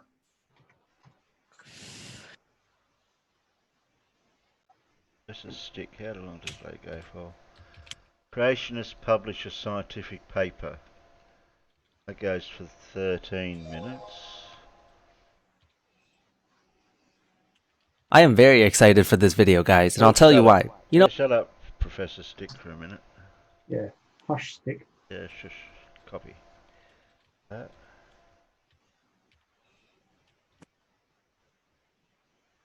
Surfbot. There you go, one's death. Click on the Surfbot 4 and see what happens. See what happens when you click time user out.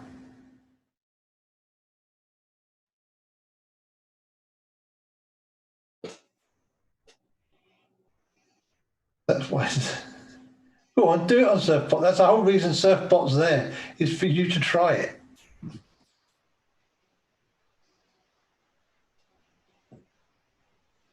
Anton.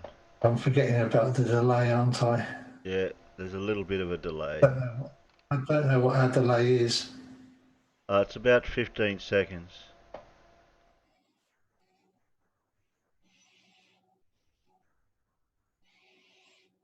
Well, hi Andrea everyone, and found us. greetings from North.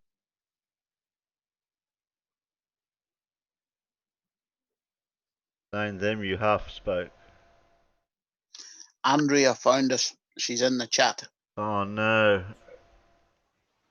I was trying to sneak one in. I expect to sneak them out. You know, you can get in trouble for that, Terry.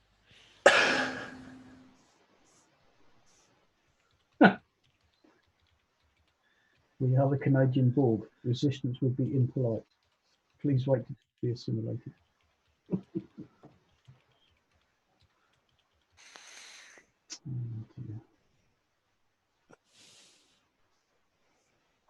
Resistance power.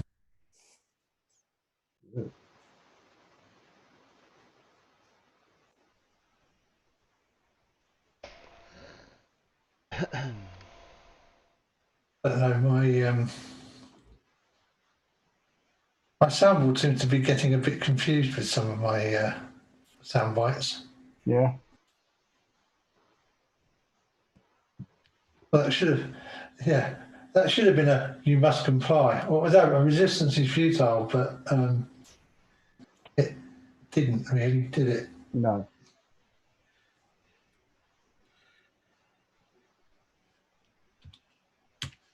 Because it's impossible.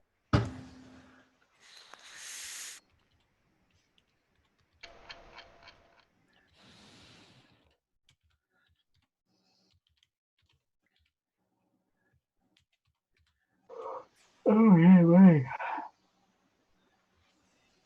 Yeah, I'm just gathering a few videos. Shouldn't stay up so late. that'll learn you.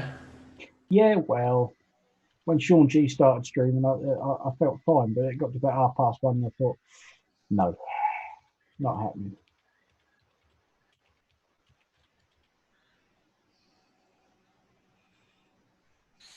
I thought I was going to get to bed fairly early last night, and I suppose for me it was about 1 o'clock.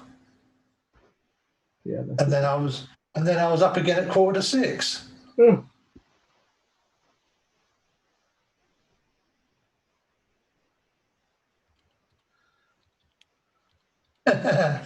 Yeah, if you get blued after your timeout, you still have to wait the whole 5 minutes. Sorry.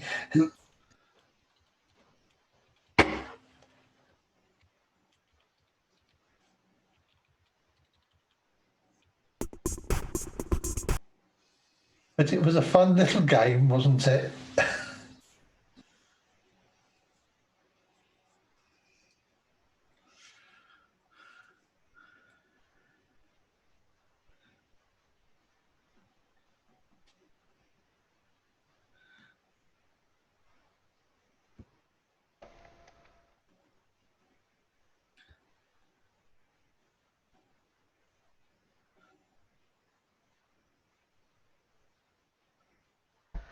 So we're still got to think about Wednesday night's ancient technologies, what we was up to. We did mention one time that we were thinking about doing defensive apparatuses type things, either chain mail or shields or things right up to forts even. I think we could even go to forts or moats or structures that, because we're talking about cannons, so we can talk about walls and defence mechanisms like that, I suppose. Oh yes, because that really developed over in the Middle Ages, didn't it? The French particularly took that quite away. Oh, it's funny because we built walls around towns and built castles and stuff, mostly because of the flipping Vikings.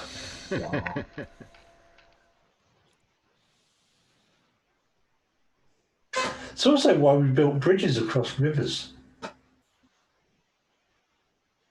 lots of bridges were built across rivers, not so that people could get across the river, although it was kind of useful, but to stop the Vikings being able to sail up the river. Hello, wonderful person. This is Anton, and in this video, we're going to be talking. No.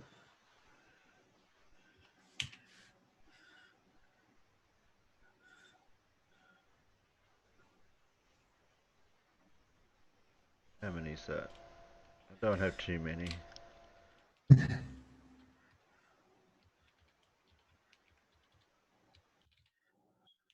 1, 2, 3, 4, 5, 6. I think 6 probably be alright. Check to see where that's up to on the list. Oh, we miss out on an Isaac and a Bob. I'll save Isaac and Bob for Wednesday. Fair enough. Missed out on Isaac's for the last couple of days.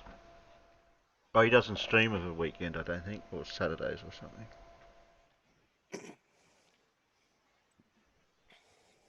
I haven't heard from Mad lately. I don't know what he's done. Fallen asleep.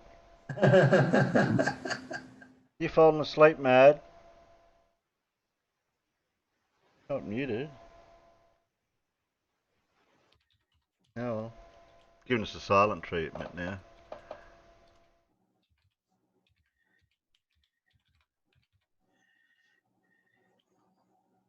Oh, you'll have to do all the controls now for the videos, Alan, because it comes out in yellow when for you to do that. You know how I do that? You know how I do the vote thing? Oh, yeah. Oh, so you would like me to say, so what's the numbers then? What, between 1 and 6? So that people can see it. 1 and 6.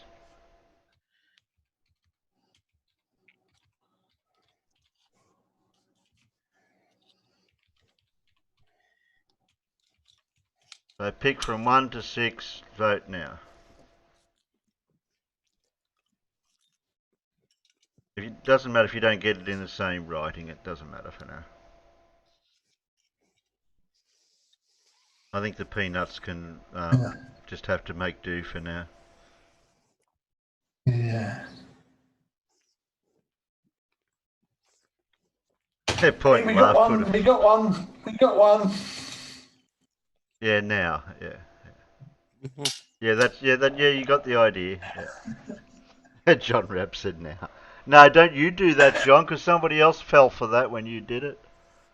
Who did that? Yeah, oops. Oh, John said it.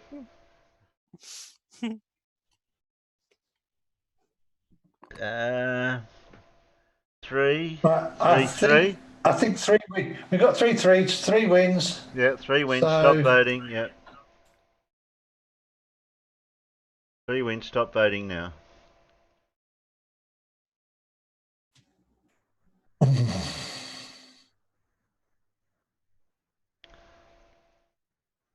And we have to get an amount of after when you stop, because you've got to allow for the delay for when you type it. I was thinking the 4th person that votes after you say stop should get timed out.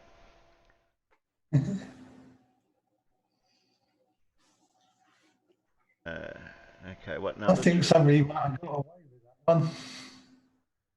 4. Mm-hmm. No, the voting early. Oh yeah, you can catch them for voting before you say now. Yeah. Well, I did, and I took the mod away, but nobody noticed.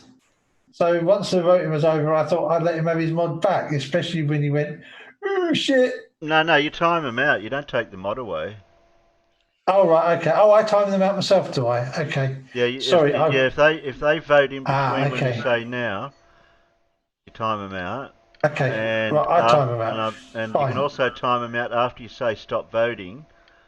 The 4th person. So the 4th person that votes after you say stop, they can get timed out too. I reckon that'd be. We make the rules up as we go. Yeah, because like Terry's the boss. Yeah. Oh, he said Jehovah. He said Jehovah.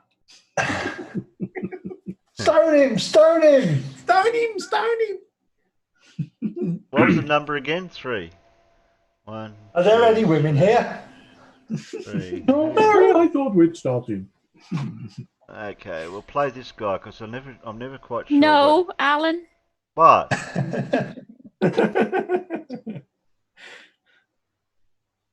She did. He did. I keep forgetting where this guy's from. I'll have to write it down somewhere. Somerset. Is it? Okay. Florida? Washington. Well, hi, everyone, and greetings from Northern Michigan. This is Bob the Science Guy, and I'm taking a little break from the production of my interview series, Experts Debunk the Flat Earth. Today, I wanted to just have a quick look at something that popped up in the Flat Earth community. I do keep my eye on it periodically, and if I see something that interests me, I'll have a look at it. Now, a couple of months ago, Quantum Eraser on his Ballbusters show with his buddies Nathan Oakley and several others put out a video that said gravity's not a force. Well, that's fine, so I went ahead and had a look at it. And what he did was he basically typed gravity is not a force into Google search and came up with a number of scientific papers that contained that search term. And then he would shout the search term and cite the paper, claiming that somehow that paper verified what he was saying. So we're going to have a quick look at that. We're going to have a look at the intellectual honesty, or should I say dishonesty, of one Mr. Quantum Eraser. And while we're at it, he's got an underling on his show by the name of Nathan Oakley that is a rather violent individual, very hot-tempered, very abusive to his guests. This apparently spreads out on the people around him. So we're going to have a few reminders of the type of person that Mr. Oakley is as well. So let's cue up the music and get going.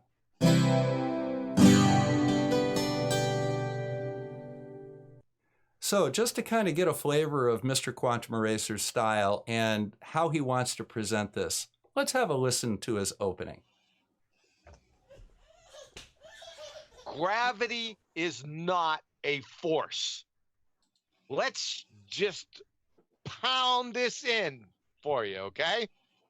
From Caltech, Einstein came up with the theory of general relativity in 1915, the prototype of all modern gravitational theories. Its crucial ingredient involving a colossal intellectual jump is the concept of gravitation not as a force, but as a manifestation of the curvature of space-time. Okay, so this is the very first of Quantum Eraser's sources. All right, here we go. It's from Caltech. And if you look right down here, here is his exact quote that he just used. However, let's have a look at something a little deeper. Let's have a look at this paragraph right here. Mind you, Quantum Eraser looked at this top paragraph right here, but 1, 2, 3 paragraphs later, it clearly states that despite the great contrast between general relativity and Newtonian theory, predictions of the former approach the latter for systems in which velocities are small compared to the speed of light, and gravitation potentials are weak enough that they cannot cause larger velocities. This is why we can discuss with Newtonian theory the structure of the Earth, planets, stars, stellar clusters, and the gross features of motion in the solar system without fear of error. Now, in Quantum Eraser's own source, where he cherry-picked one quote that said, gravity is not a force, going down 3 paragraphs, states very clearly that for objects that are not very massive or approaching the speed of light, Newtonian physics can clearly be used and gravity treated as a force without fear of error. This is intellectual dishonesty, and as we will see shortly, it's common practice for people in the flat earth, especially pseudo-intellectuals like Mr. Quantum Eraser. So let's proceed. This is getting fun. George Mooser, 2019, See Fat to Fat Earth. Gravity is not a force, but you can think of it as a force. Well, that makes perfect sense, doesn't it? Now, gravity is not a force, but you can indeed think of it as a force so long as you're not dealing with very massive objects or objects moving at close to the speed of light, as demonstrated very clearly by Quantum Eraser's first citation. Now, why is this important? Well, we don't use tensor calculus and field equations to design bridges, calculate the ballistics of bullets, or put satellites into space. This is all Newtonian work. When you're dealing with things like GPS satellites, Einstein's equations do start to become a little bit more important, and that's why we have to do what we call relativistic corrections on the GPS signal. That just increases the accuracy a little bit. Now recall, Einstein is the most accurate description we have of the thing that we call gravity. Newton made a very good description of it. However, it fell short in certain circumstances. For example, if you look at the precession of the orbit of Mercury, Newton's equations were off by something like 44 arc seconds per century. Einstein nailed it. That's the difference in detail and accuracy between the two. But I've yet to have a flat earther show me that if I drop an object from 100 feet and use Newtonian physics to calculate how long, under the influence of the acceleration of gravity, it will take to hit the ground, I have yet to find a flat earther that will tell me that he's done the math with Einstein, and here's the difference between what Newton would predict and what Einstein would predict, and it's a measurable relative difference. So until they can do that, I and every other engineer in the world will continue to use Newton to solve equations like this. Now, as far as his remarks about fight the flat earth, calling him names due to his weight, that's rather un-Christian-like behavior, wouldn't you think, Quantum Eraser? I thought you were a biblical literalist. Does the Bible teach you to call people names? And as far as George Musser, he is absolutely correct, as verified by your own citation. And as far as his remark about breaking the wand of Newton, that refers to the way of looking at gravity as an unknown force, which is what Newton looked at it as, versus the bending of space-time, which gives us a lot more information about it. Einstein took out the magic of gravity, hence snapping the wand. But let's move on to the next one. Even the Alma Mater Wiki. Gravity is most accurately described by the general theory of relativity proposed by Albert Einstein in 1915, which describes gravity not as a force. And by the way, real scientific theories don't describe, they explain. All right, so as far as your little word definition games there at the end, I'm just going to pretty much ignore those. But let's go ahead and see what Wiki has to say about gravity. Well, here is Quantum Eraser's next source of information. Again, remember, all he did was type in gravity is not a force into Google and come up with citations that claim gravity is not a force. Then he just does a word search for those and cherry picks out the first sentence. And as you can see, there it is right there. Here is his sentence. However, let's look right below it. In the same paragraph. However, for most applications, gravity is well approximated by Newton's law of universal gravitation, which describes gravity as a force, which causes any two bodies to be attracted to each other with a force proportional to the product of their masses and inversely proportional to the square of the distance between them. You know, in his first citation, he was completely contradicted 3 paragraphs down from his cherry-picked quote. In this source, he's contradicted within the same paragraph. That's pretty weak, Quantum. Onward and upward. From the universe today, in general relativity, gravity is not a force between masses. Okay, let's go ahead and have a look at that one. I've got that one right here too. It's from the universe today, and if we go down, we will find his quote, in general relativity, gravity is not a force between masses. Now here's the problem that I run into. The actual title of this section is How We Know That Gravity is Not Just a Force. The implication here, by that word just, is that gravity acts like a force, but it's a little more than that. And the article goes on to talk about the differences between Newtonian and Einsteinian gravity in these particular circumstances. Now, the reason that this was changed is that it changed the entire meaning of the article. That's why Quantum Eraser misquoted it.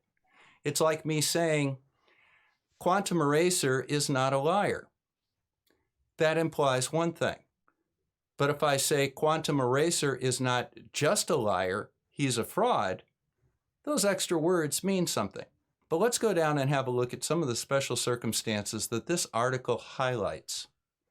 So for example, it talks about the bending of space-time. And it also talks about the differences in the deflection of light due to gravitational lensing. And this was a difference that was highlighted in the 1919 Eddington eclipse experiment. Now, Einstein predicted that light would bend when it passed a large gravitational mass. Newton also predicted it would bend, but to a different degree. The question was, which was right? So they conducted an experiment. As it turns out, Einstein was right, Newton was not. That was the first confirmation of Einstein's theory of general relativity. He also goes on to talk about the precession of Mercury and dark matter and gravitational waves. It's an interesting read, and it's at a good level for people to read. I'll go ahead and put a link to this in the description. But in the meantime, let's move on. From the University of California, strictly speaking, gravity is not a force. Now, once again, here is the citation that Quantum Eraser is looking at. And as you can see, I've got his quote highlighted right here. Now, once again, in the same paragraph, it goes on to describe this subtle difference. However, states that for weak fields, the net result is the effect of propagation delay is almost exactly canceled, and general relativity very nearly reproduces the Newtonian result. Once again, there is a difference between the Newtonian model of gravity and the Einsteinian model of gravity. However, unless you are dealing with extremely massive objects going at or close to the speed of light, the difference is extraordinarily subtle, and you can easily use the Newtonian physics to describe the world around you. Just as simple as that. Once again, a cherry-picked quote with key features left out from the same citation, and again, in this case, from the exact same paragraph. This is intellectual dishonesty. Well, I don't know about you guys, but I'm having a lot of fun here. So let's go ahead and see his next citation and see what he's misquoting now. From physics.org, according to this theory, gravity is not a force. Well, physics.org have we? Let's have a look. Well, once again, we have another one of Quantum Eraser's citation, this one from physics.org. How strong is the force of gravity on Earth? Notice anything in that title? Is there a word being used? But let's go down and find his cherry-picked quote. There it is. Now, this is the standard definition of what Einsteinian gravity is. It's been used several times already from different sources, but let's look at a little further down. How about 2 paragraphs down? For most applications, though, gravity is best explained by Newton's law of universal gravitation, which states that gravity exists as an attraction between 2 bodies. Once again, your own citation contradicts you, Quantum. Want to try again? Well, let's go ahead and close this up with the words of Dr. Albert Einstein himself. This is a letter to the London Times dated November 28, 1919. Let's go ahead and have a look at it.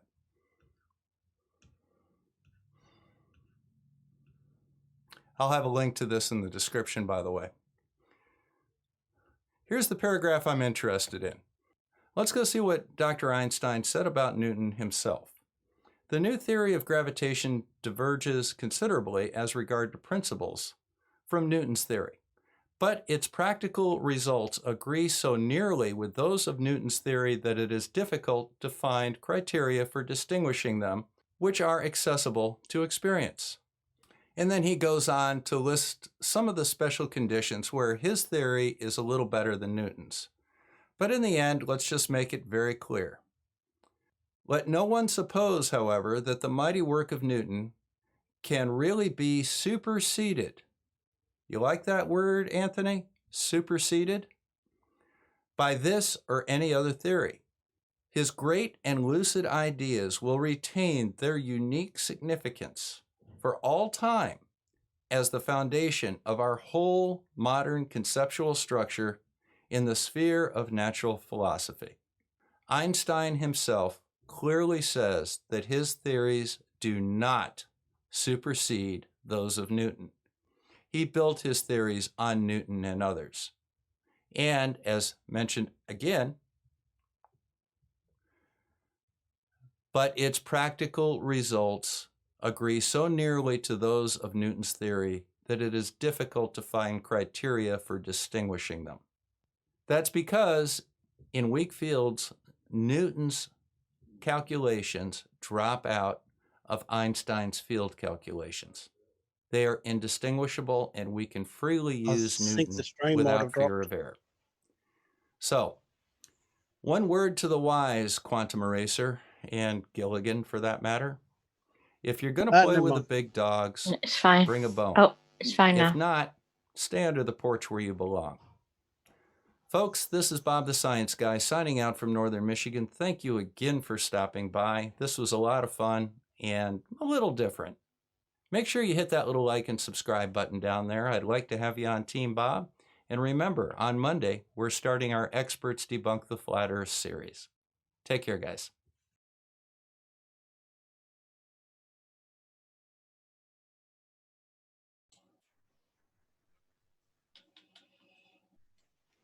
Nice one, Bob. Yeah.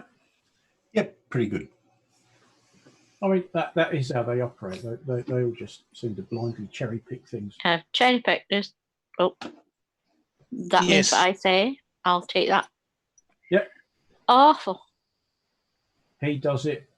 Gleam's a bloody expert at it. They all do. They all cherry pick. But people just take it for, yeah, okay. They don't go and look and like what did. Oh, let's go and look at actual thingy. Yeah. Well, Flat earthers just say, okay, whatever. Yeah, because people watch these people all the time, and they're doing all the research for them, and the other people that are listening don't know how to do research. They're taking they just take their word for it. Yep. Well, I'm putting my hand up because I'll let you watch Anthony Riley, and I'm not going to watch him. So I'll believe what you say. Do you know what I mean?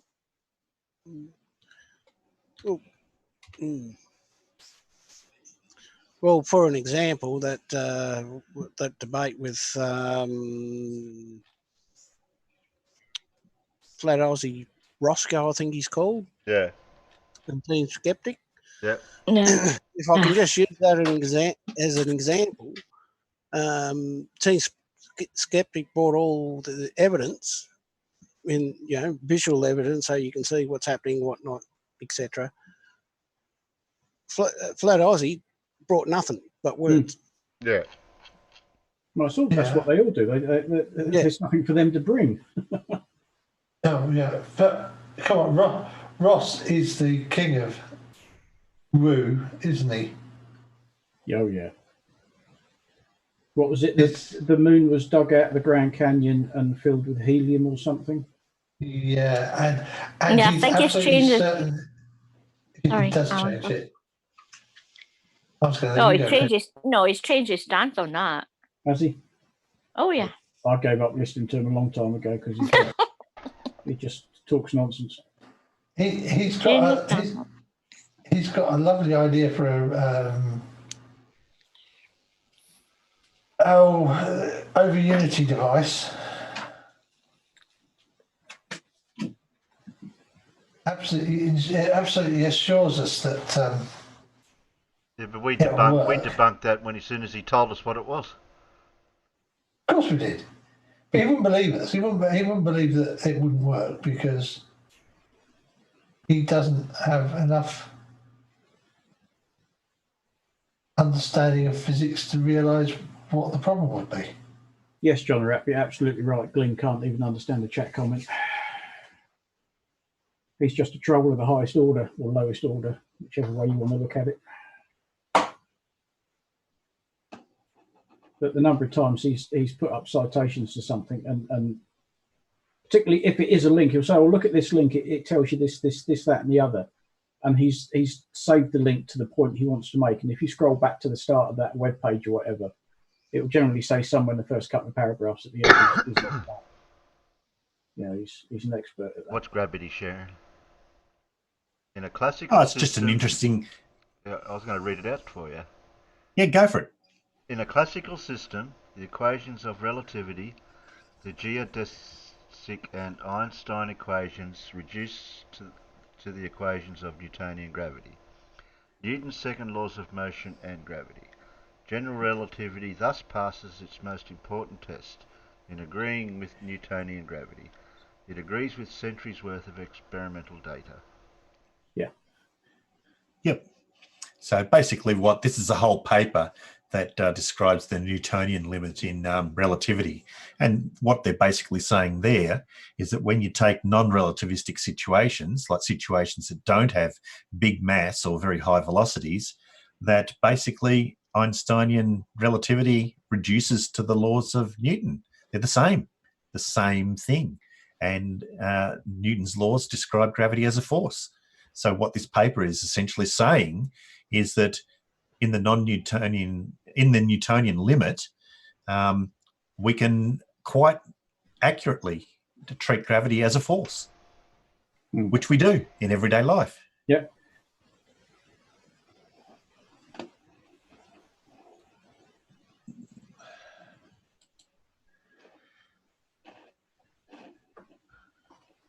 Interesting.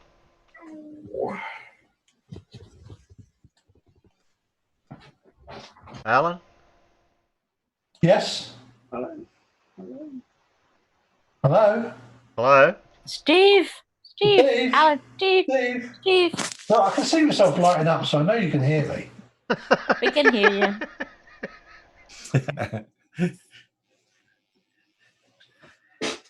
You don't know what to do? Oh, I've got a vote, haven't I? Why didn't you just... What? Who? Is it vote? Is it vote? Yeah, well, we don't need to discuss that much anymore because it basically speaks for itself with what Bob said and a little bit. 1 to 5 now, is it? Yeah, 1 to 5. Terry? Yeah. Pick. What is it? Pick 1 to 5. Vote. Can I just read what John Rapp has said? In that latest debate, Ross stated again, the sun is an interdimensional portal that puts out an apparition of light from another dimension. Oh no. Okie dokie then. Okay, John. You cherry picking statements from Ross now, are we? No, it's a very pretty idea. And ideas can be wrong. So what in that other dimension is causing the light? 4 wins, stop. Yeah, well, you got to put stop now. You got voting now. Come on. Now and stop. I thought you got to put voting now. I thought now and stop would be nice and succinct. Yeah, okay, stop. That's a really hard word to say when your lip is when half your lip is paralysed. Yeah, 4 wins. Yeah. Yeah, just said it. 4 wins. Stop voting, you. Yeah, tell them to stop though, Alan. You've got to think about it about 20 seconds before you want them to stop. Yeah, lag. Yeah, well, I did say stop, and I did then. I know that there is a lag between them hearing me and the fact that I've typed it in the side chat. Yeah, well, that's what. Yeah, well, that's why you type it and then go from there. Yeah. Okay, 4. 1, 2, 3, 4. No, point and laugh put a 4. Although it's that silly thing in the do da da da da. No, it's a little square. Oh, it's an emoji 4. Yes. Here, there's a conspiracy just arrived from Irish Q. He has changed his name to Ross so that fear gets typed in the chat. Ross. Conspiracy. Well, that one's not a conspiracy, though. Oh, don't. Des said there's 4 4s and 4 2s. Oh, what? 4 got Alan ruled. There was 3 votes for 4. Yeah, 4 wins. Oh, Surf. Yeah, Surf sneaked 2 votes in, but 4 wins. Oh, Surfbot, a Surfbot. You can't do that, Surf. Bit them up. Bit them up. That's cheating. How do you know it's the same person, though? What's a Surfbot? Because he used the same name. Surfbot? Yeah, but that doesn't mean that Surfbot is necessarily Surf. There you go, for cheating.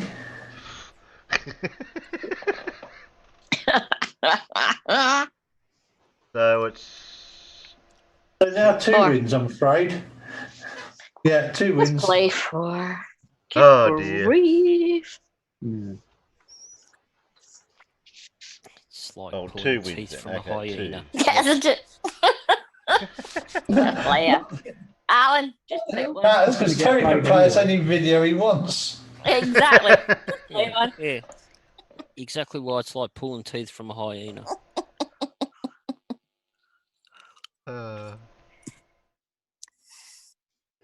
I don't mind if it doesn't run smoothly. Oh. Almost, this is good. And now for something completely different.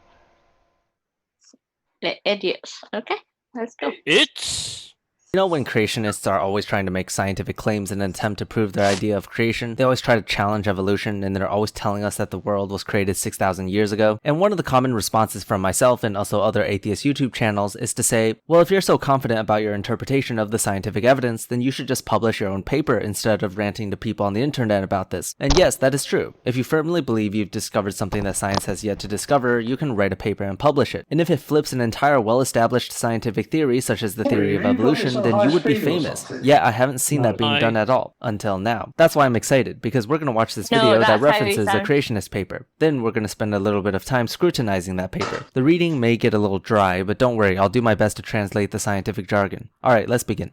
The global flood occurred about 4,500 years ago based on biblical chronologies. After the flood, the earth was repopulated by Noah's 3 sons and their wives. So we should find genetic signatures of this timeline in human DNA. Before we get to the meat of the video, I will have to say that this is basically impossible. 4,500 years is not enough time to explain a lot of things. For example, we have people of all different races. The genetic variety cannot be explained in a mere 4,500 years. In addition, a bottleneck of only a few people also means that there isn't enough genetic variety to keep the species alive. We're not even talking about people being selected at random. It's Noah, his sons, and their wives. That's like the lowest genetic variety you could possibly get. This means that incest is a huge problem. It also means that it's incredibly easy to wipe out the last few humans if something were to happen, such as a disease, because there isn't any genetic variety to ensure survival. Survival of the fittest does not work if there is no genetic variety. Rather, it would just be no survival. These are 2 key points that creationists have yet to address, but I've already talked about these more extensively in a previous video, so I won't let it distract us from the main part of the video today.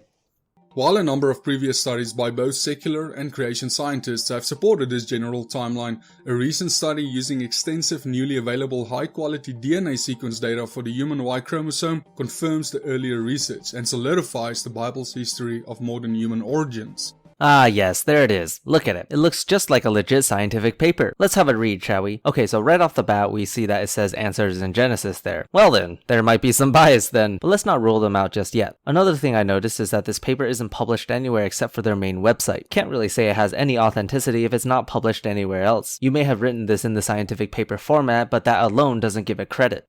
Okay, let's read the abstract. Pedigree-based mutation rates act as an independent test of the young Earth creation and evolutionary timescales. Currently, evolutionists use published Y chromosome pedigree-based mutation rates to argue for an ancient origin of humanity. However, their published studies rely on low-coverage sequence runs. We show that pedigree-based mutation rates from high-coverage sequence runs are hidden in the evolutionary literature, and we demonstrate that these rates confirm a 4,500-year history for human paternal ancestry. Okay, so let's go over the terminology a little bit here. You all know what pedigrees are. They're basically just the tree thing that you've all drawn in high school to study autosomal or sex-linked diseases. Pedigree-based mutation rates are essentially just mutation rates that were estimated from pedigree sequencing. You sequence a few people, such as parents and their offspring, and then when you compare them to each other and consider time and age of the samples, you can calculate their de novo mutation rates. I won't go into any more detail about this, just know that it's one of many ways to estimate mutation rates. Next, what are low coverage and high coverage sequence runs? I don't know why they wrote sequence runs instead of sequencing. I've never heard anyone write or say it like that before. I guess it's kind of what you expect from a creationist paper. Anyway, sequencing refers to the act of building up and determining the nucleotide composition of DNA, RNA, or proteins. If you hear the word sequencing by itself, it usually refers to nucleotides. And in this case, pedigree-based mutation estimates must first come from the sequencing of the subject's genome. Now, there are so many different ways to sequence a person's DNA these days, and each method has their pros and cons. Depending on how you perform sequencing, you can get a variety of different types of reads. In order to understand what coverage means, I'll have to describe a little bit about how assembly works. Don't worry, I'll make it as simple and short as possible. In order for something to be sequenced, we need to use machinery that helps us detect and identify individual nucleotides. Now, as I mentioned earlier, there are multiple ways to do this, but they are all limited by the capabilities of the machine. You can't sequence a few billions of nucleotides at once, it's just not possible. So instead, we first chop the DNA up to little tiny pieces, and then we sequence them. Now, we don't just chop one strand of DNA, we have multiple copies of the genome and we chop them all up and sequence them. After sequencing, we get a bunch of tiny DNA fragments, which we call reads. Finally, we use an algorithm in the computer and assemble it all together. And in most circumstances, we compare it to a reference genome for accuracy. This step is called assembly. Here's a visual on what it looks like.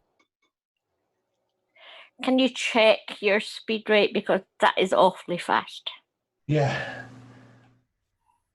I know he talks really fast, but normal. No, that's normal. That is normal. I told you it was normal. I can say I know he talks fast, but that is really quick. No, that's perfectly normal for him. That's what I Professor thought, Steve. but I thought, shit, fuck, that is a bit too fast. Sorry. Well, he's young.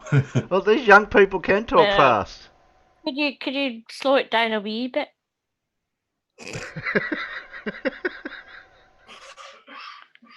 For like normal people's brains.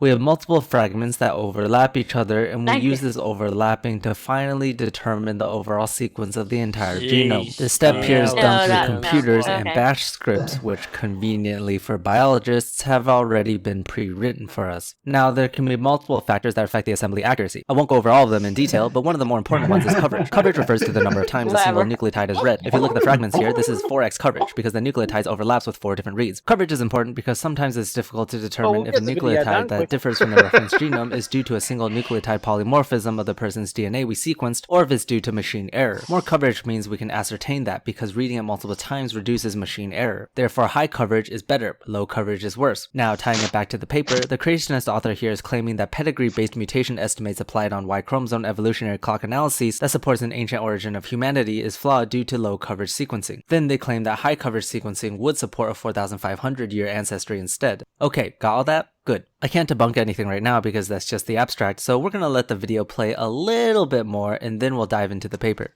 When the chronologies and genealogies of the Bible are analyzed, humans were created about 6,000 years ago as one original ancestral couple, known as Adam and Eve.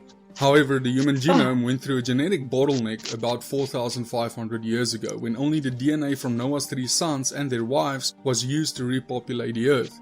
This bottleneck must also be taken into account when analyzing DNA. These Bible-based dates conflict with the evolutionary speculation that claims that modern humans did not arise until about 100 to 200,000 years ago from ancestors migrating out of Africa.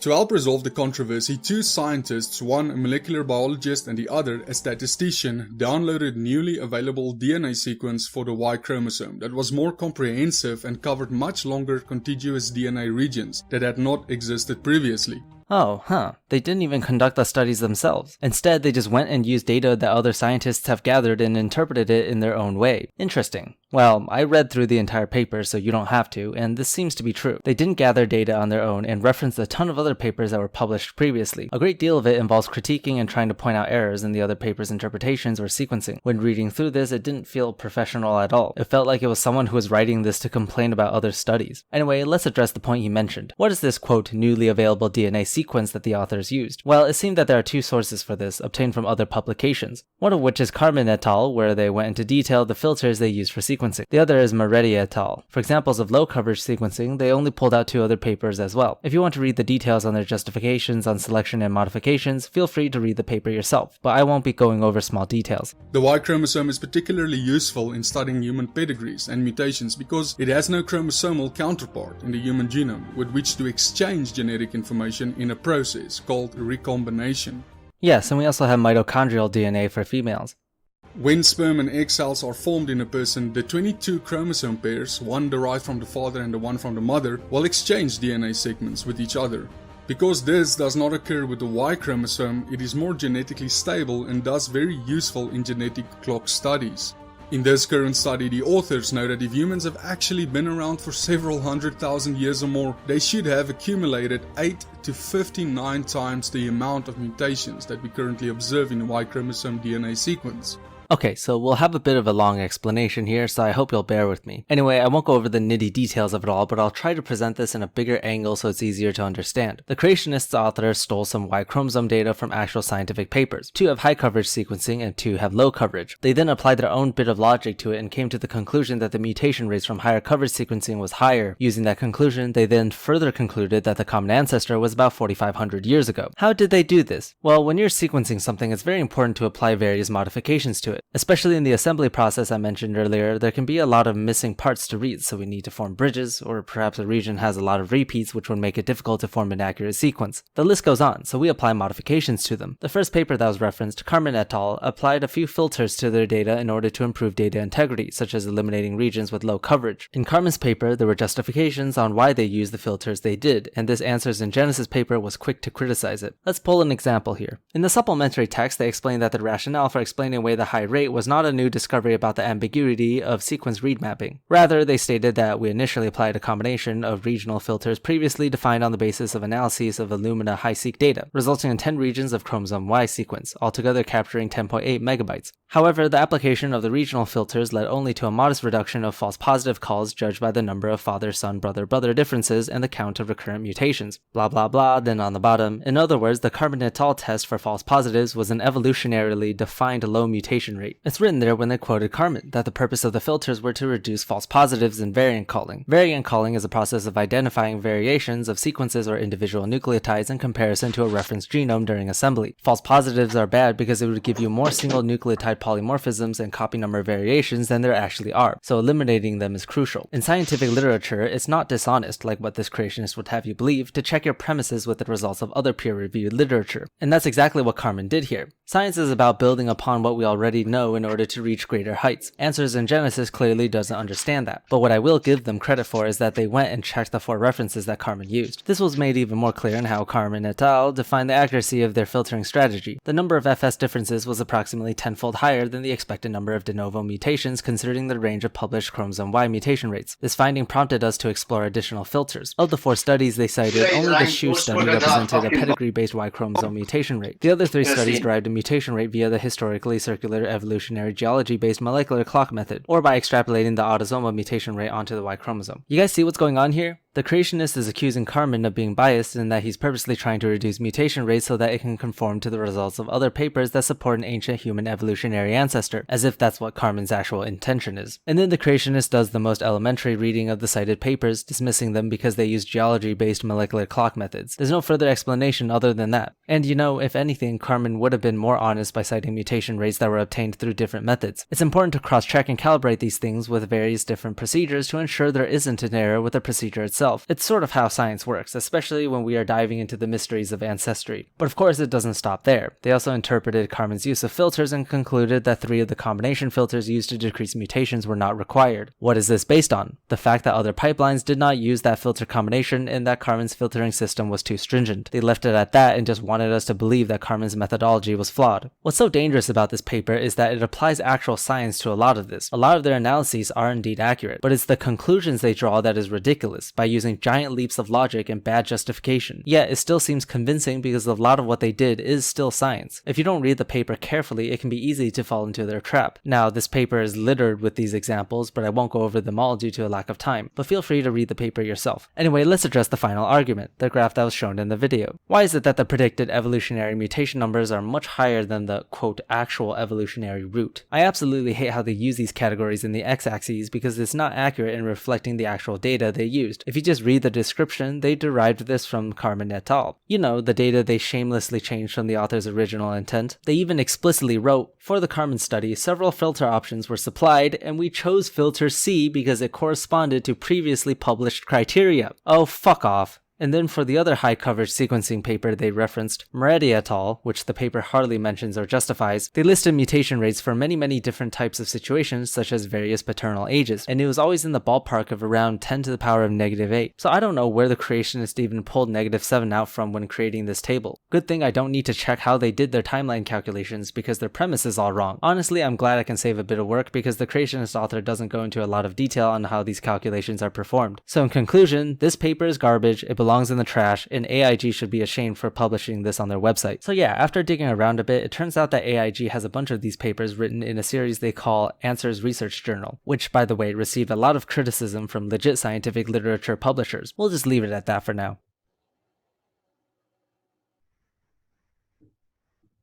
Did you get all that?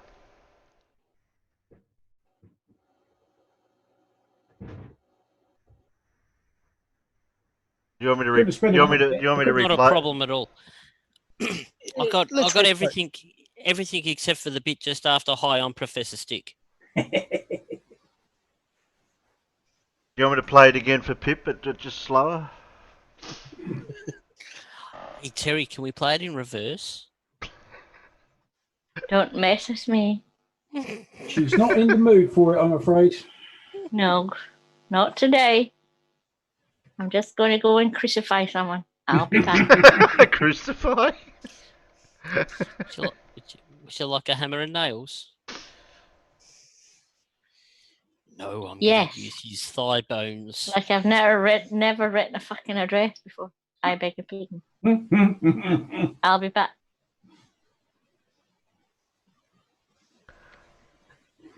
Happiness, happiness. Oh dear. Well, I don't think we can really add a lot to that one. Not really, no. Not unless you talk very fast. I mean, really fast. Well, what you could do, Terry, is just send a link straight to the expert of creationism. Ken? Nah, Kent Hovey. Yeah, he'll tell you all about it. Yeah, I was thinking of Kent. That's what made me think of it the whole time. Yeah. Yeah, but I'm not prepared for that.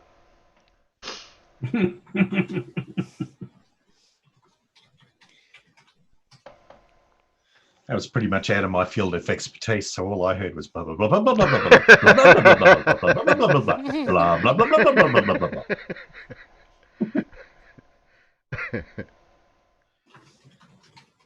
I heard him well, use something one to word do with that I chromosomes and stuff, and genes and. I heard him say pedigree. I know what that word means. Was there anything else around it that I missed? They were wrong. Words and stuff. Stuff and things. They're misleading us by writing out something scientific, but then coming to the conclusion that doesn't mean what it is. Oh, hang on. So using the scientific method, but then getting it all wrong sounds like anyone else we know. No, it sounds like a few people we know. No, they don't use the scientific method. Silly me.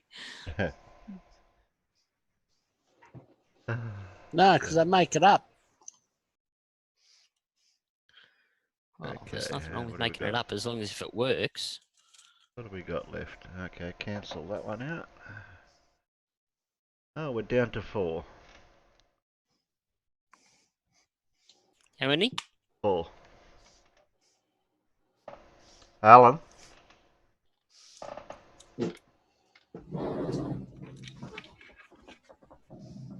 Dave? Yeah, sorry. Brain farted again. Sorry. That's okay.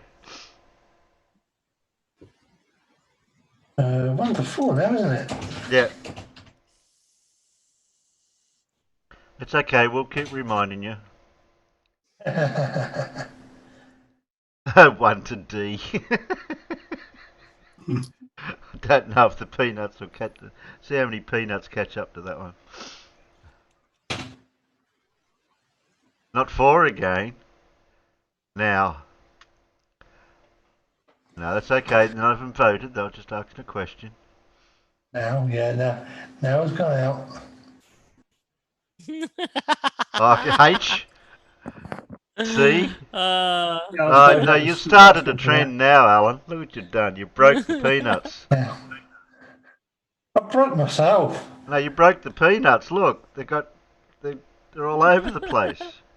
Yeah. I think C wins, but we don't have a C. We don't have a D. Dear, oh dear. Oh, they're not voting very well at the minute, are they? Well, you put D, see, so they think the D, A, B, C, D. But you said 1 to D. Yeah, they I broke. said 1 to D. Yeah. So You're B using and C is ASCII an code, option. Alan. What? Oh Alan's no! using ASCII code. I got no idea how to work the vote out this time. I was. Point laugh. What? ASCII code. Look, I broke the peanuts. I'm sorry. We might have to. Yeah, Three wins. Three wins. Surf, I agree. Three wins. Without saying it, I totally agree, Surf. All right. I'm glad somebody figured that one out. I was confused.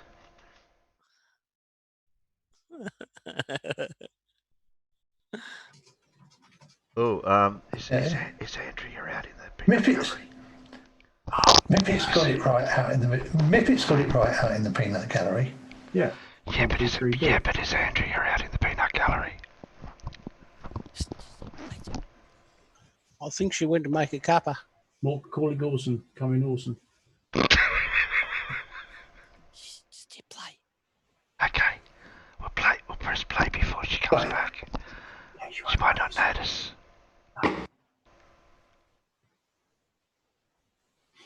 Farmer's boy's gonna get a traffic fine.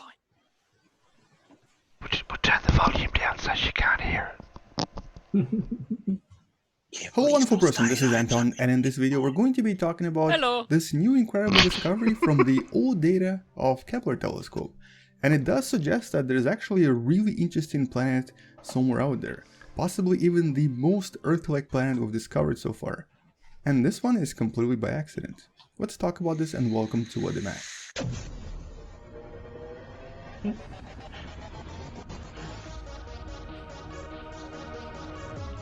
Oh shit. We've been found out. We are currently at a distance of about 300 light years away from planet Earth. It is I told you to be quiet. The system is known as Kepler 1649. And for the most part, this was actually not a particularly interesting system. We did discover a planet here back in 2017. And this planet, simulated here by NASA, was basically what's known as a super Earth. Here's a slightly more accurate Sorry, representation. Andrea, we thought you were It's a away little from bit the bigger and a keyboard. little bit more massive than Earth. it also is a little bit closer to the parent star, which of course suggests that it's probably much hotter here and Could your very timing get likely any worse? is not particularly Yeah. habitable in terms of the actual conditions. And for I the think most part, Anton's this wife has planetary system grabbed his was, hair. I guess in some sense, That's the ignored bowl by cut. the media and by the news for the past 3 years. There is, Yeah, however, my something else hairdresser's that better recently open up happened. again soon. So first of all, I'll go how turn did it we in. even COVID cut. find these planets? Well, first of all, it all started with Kepler telescope that was looking at all of these thousands and thousands of stars and looking at their brightness. When something passed in front of the star, their brightness would decrease, and if this brightness was decreasing periodically, it sort of implied that there was probably a planet or something else happening there. Today, all of this data is publicly available and you can actually go and try to find these planets yourself by using one of the links in the description below. And for example, for this particular planet, this is what we've discovered back in 2017. Here's one of these observations from the Kepler telescope, and what you're looking at here is essentially approximately 1,000 days of looking at the star and seeing its brightness. We can actually try to zoom in here and see what all of this looks like in a little bit more detail, but as you can see, without a thorough statistical analysis, it's kind of difficult to actually see what's really happening here. We can even try to create a kind of an analysis of periodicity or try to see if there's any repetitive pattern here, which will create this really interesting graph that shows us the chances for various repetitive events here.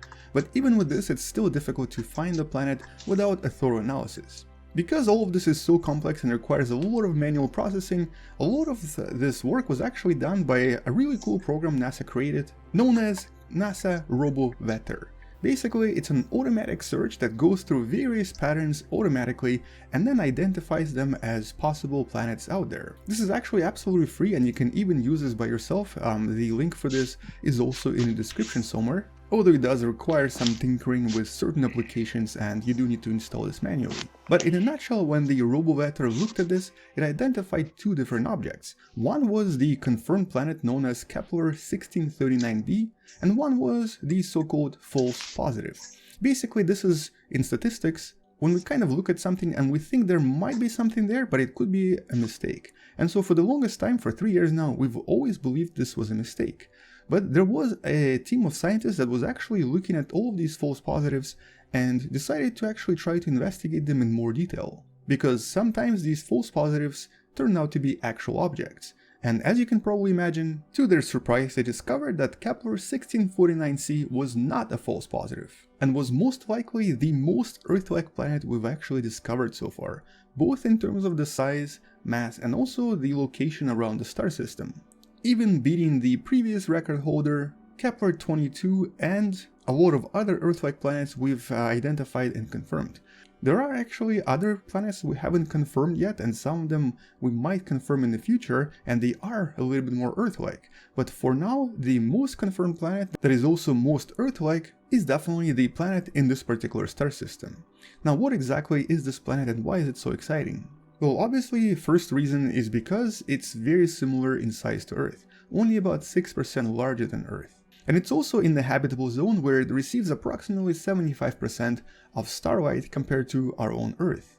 So it might be a little bit cooler, but not by much. Unfortunately, however, this system has a red dwarf, which basically means that maybe this star system is going to be filled with all kinds of really dangerous flares, similar to Proxima Centauri. But in the past 3 years, the scientists have not identified any dangerous flares coming from the system, so it could be also a very calm red dwarf. Now, at the same time, we know that for the most part, the red dwarf systems have tidally locked planets. If this is the case, then basically these planets are probably going to be the so-called eyeball planets, with the most likely appearance for this particular planet being something like this, assuming of course it has water on the surface. Basically one side here, the one facing the star, is going to be always kind of a little bit hotter. Then there's going to be an area right here with the somewhat in-between conditions and possibly very livable, very habitable conditions, and then we have the dark side that's most likely really cold. But the other interesting thing about this particular discovery, or this particular star system, is the relationship between the newly discovered planet, the planet known as 1649c, and the old planet known as 1649b. If we were to actually take a look at how they orbit in relation to each other, there's a very unusual pattern. the pattern known as resonance, and this orbital resonance has never been seen before. Now, it's basically a resonance of 9 to 4, which means that for every 9 orbits of the closer planet, the farther planet makes 4 orbits. And the thing is, scientists believe that it's quite possible for them to actually have this resonance, but because we've never seen it before and we've seen something else, the new implication here is that there is something else between them. Because if we were to place another planet right between them, each of these planets would now have a 3-2 orbital resonance. Basically, for every 2 orbits of the inner planet, the outer one gets 3 orbits. And this resonance is extremely common. We've seen it many different times in various star systems.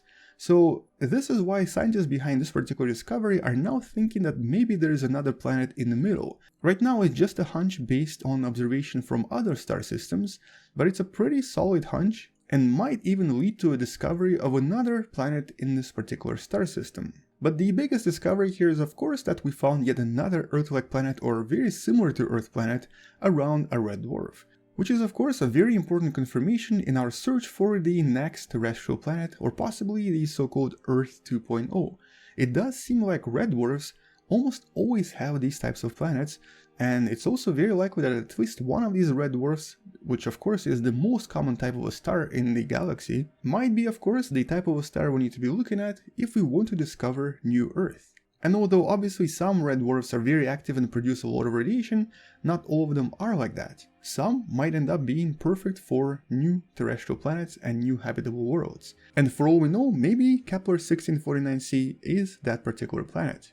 Although at the current distance of 300 light years away from us, I don't think we're going to be getting there anytime soon. Nevertheless, the search continues, and until we discover another exciting planet, that's kind of it.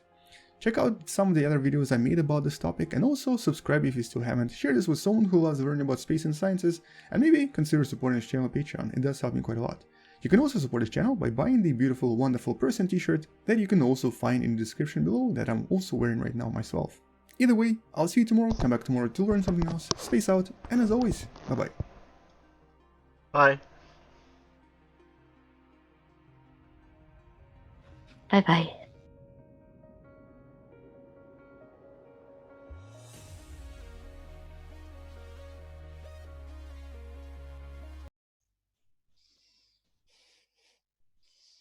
I always wondered why they.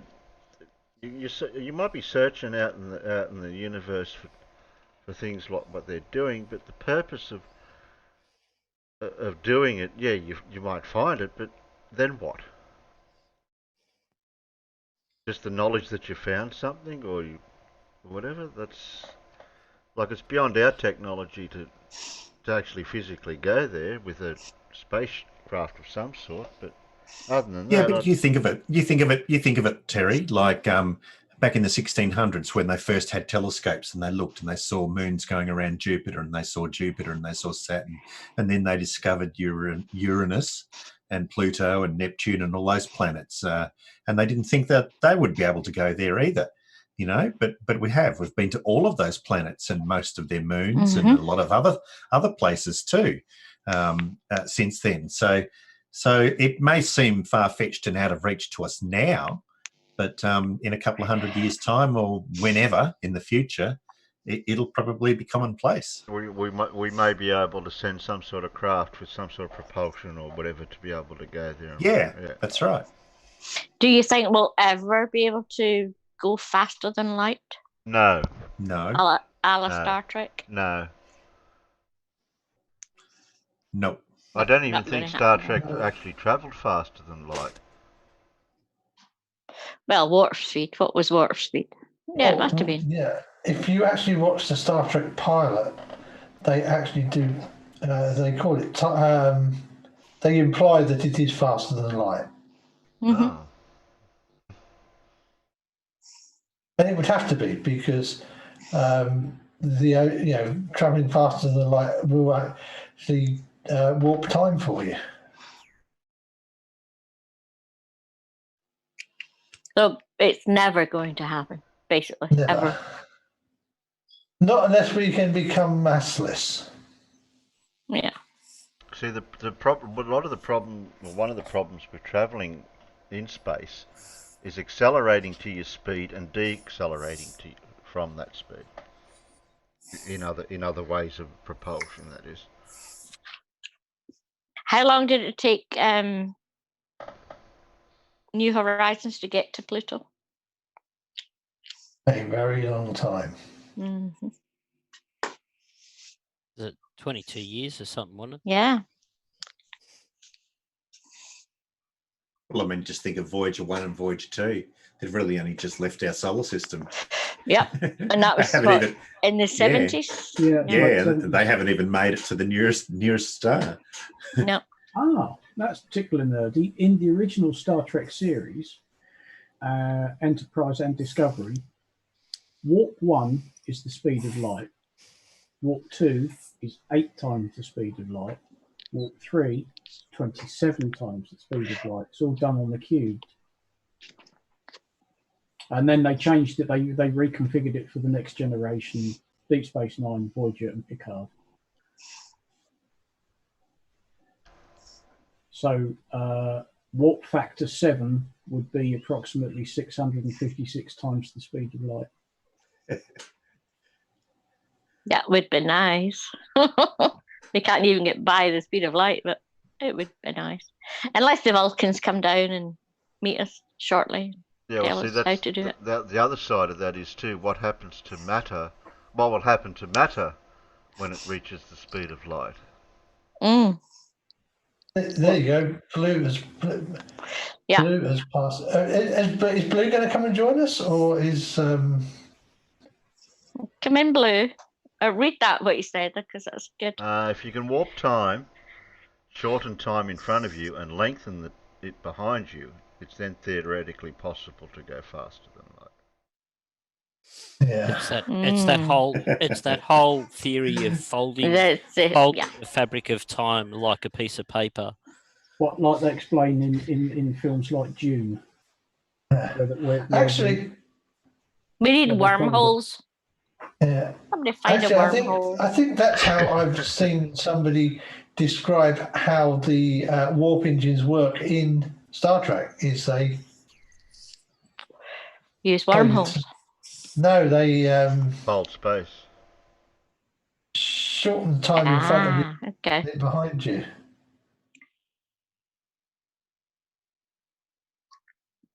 And you're held in the warp bubble. Yeah, we're never going to see it, so whatever. I hope they do it sometime. That would be nice. Well, we just got to wait for Zephyr Cochrane to... Yep. Yep. We're supposed to have some big, huge war first, though. Oh, okay. So we're going to have the war first and then Zephyr Cochrane afterwards. Multiple wars first. No, but we have to discover warp drive.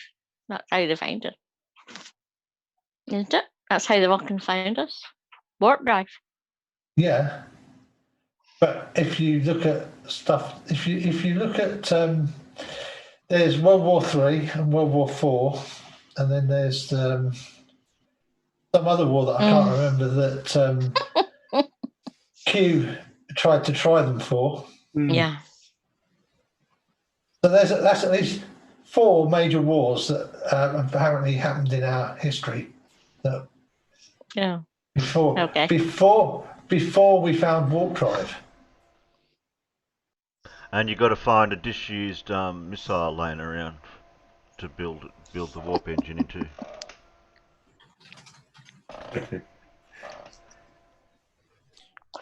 It's a nice thing to think about, but they're never going to happen. Knowing Arlock, it'll be the Vogons that turn up first. and read us some poetry. It's all right. We'll just shoot down to Antarctica and dig up the Stargate and use that then. Oh yeah. Yes. Yeah, that's still down there. We haven't dug that up yet. That's all right, Pip. The Vogons will choose your channel to upload to. Don't forget about the hidden city down there that controls everything. Gravity. Yeah. I may just download some Vulcan poetry. You never know. Well, at least it's only the second worst poetry ever known. What's the first? Right. What's the first? Oh, I can't remember her name. I'm going to have to look it up. Go on then. And Blue said it's a strange concept. I've been trying to whittle a warp drive out in the shop, but so far all I've managed to make is a jewellery box. Well, it's a start. Well, has it got a lid? Did it have a curve? Was there lightning? And did it have hinges so you could fold space?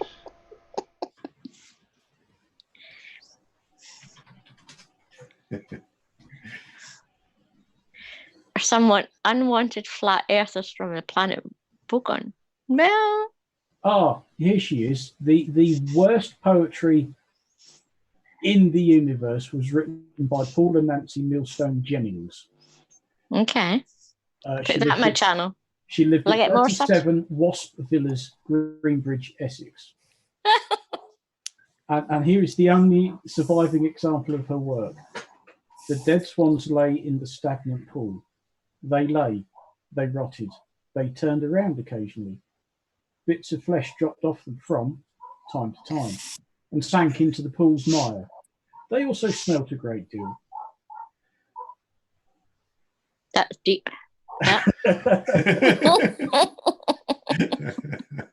Yeah, she was the worst in the universe, closely followed by the Vogons. Actually, the Asgoths and then the Vogons. Yeah, that's Peter J says worst poetry is by Paul and Nancy Millstone Jennings. That's the one. Yeah. Well done. I couldn't remember her name. I had to look it up. Yeah. That'll be up in the channel next week. But shall we completely and utterly offend the rest of the universe by playing cricket? Yeah. Oh God. Cricket You offend Scotland by playing cricket. And enter through the wicket gate. Yeah. Blue, are you going to be around later? Because I wouldn't mind having a chat with you about something. I'll get it. We'll wait for the reply. Ooh, interesting. At least we know time travel will never be possible. Because no matter how far in the future time travel gets invented, there would be someone who would use it to come back in time to teach us how to do it. Yeah, so that's how we know. And the That's fact how that we we know don't it hasn't been yeah. invented. Yeah, that's right. But then that means, but Gravity, you're overlooking the first rule is that you can't go back in time.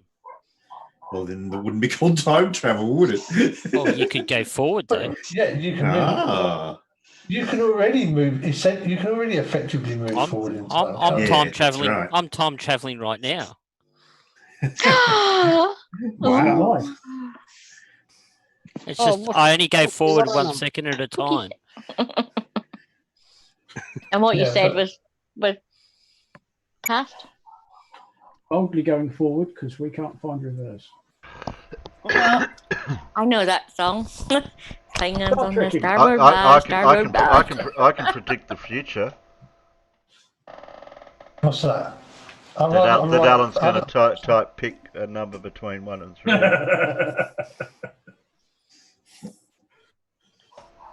Maybe. I'll see if my prediction's correct. Yeah, I might actually still have the single of that kicking around somewhere. Oh God, I've done it at like. I'm still waiting for Mad to come back on air because he's still open over on Discord. Star Trekking, that's the word. Star Trekking. Oh, that was years ago when that came out. We come in peace, shoot to kill. I can't even. No, I'm not going. Can I change the law of physics? Oh, can he change the law? Western Annie's dead, Jim. Dead Jim. Yeah, Blue said X. What's that? Which one's X? A, B, or C? X. That would be 10. Do we have a B, 10? B, Oh, B. B. No, Blue, you can't type twice. That's a. Oh no, because you was talking about something else first, Terry. What, the X? Yeah, that's. I don't know what that reply to is. The X. I like point and laughs answer. Oh, yeah. Some religions inverted time travel. They live in the 5th century. Yeah.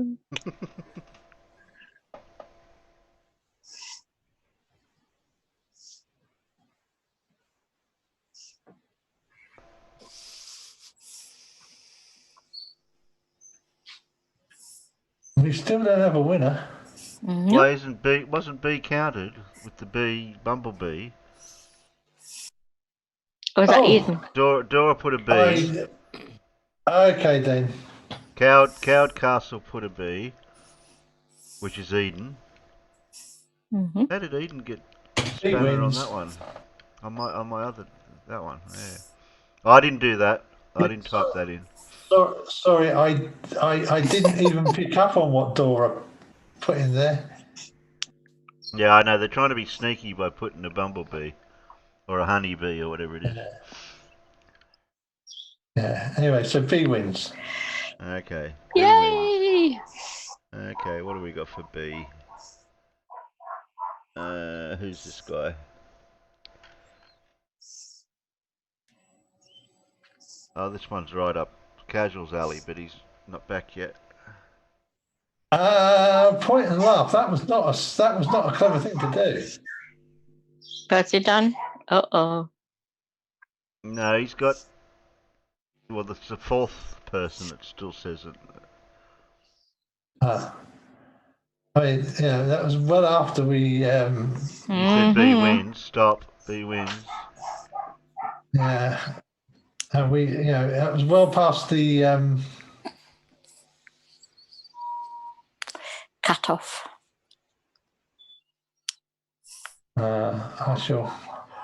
I shall let it pass this one time.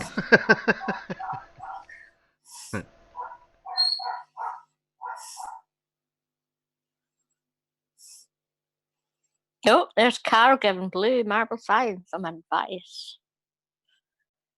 I have an idea for a method of measuring gravity's acceleration that we did at school. It uses the ticker tape method. With your skills, you might be able to make it yourself. Anyway. Yeah, it's. I see a video. We did the same thing at our school too. Well, I said stop ages ago. Hello, it's Scott Manley here. A few days ago, Iran managed to launch a satellite What? Not play? Yeah, play. into space, and this was notable because it was their first successful launch in quite a few attempts. The big difference was that this was a launch by their military, the Republican Guard, rather than their civilian space program. There was a lot of similarities in the launch vehicle. This was officially called the Kased, but the first stage of that is essentially a derivative of the Shahab-3 missile, which itself is based on the North Korean Nodong missile. There's also a version of this that is made by Pakistan, but they are all basically an upgraded Scud with an engine which is about 40% bigger. Now, the engine isn't simply a scaled-up Scud engine, as far as we know. It turns out that this engine was developed in the Soviet Union and probably traveled to North Korea along with Soviet scientists after the end of the Cold War. Either way, it's estimated that it produces maybe about 30 tons of thrust. Steering is through a vane system in the fuel outlet. Now, as for what the propellant is used, this is what the exhaust looks like. And more sources believe that it uses unsymmetrical dimethyl hydrazine, a term which I love to use because it makes me feel smarter, and something called AK-27, which is believed to be 27% dinitrogen tetroxide, and the rest is nitric acid. If it was using 100% nitrogen tetroxide, we would probably see the characteristic orange smoke. We don't see that, it's brown instead, which leads us to believe that it's the lower concentration. This is, of course, social media video supposedly showing recovered debris from the first stage. Obviously, the first stage broke up. This engine, we don't know for sure, but this is roughly the right size. It looks like every other engine we've seen. And I mean, this is very clearly a rocket engine. It's roughly the right size. It has the regeneratively cooled chamber. You can see the injector plate, which matches existing debris that we've found. And I believe it's in the correct place. The facility where they've been doing this testing is Sherwood, and the place where the debris was found is, yeah, right in line with where the orbit would have expected to be based upon the orbital elements. Now, it did launch from a mobile launch vehicle, but it was from a facility where they'd been doing testing. Also, note that the door there is a little plastic lawn chair that they're using for their launch center. I'm not sure if there was actually somebody in there pushing a button, but if they were, then during the launch you actually see that the door blows open. So I'm not sure the person cared about the quality of their plastic garden chair. After all, they did decide that plastic garden chairs were perfectly good for the VIPs as long as they were blue. Anyway, the initial drone images actually tell us a lot about the dimensions and size, and it's very much consistent with being a Shahab 3 derivative. The drone flies around, gives us lots of different angles, lots of information. Also note this shot is in reverse because that person's walking backwards. But that shot did give us a good look at the mission patch, and from that we can see it's pretty much a 6U CubeSat with solar panels, and it's observing Saudi Arabia and Israel. There was a tweet by General J. Raymond from Space Force who identified it as a 3U CubeSat, but I'm going to presume that is a mistake. It's a mistake either that he's stated the wrong thing, or he's accidentally revealed that Space Force can tell the difference between a 6U and a 3U CubeSat. Anyway, we'll talk more about the satellite in a bit, but what I want to talk about is the most interesting part of this mission. It's not the satellite, it's not the booster, it's the second stage. The second stage is something I don't believe, or something which I believe is kind of new for Iran. So yeah, we get the staging, it's, I don't know how fast it's going, but it's up high enough that it's outside the atmosphere, and then the second stage kicks in. The second stage is almost certainly a solid rocket motor based on a new design. The in-flight camera shows us it's a solid motor because you can see a glow, and you generally can't see that unless you have particles in the exhaust. So this solid booster is known as Salmon, and they actually announced it earlier in the year. We have test footage showing it demonstrating its thrust vectoring technology. This test doesn't have a nozzle extension because it's being performed at sea level. We also have interviews and presentations showing this piece of hardware, and they're rightfully proud of this. This is a much more high-tech piece of hardware than that first stage booster. You can see the nozzle extension, the thrust vectoring hardware. They explain that this is a filament-wound carbon fiber casing. So now you've seen that isolated, it's easy to see where it is on the rocket, with the fairing sitting on top of it and the interstage adapter to the rest of the rocket below that. The nozzle extends down into that. And when, of course, you see the video, it's really obvious. And while people have been measuring this and estimating the performance, the video literally goes ahead and includes a screenshot which shows us the performance and everything.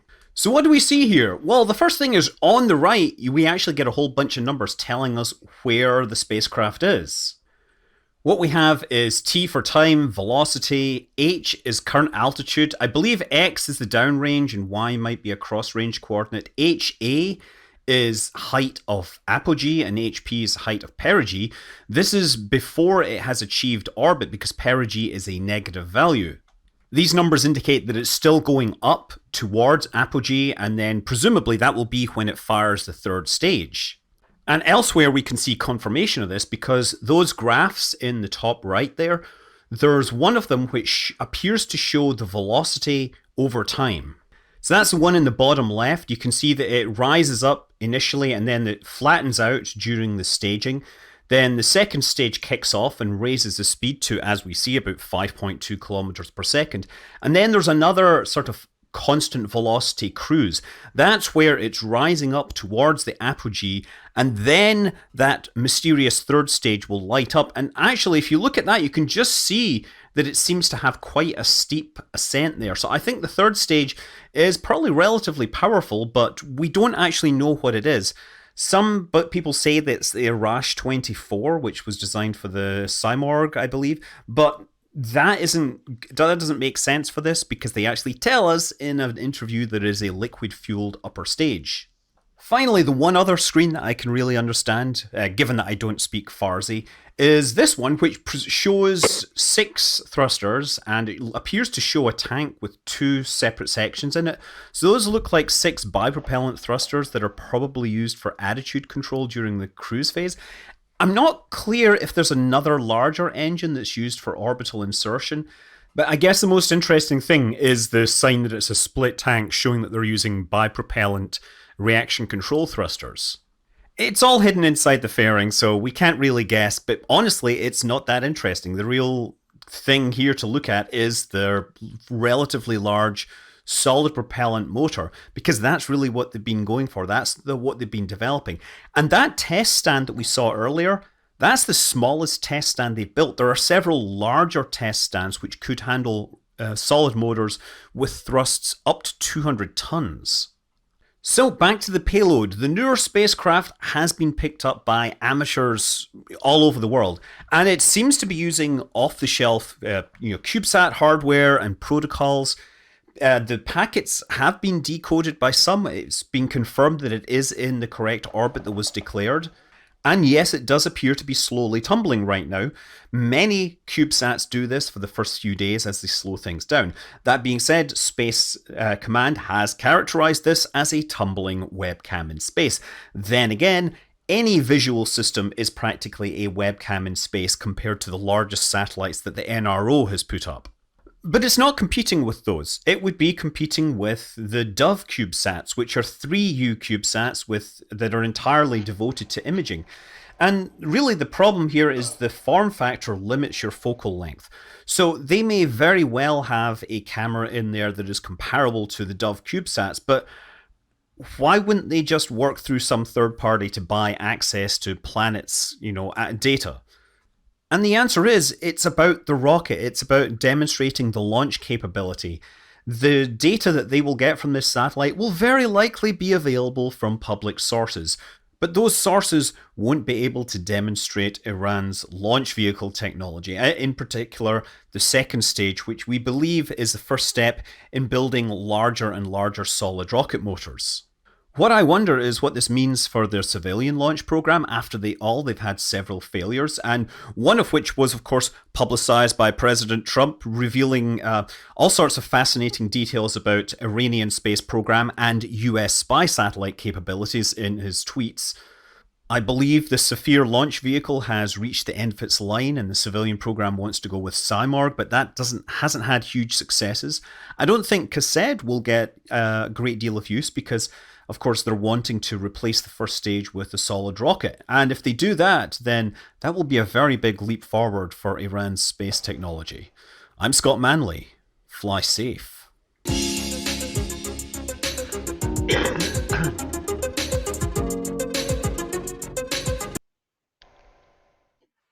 Manley. Now, what's interesting is you can trace the history of that rocket back to the V2. Back to where? The V2 rocket was obviously at the end of the war, the Americans and the Russians managed to get their hands on examples of these things. The V2 rocket was developed into a system that we called FROG, Free Rocket Over Ground. And the Russians used that for many, many years. The FROG developed into the Scud, as used by the Iraqis. The Scud became that missile that we just saw, and its control systems with the vanes in the exhaust plume is exactly how the V2 was controlled, with graphite vanes sticking into the exhaust plume. You can trace the history of that right back to 1943-44. Well, they did say it's based off a Russian design or something. The Russians took the V2 technology and converted it and developed it into their rocket system that we called FROG, which stood for Free Rocket Over Ground. It's basically a big unguided missile. That system was taken by the Iraqis and developed into the Scud, but it's still pretty much the same. I thought the Russians had developed Scud and then just sold it to bloody everybody. They might have done. I'm pretty sure Scud was a Russian system that they just Could well basically be the development of the frog. all their friends. But at the end of the day, they were just big, unguided rockets because they had all sorts of different sizes. I mean, the Russians have loved unguided rockets for years, and when they found the V2 technology, they just sort of took that and developed it. Like everybody did. Everybody found what the Germans were doing at the end of the war and said, "Bloody hell." Let's face it, the A4 rocket was also developed by Wernher von Braun himself. Yes. Up to a thing called was it Saturn V? Pretty much, yeah. You can trace the Saturn V back to the V2 or the A4. Yeah. The propellant that the V2 the propellant the V2 rocket used, is that they were talking about a propellant that was using? With that, you wouldn't know what propellant the V2 was using? Not off the top of my head, I can't remember.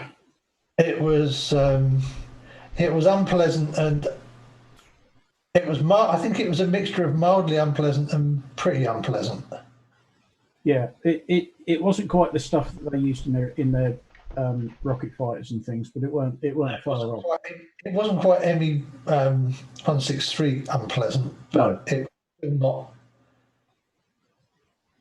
It was still nasty stuff you had to be very careful of. Oh, good, yes. Yeah. Yeah, well, yeah, most rocket propellants are. Except things like the SpaceX, that's not quite so bad. Yeah. I mean, well, unless you go H2O2.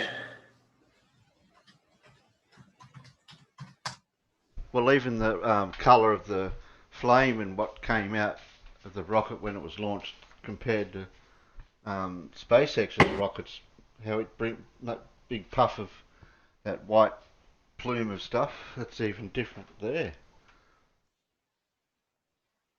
Ah, right, yes. The A4, the V2, used liquid oxygen, obviously as the oxidizer, and the main fuel was B-Stoff, an ethanol water mix.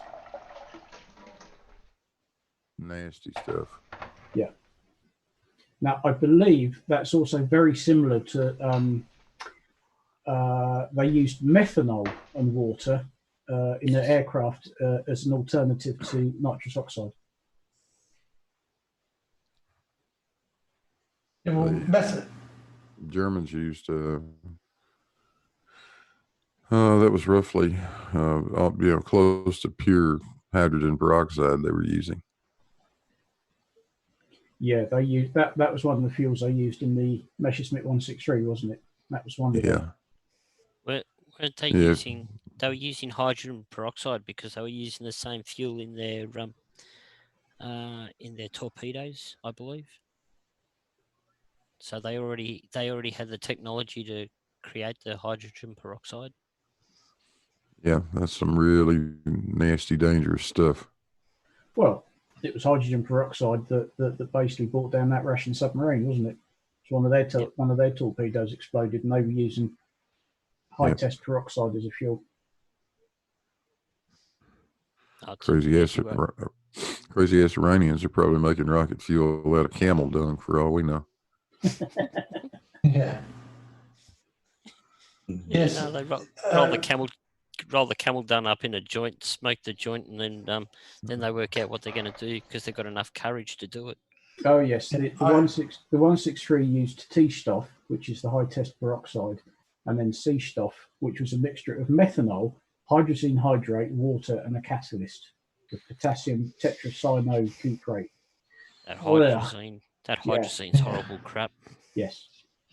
Well, I've seen the old World War II footage of it when they just get some of it in like an eyedropper, and they place a drop of it onto some clothing, and it just goes. Yeah. Oh, I kind of agree with Peter G's view of looking at that as a demonstration of a ballistic missile launched by Iran. That's exactly what it is. Yeah.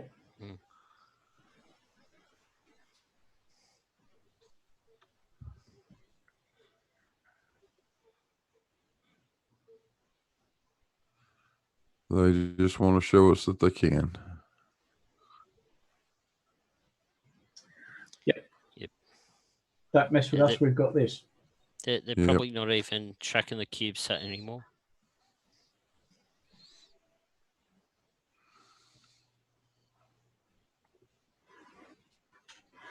No, probably not. Well, it's there. It might just produce some useful intel. But double whammy. Spy satellite and look what we can do. Just an interesting fact. Australia's actually got 2 V2 rockets still surviving in Australia. One's got a complete set of the guidance components surviving as an A4, A4S. And it's the most complete of the 3 examples known to exist. And the other A4 on display is at the RAF Museum at Point Cook outside of Melbourne. Both rockets now reside in Canberra. Is there one? Is it the Science Museum or Duxford that's got one? Science Museum. Well, so hang on. So there's some in Australia, the Netherlands, Poland, France, Germany. In the UK, you've got one in the Science Museum, London. One on loan from Cranford University to the Imperial War Museum in London. The RAF Museum has 2 rockets, one on display at the Codsford site. Codsford, yeah. Yeah. The museum also owns a Miller wagon. Yes, that one. And the Bell wagon. Yes, I'm on the Wikipedia page too. One at the Royal Engineers Museum. The problem with our Dora, they were developed at Peenemünde. Yeah, the problem with the Imperial War Museum over here is they keep bloody moving things about. So one minute you think something's at Duxford, and then the next time you go, it isn't, because it's either gone to London or it's gone to Cosford, or it's like. Well, they did a big redevelopment at London, didn't they? And they shifted a ton of stuff up to Duxford to store it in the hangars. Yeah, well, of course, the one in London isn't very big, is it? Not compared to Duxford. No. So when they were doing a lot of the aircraft and other stuff was all stored at Duxford, because I've got a load of photos. Yeah, so Dora, they were developed at Peenemünde. A lot of V2s were launched at London from around The Hague, I think it was. And possibly Antwerp. But Antwerp didn't fall for a long time, did it? It was but yeah, a lot of V2s were launched actually from Holland, the Netherlands.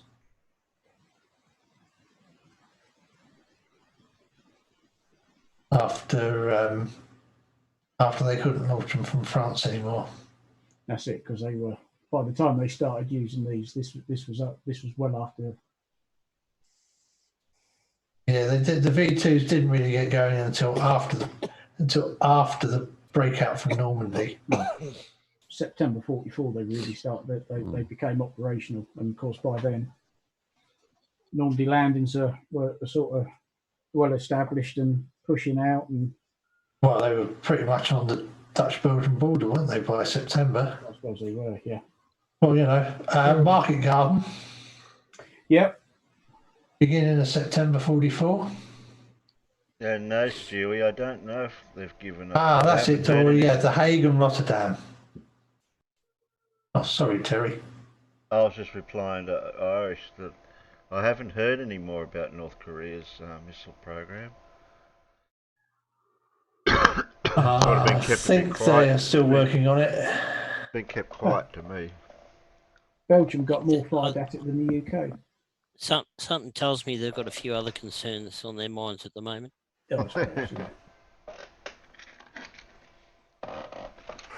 And we forgot to welcome Blue. Hi, Blue. Hello, Blue. Hello. G'day, Blue. Oh, Fred will grunt bugly. Yeah, that's a fair. Found Hang on, I have to do this. Sorry. my avatar. No, you got one. Yeah. Yeah. Well, I didn't when I first joined. When the first time I joined. Yeah. But I realized my mistake quickly. Well, you're on Alan's. You're sort of on Alan's channel at the moment, so I don't know what Alan would have said. Well, I took swift and decisive action to correct the error, which basically consisted of starting up Zoom. As you may notice, with Alan's channel, I've taken over with my channel because I've had a strike and I can't stream for a few months. So, so Alan's let me use his channel twice now. Last Saturday night, last night, we used Alan's channel, and then tonight I was meant to use Casual Spaceman's channel, but he unfortunately slept in. Wednesday night, I just put it mildly, Gravity. Yeah. It's only an hour late. Yeah, hour and a bit. Anyway, who's counting? So what I'm asking is, guys like you, Blue, or I haven't spoke to Bob or even anyone that's out there that wouldn't mind allowing me to because all they've got to do is set up YouTube Studio for the streaming part, and all they give me is copy the streaming key into my OBS, and I can stream from anybody's channel. And the only thing the person's got to do is start the stream and end the stream, basically. So, would you like to get put on the list, or you don't think it's viable? Or I'm not even set up to do it, and don't know how to. That's all you need is Google Chrome YouTube, and you've got it. Oh, okay. Yeah, we can do that. Don't get any strikes. No. What happened? Who gave you the strike? Somehow there was a video playing with the Concorde model plane in it or something, and I don't remember it that much, but that was several weeks back now. It was nearly beginning of the month, and somehow it came through eventually, and I got a strike for it, and I can't stream for 3 months. I've appealed against it. I sent an email to the creator of the video, but they don't want to play ball. I've put a notification on the community forum for YouTube, and I'm just waiting to hear anything back from that, but I don't know.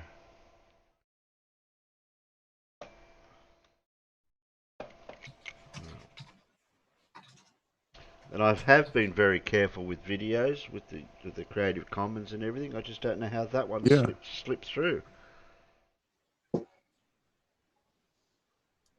I've seen that happen to several people. But like tonight, and Saturday night, I didn't play any videos other than what we're playing now, with any uploads of creators that have got normal stuff like Wolfie, and we're playing whoever's out, Bob the Science Guy, yeah, all the ones we've normally been doing. So it just makes it a bit hard to do my ancient technologies. But all we did today for our in-between, before pre-show, after-show streams, which is usually Mondays and Fridays, we thought we'd go down the path of maybe just debunking a Flurfer's video like we did earlier with Anthony Riley, his latest video. Yeah. So we can pick Friday night for somebody's channel, or I can do Ancient Technologies on Alan's channel on Wednesday and Saturday. Something like that. Yeah, I was talking to the missus there yesterday, as a matter of fact, about streaming, and about setting up another channel. She asked me if you could have more than one channel. I said, oh, yeah, sure. You know, a lot of people have bunches of channels. And I told her, I said, you know, I'm thinking seriously about setting up another one just as a backup, you know, just in case something ever goes wrong. I've already mentioned that to Terry. Just do another channel. But I don't know if you can stream on it immediately. You can't stream. No. But Jose stream from can't. Jose did it, and he can stream. Yeah, but he had flip-flops set up before he got the strike. You Right. can't set up a All right. you can't set fair up enough. a channel after you get striked. Yeah, once you've had the strike, it's too late. Even if you make up a completely different Google. They see it as you're still getting around the YouTube. If they see something that's linked to my YouTube email address account thing, that's where the link will come through. Right. Okay.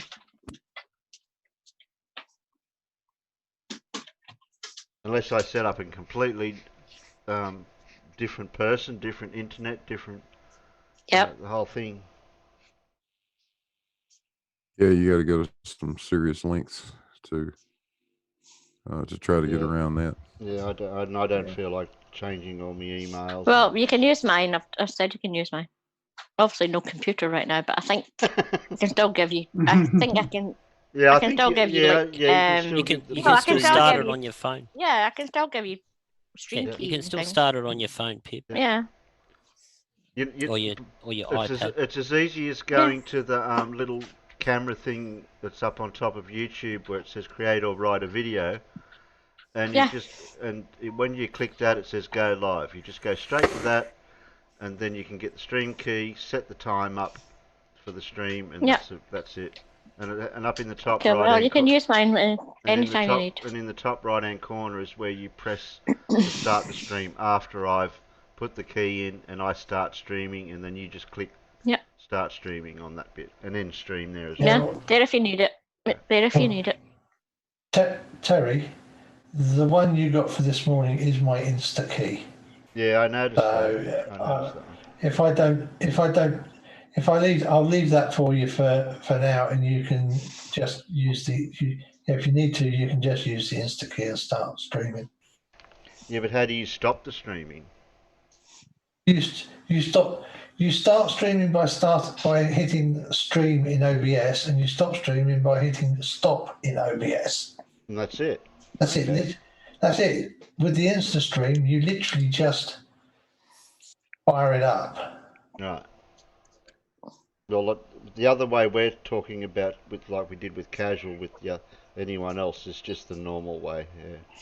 Yeah. That way, I don't know if the way you're doing it might be too complicated for some people to figure it out on the fly. That's why I got confused trying to set up streams, because I got confused over which stream key you use. Yeah. Well, I could have showed you that.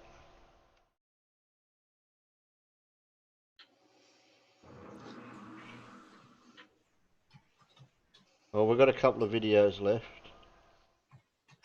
Yeah, so I guess it's one's a short one and one's about a 7-minute one. And no Andrea, no more Anton.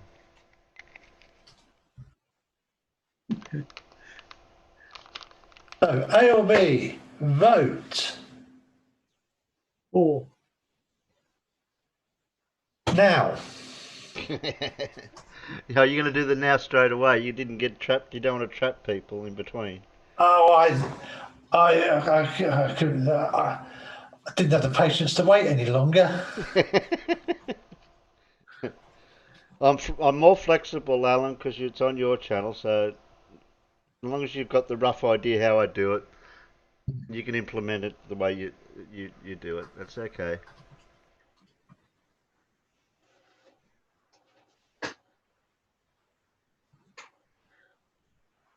Oh, they're you not can't. very Yeah, well, that's are right, they? Room Fondle. You got to wait 24 hours when you go into that to set it up the first time. So if anyone's going to help me out, they have to go into it now and actually click on it, so it'll actually go through its 24-hour period. Ozzie Glowhead said, "We want Anton." You've missed him. No, sorry. Somebody hit Surfbot for me. Oh dear. I'll, Surfbot's out I'll there find- trying to... I'll find another Anton if you really want that we haven't played before, Terry. I know, I found one too. There's one further up that I missed. Does Dora's count as an A? A what? Do we think? Does Dora's count as an A? Do you think? No, I can't see it. I have to scroll up.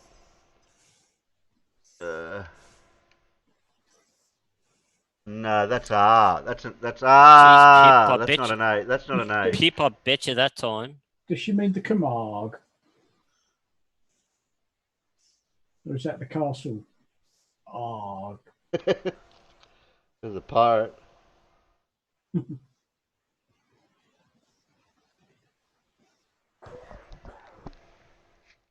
So was it A or B? Oh, we need an A. What do you need? You got A, B, C. A. Not C. Stop. An A. Stop. It's A Stop. or B. A wins. Okay, you got 3 A's. A wins. 3 A's. Okay, what have we got in that for an A?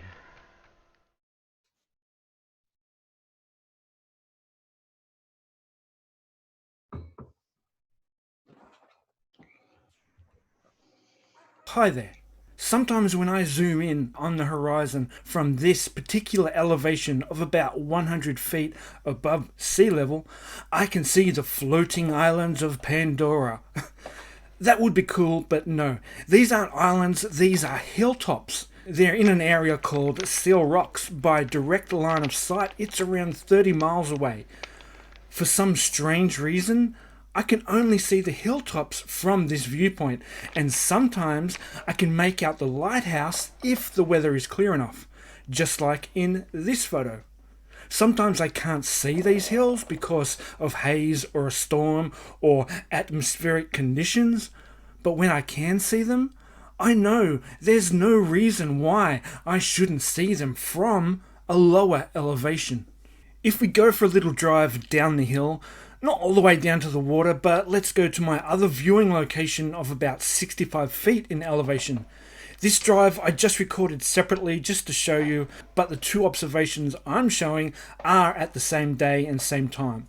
When we zoom in on the same area, knowing that from the higher elevation we could see the hilltops, letting us know that the atmospheric conditions are not blocking them at all.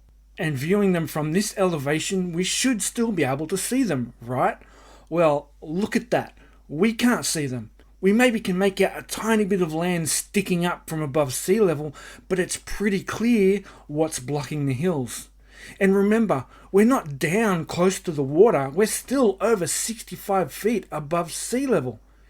It's pretty obvious to see that in the first view from 100 feet elevation, we were seeing over the curve. And when compared together, it's even more obvious we're seeing over the curve of the Earth. Usually I'd go up to the highest elevation I can go, which is the mountain behind me that has a lookout with public access, but it's currently closed because, well, you know why. But I have an older zoomed in photo from the 500 foot elevation that I previously shot, and we can see the whole area of Seal Rocks, showing us that in order to see over the curve, you don't need more magnification, you need more elevation because the Earth isn't flat. Angular resolution is just another thing that flat earthers have completely backwards. If the Earth was flat, there should be no reason why I can't see this from lower elevations. I'm slowly getting back into debunking flat Earth, all the more enjoyable activity of showing our beautiful globe Earth. Science denial is usually just annoying, not dangerous, but as we've all seen lately, ignoring science can be extremely deadly. The lighthouse I usually try and capture is a little bit difficult with my current setup, but I found a new object to start observing. While out the other day doing my photography thing, I found this little gem, One Tree Island. It's situated relatively in the middle of Port Stephens, allowing me to easily see it with my camera from different vantage points. And it's at a far enough distance to make decent curvature observations, so I'll get to work and see if I can get some better shots in varying atmospheric conditions. So thanks heaps for watching, stay safe out there, and see ya. What, he's not going to do it only when there's atmospheric refraction at its worst? No, his name's not Travis. Oh, sorry. Yeah. Oh, that was Wade. Also- Sorry, wrong person. Also, did you notice how, because Wade kept the camera going after the sun was actually down past the horizon, you got the really nice dark blue effect in the sky? Yeah, we noticed that. We did notice that. Just like you do when it's coming up.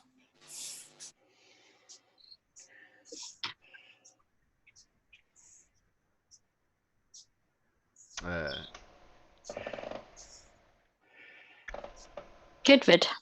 Yeah, that was a good one. And he's got the distance there too to work from. He's just got to get the right atmospheric conditions at the right days. So if he can do multiple shots from that locations, yeah, that'll be really The thing is, if you can, the optimal thing is to be able to put the camera out there and have it, and take a photograph at the same time every day, or a year. I hope Peter G's just kidding. It's clear why you can't see it. It's the ether band.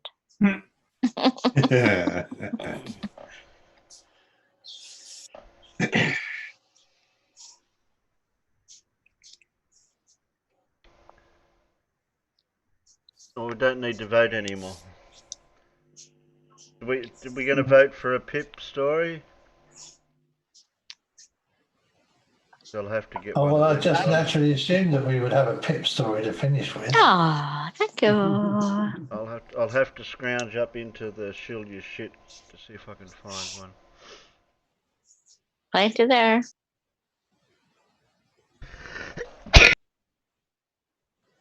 Why would the plural of foot?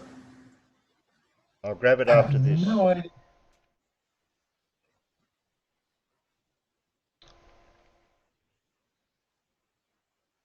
How long have we been going for? Shit, time flies. Another 5.5 hours we've been going for. Yeah, it's nearly 2:30 here. I'm trying to make them shorter. Good.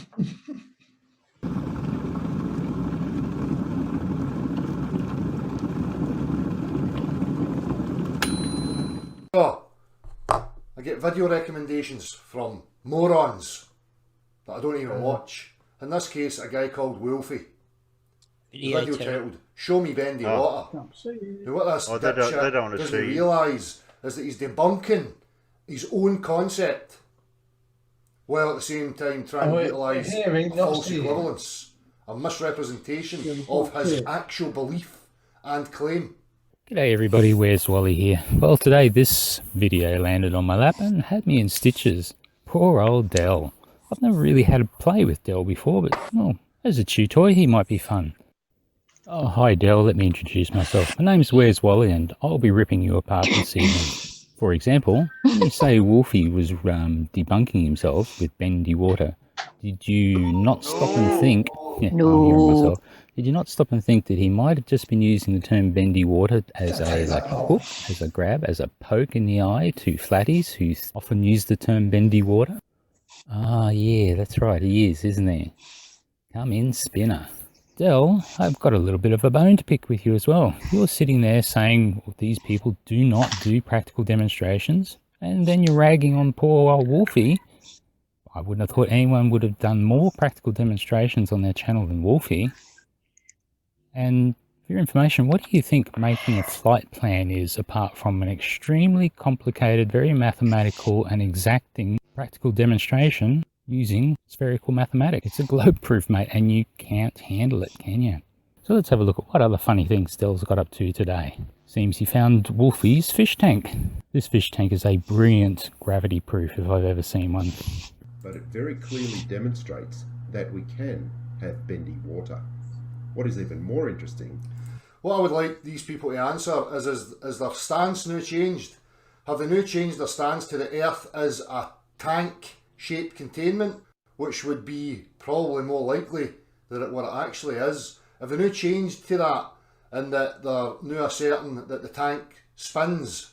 I mean to say, Del, fair sucker to Sav. I mean, making a flight plan is exactly what a pilot does, and you have the cheek, the tenacity, the temerity, the stupidity. Where's my thesaurus gone? To say that Wolfie is not a pilot. How can you possibly make that assertion without any facts? Oh, sorry, you're a flat earther, aren't you? You need to be a contrarian with yourself, first and foremost, to make sure that you don't fall into delusional land. One of the effects of this motion, which is spin, is that we get a centrifugal effect, which means it starts to separate and gets pushed outwards to the outer glass. Oh, very good, Del. You even recognise that when you spin it faster, you're increasing the outwards force and the water will go further up the edge of the tank. You do realise that you could probably do this at about 15 or 20 different speeds from 0 to some fast speed, record the angles and do the maths and actually come up with a number, a value for, wait for it, gravity. And how can I say that? Because I know, I can see, there are two forces at play here. The one from the spinning and the one that's always pointing down. Do you get that? And you prove that you're seeing it right there in front of you, Del. What happens to the water in the fish tank when the tank stops spinning? And why does it go down? Why does it go back to flat? What force is acting on it to do that? Has the penny dropped? Penny drop. Claims he's an intellectual, claims he's a pilot and all this rubbish. Doesn't even understand the geometry that's assumed. Claims, I think he's flying his aircraft. Just ignores it. Instead opts for visible phenomena that he can't quantify. You're helping. You're helping me. Good, darling. That's good, darling. You're a good helper. Yeah, that's it. Okay, a little bit more. A little bit more. A little bit more. A little bit more. We've closed this power. Why are people laughing? I've not heard anything funny yet. We all know the claims of gravity. Gravity is a pulling force. Right? When I've shown and demonstrated, and you can demonstrate this to yourself, there is no such thing as pull as a force. There is no such thing as pull. The fish would now be orientated so that the wall here and the wall here, depending on which side they were on, would be the reference of down. Oh, Del, I love that. You have just worked out that the reference of down has changed angle. You know you've just proved gravity, right? Barely an inconvenience, wasn't it? There you have it, Del. You just proved gravity. Stop saying gravity. Gravity, gravity, gravity. You've just proved gravity, Del. I'm pretty sure that'll be the title of this video. Del proves gravity with Wolfie's spinning water. You need to be a contrarian with yourself, first and foremost, to make sure that you don't fall into delusional land. The day the flat earth died. Bye bye, now there's no more that guy. Took away his Wally, then he ran off to cry. He tried to prove flat earth, but got a poke in the eye. Sobbing high, watched the flat earth die. I watched the flat earth just die.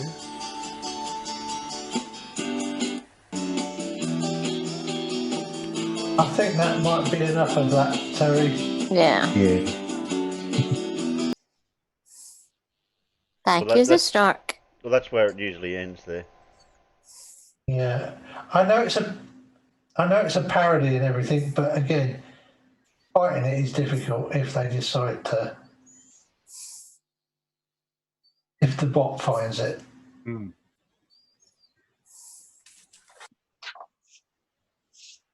Can I just apologise on behalf of Scotland for Dale? Thank you. Okay. No. Okay, whatever.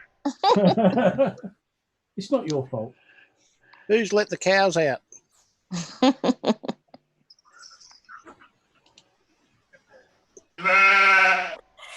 Oh, no. Okay. No, Who they're not like cows. creaky in?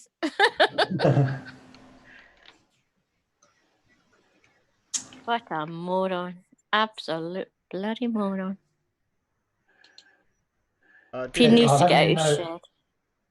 We did Little Miss Shy Goes Online Dating, didn't we? Didn't we do that the other No, night? I did it as a premiere yesterday. Oh, yesterday. Just like, it's not particularly funny. If you want a funny one, there's were all at the 104 or something. I'll have to go to your channel. It might be Yeah. Goes.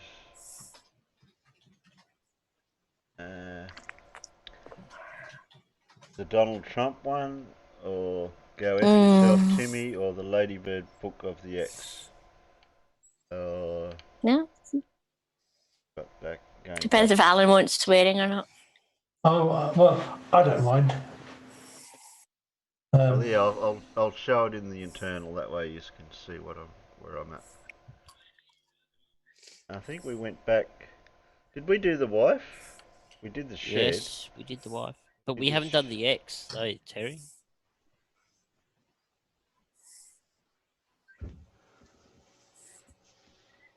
Haven't done this one. Haven't done the X. No, you haven't done that one.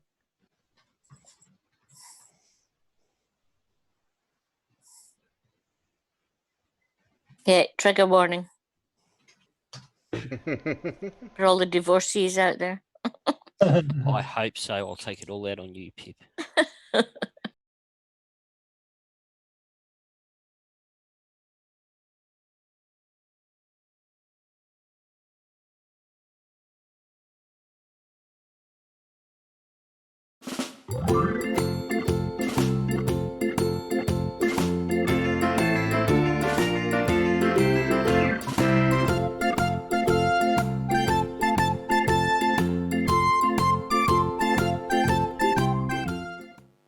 Trigger warning, trigger warning. The Ladybird Book of the X.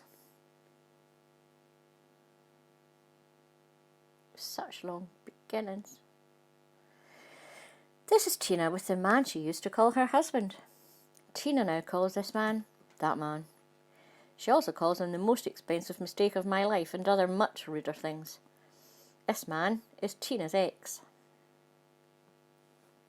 Cherry tried phoning Neil, but he had blocked her number. Luckily, Neil's employer, the Merseyside Fire and Rescue Service, hasn't blocked her number. At least not yet. The crash test dummy was invented in 1950 by Swedish engineer Ulrika Nordenstam. She modelled it in the likeness of her ex-husband, Vig.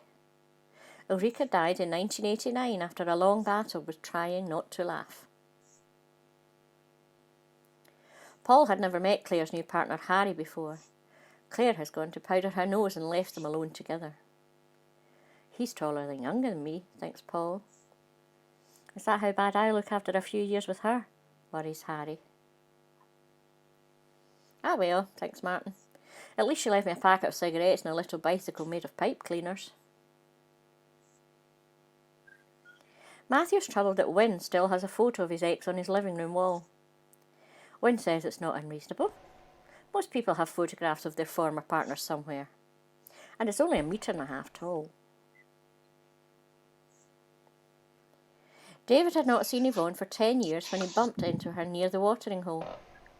I'd forgotten how beautiful her skin is, he thinks to himself. David is very sad.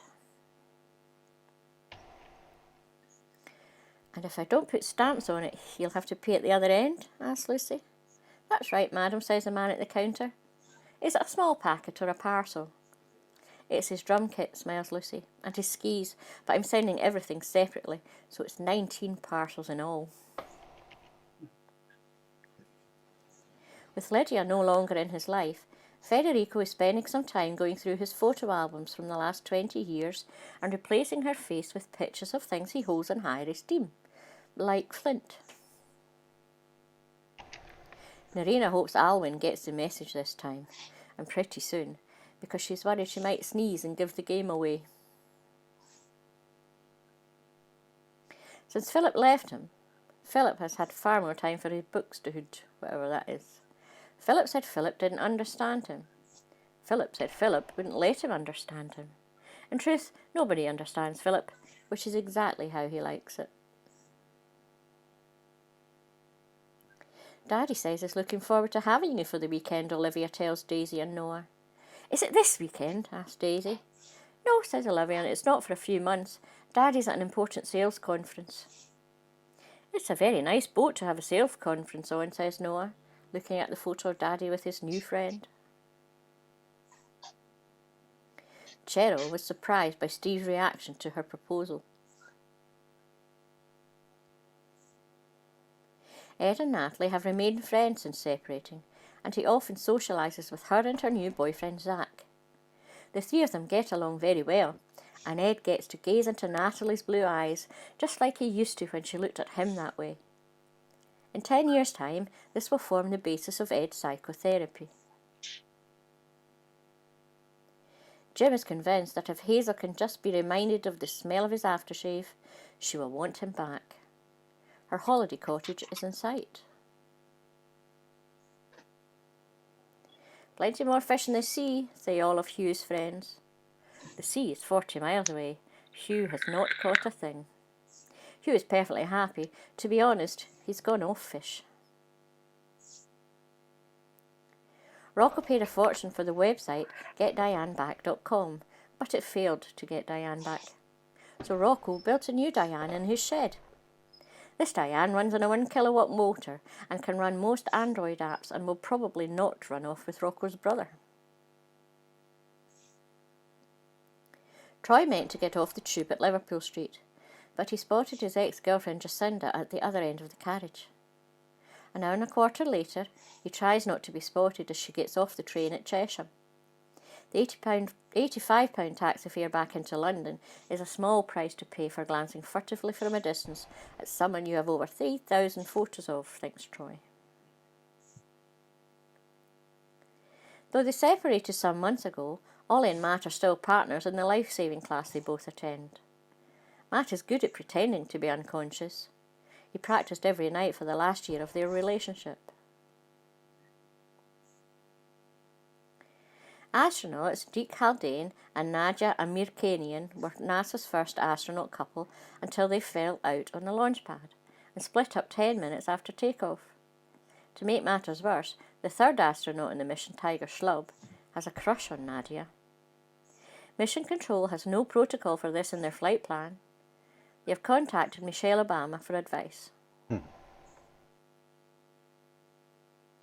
As part of their divorce, Beth and Angus have carefully divided everything in two, so they both get a fair share of the house. They have not yet talked about the boys. Hasibullah thinks the statue he has made of his ex-girlfriend will win back her affections. Even though you've given her enormous lion feet and smashed her nose off, asked his friend. It's how I feel about her, says Hasibullah. Adam still looks back on the 35 minutes he was probably Laura's boyfriend as the happiest of his life. 3 decades later, Adam's mother says it might be time he thought about moving on. It's just a trial separation, says Vanessa. The end.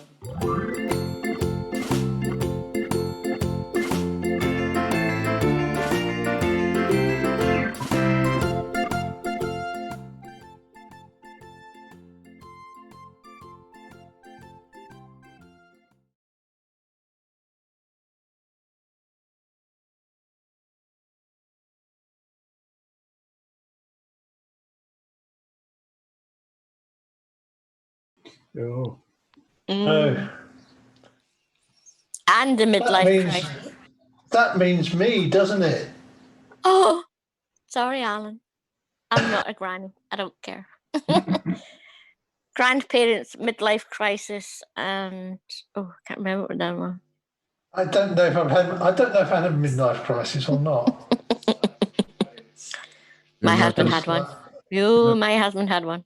No, you're not the midlife yet, are you? Have you ever thought about a Harley Davidson or buying one? Hubby bought a green sports car, 2-seater convertible thingy. It didn't work. I had to give up my motorbike.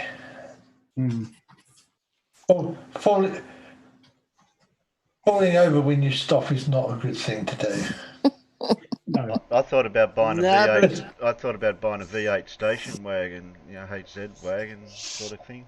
Oh shit, that was 20 odd year ago now. Yeah. I learned how to drive one of those. Yeah, I'm not quite sure how old you're supposed to be when you have your midlife crisis. Yeah, I think I missed about mine. 50. I think about 50. I've just realised what the problem is, Pip. I can't actually afford a midlife crisis. No, we'll see. Oh, I'm still riding the crest of my midlife crisis, unfortunately. Well, not through choice. It was foisted upon me, but there you go. Midlife implies middle age, and I can tell you from experience, middle age is about 10 years older than whatever age you happen to be right You now. are, yeah. Hallelujah.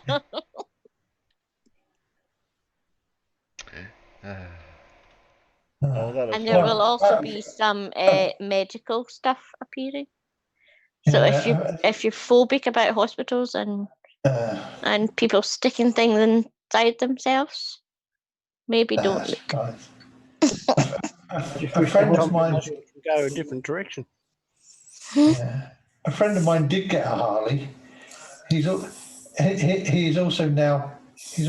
2 years older than his girlfriend's father. Oh my God. Yeah. Oh, she's a mug. My brother-in-law won one in a raffle a couple of years ago. But yeah, there you go. What, a Harley or a young girlfriend? I was going to say, can you sign me up for that raffle? Yeah, where'd you get in from those raffles? I don't want a Harley. I mean, I wouldn't touch a Harley with a 10-foot pole. I'll sell a Harley. And... Yeah, no, it was a Harley Davidson. Don't know what model or whatever, but it was Harley. Don't care. I love my bikes, and they don't qualify. They're two-wheel tractor. He was happy because he didn't have to pay for it. Designed to go very slowly in the straight line down a dead straight smooth road with no surprises. About as useful over here in the UK as a chocolate oven. The Massey Ferguson of the motorbike world. Exactly. Yes. No, thank you. Alan, could I just have a second just to share a small story? It's just a photograph. It's a small story that might be coming up or not. Hang on.